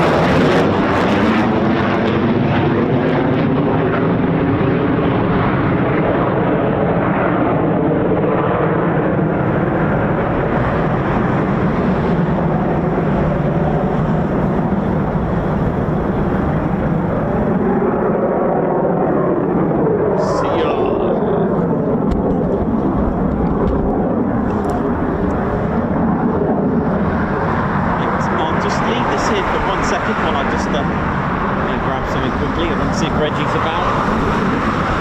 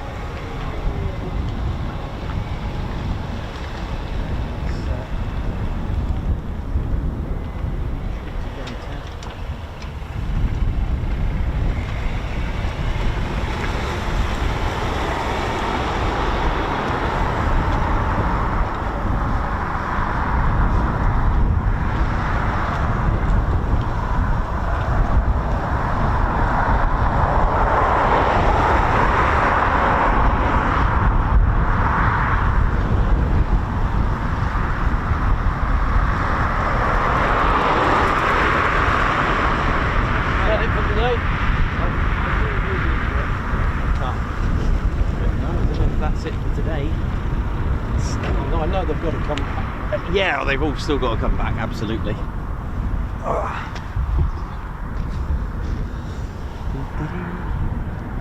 how are we doing, ladies, gents, teddy bears? I hope we're all good and well.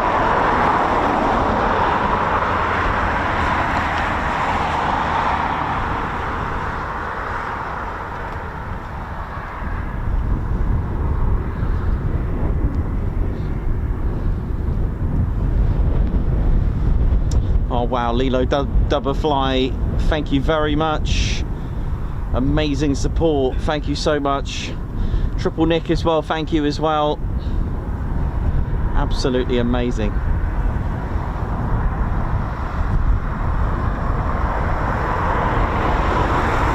Thanks a lot for your kind words as well. And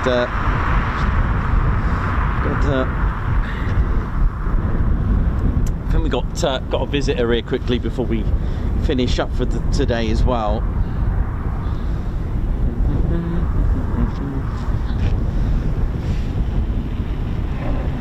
We've got to watch out.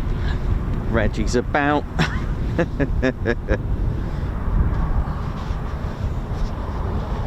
Watch out, Reggie's about. Watch out, Reggie's about. Hey, oi, right now. What are we doing now? Yeah, it's time to finish up for Christmas for me. Yeah, just got to do me perimeter checks and all that there now. And then that's it then, innit, for me. Yeah, Reggie. Where's the other Reggie gone? I don't need no forward back kick. Last time I did that, goodness me, it went a bit wrong. Yeah, Reggie. Let me go and get him a minute. What's the matter, Reggie? Well, we're going to have to do some sort of carol time. Carol time? Yeah, carol time, mate. You know, these people, they want this... Alright, mate, alright. Yeah, we'll do that for you. Right. As you know, it's time for a Reginald Christmas and all that there now. On behalf of all the RAF regiment, keeping the ground there and all, keeping it safe there now. Just like to do a little Christmas cheer. It's called kebabs. I know, it's our new Christmas #1 special. Yeah, right. Right, I think that's how it goes. Right, we Reggies of RAF are bearing kebabs. We travel far, KFC and Lantern, Moor and Mountain, following sheep kebabs. Oh, kebab of wonder, kebabs of light, kebabs with chili sauce, keeping it bright. The mush is leading, but we're still eating. Guide us through the perfect kebab. Now I think that's how it goes.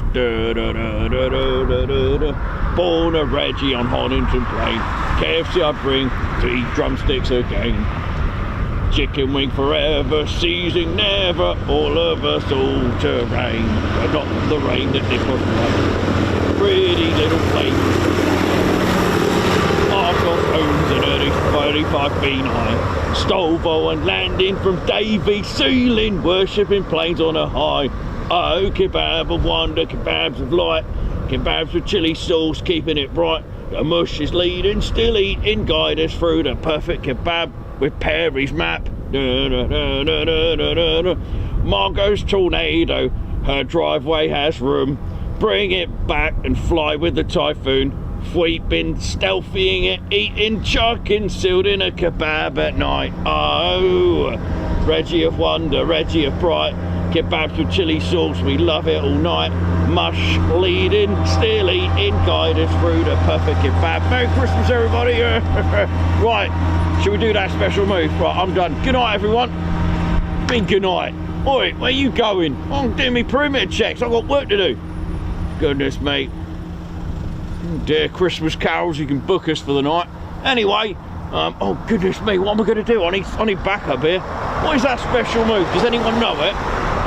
What's the special move, please? Can you put it on the screen? Oh dear, I've forgotten the special move. What is it? Punch, kick, back, jump, forward, left, right, innit? Oh, it's me bird. Hello there, Polly. Let's go, darling.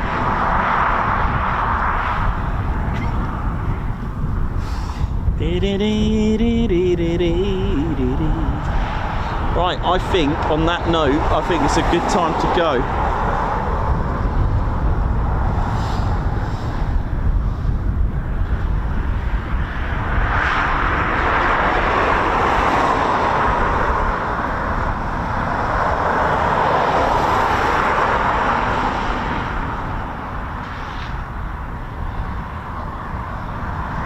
Well, there we go, the Reggies there just doing their thing, and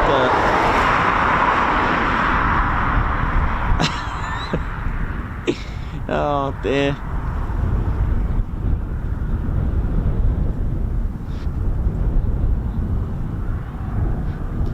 And a big thank you to everyone who's tuned in today, and always bring in a little cheer wherever you are watching in the world. Just planes, bears and history and education, keeping it light, keeping it sweet, keeping it fun. No, I'm not breaking out into a carol, but I'm not as good as the Reggies. But let me just sort Ted's little Santa hat. It's been an absolute pleasure really being here today, and just wishing all our Royal Air Force personnel a very happy Christmas. For those working over Christmas period, which they will be, especially in the QRA sector of it all, and Albatross Audio. Davey, you all right there, man?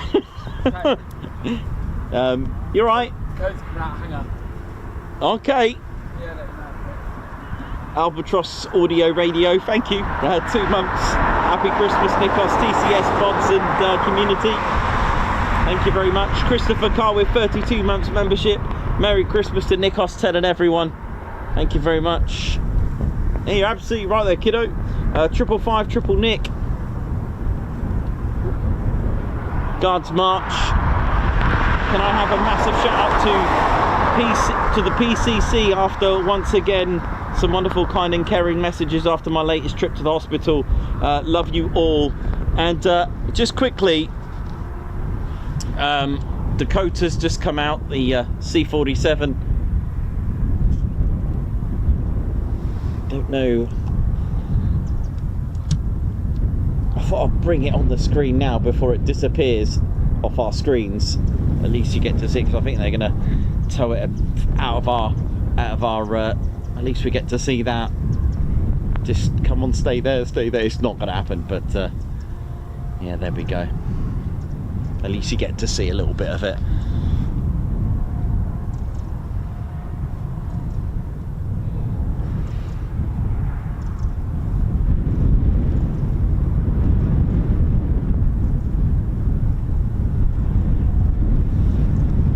Oh, that's a shame, because it will be out of sight now for a little bit. And Lilo Doublefly, high five, paw pump, a salute, and a fly past with that car. That was quite good timing.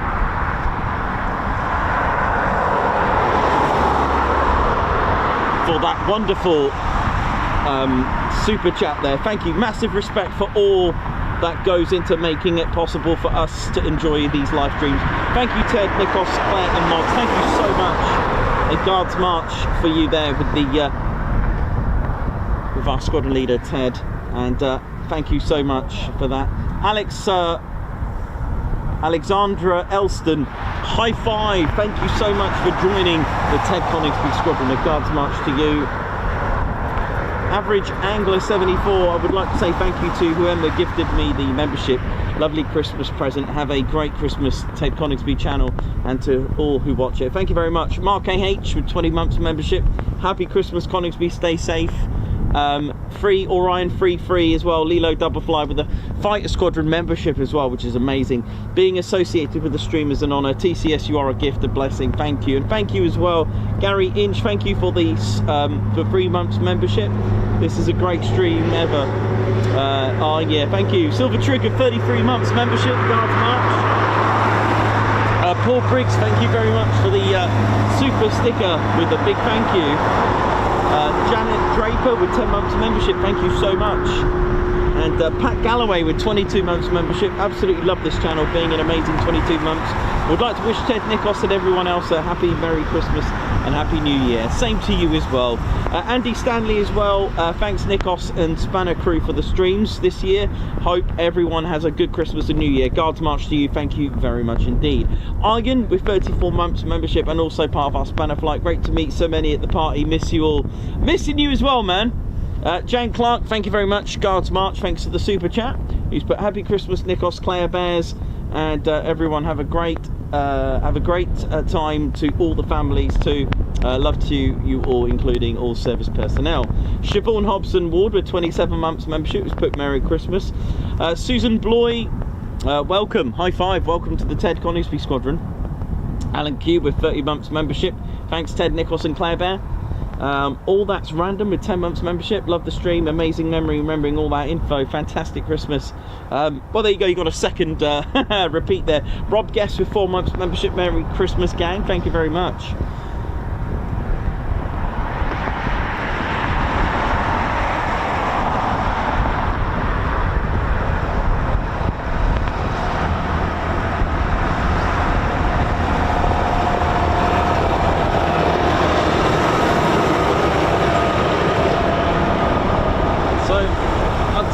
Probably be a good time to finish up. I'm not sure what's happening with the C-47, but there she is. Oh, hello. Are they just turning that? No, that looks like they manually turned that. I'm not sure if it's having an engine run or so. There'll be someone turning that. Look at this. Love photos like this, by the way. If I had my camera, I'd be taking a photo of that. Nice little shot of the crew there, just well, you never know, maybe we're not going just yet.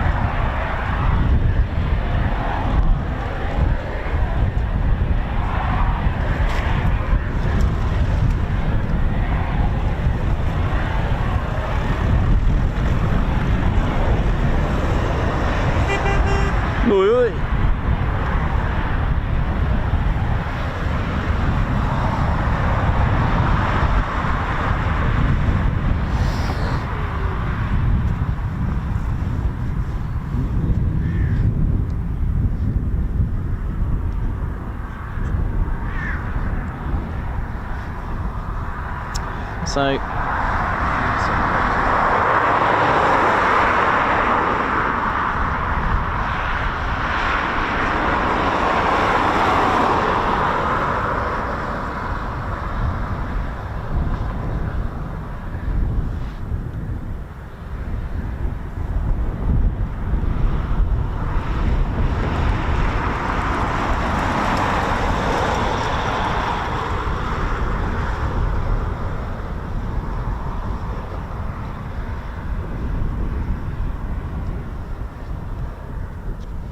yeah, so that'll be an engine run.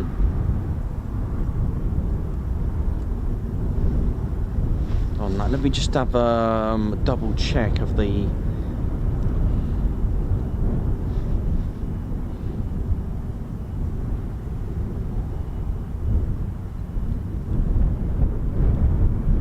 Well, the cowling's missing off it. That's probably a giveaway. Oh yeah. Yeah, that ain't going anywhere. Right. Yeah, the engine cowlings are completely off, so that's not flying. Well spotted, Matt Foster. That's cool. I'll just double check that. So yes, I think that is pretty much it.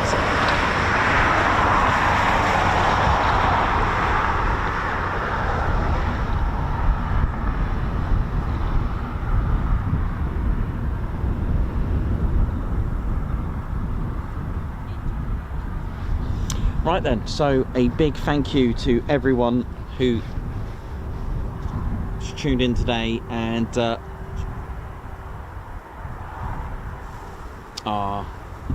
yeah, thanks Perry. Yeah, man. Yeah, got your message, Perry.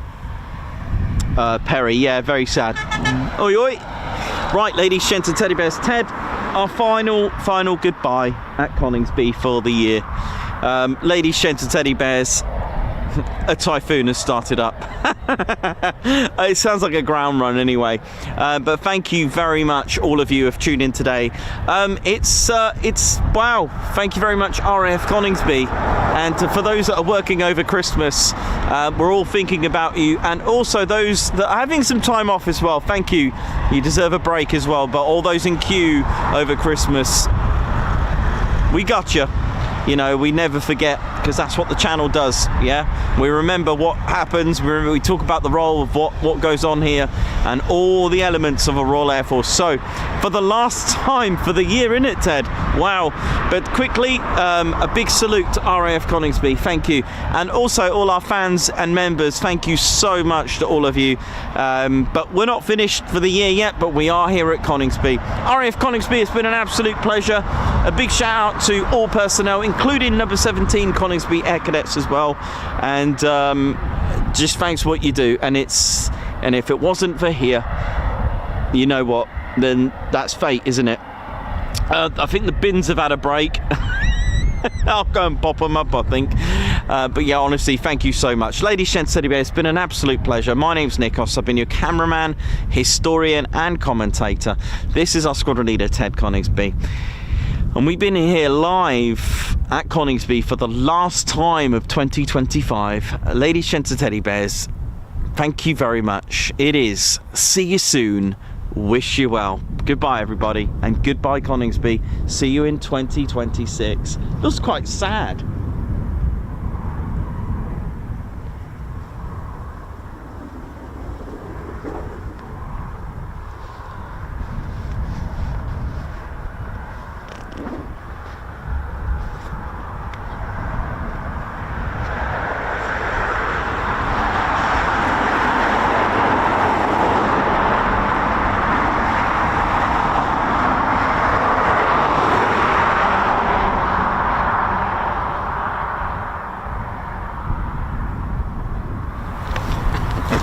Oh yeah, ladies, sheds and teddy bears, welcome to the Ted Coningsby channel membership. I'm Nikos, I'm your cameraman and commentator. This is our squadron leader, Ted Coningsby. Just want to say a massive thank you to all our members. Guns up, and oh yeah. Take it away, Ted. Ladies, sheds and teddy bears, we want to say a massive thank you to all of our subscribers for getting us to where we are today. We have gone all over the country, from as far as Lossiemouth to Bryce Norton, and military areas such as air weapons ranges, low flying areas, heritage centres and special flights for TED 2. We cannot do this without your support, and your support will be rewarded.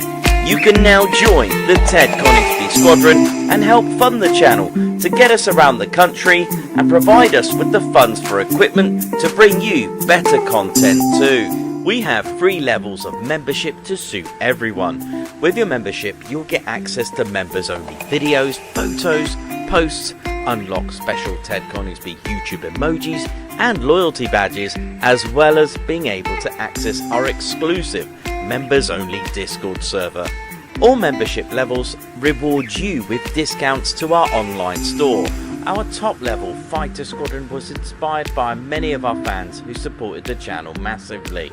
This is more of a personal experience with me and Ted, giving you exclusive live streams and content from behind the scenes photos, special info and updates, as well as a free Ted Coningsby Fighter Squadron patch for joining.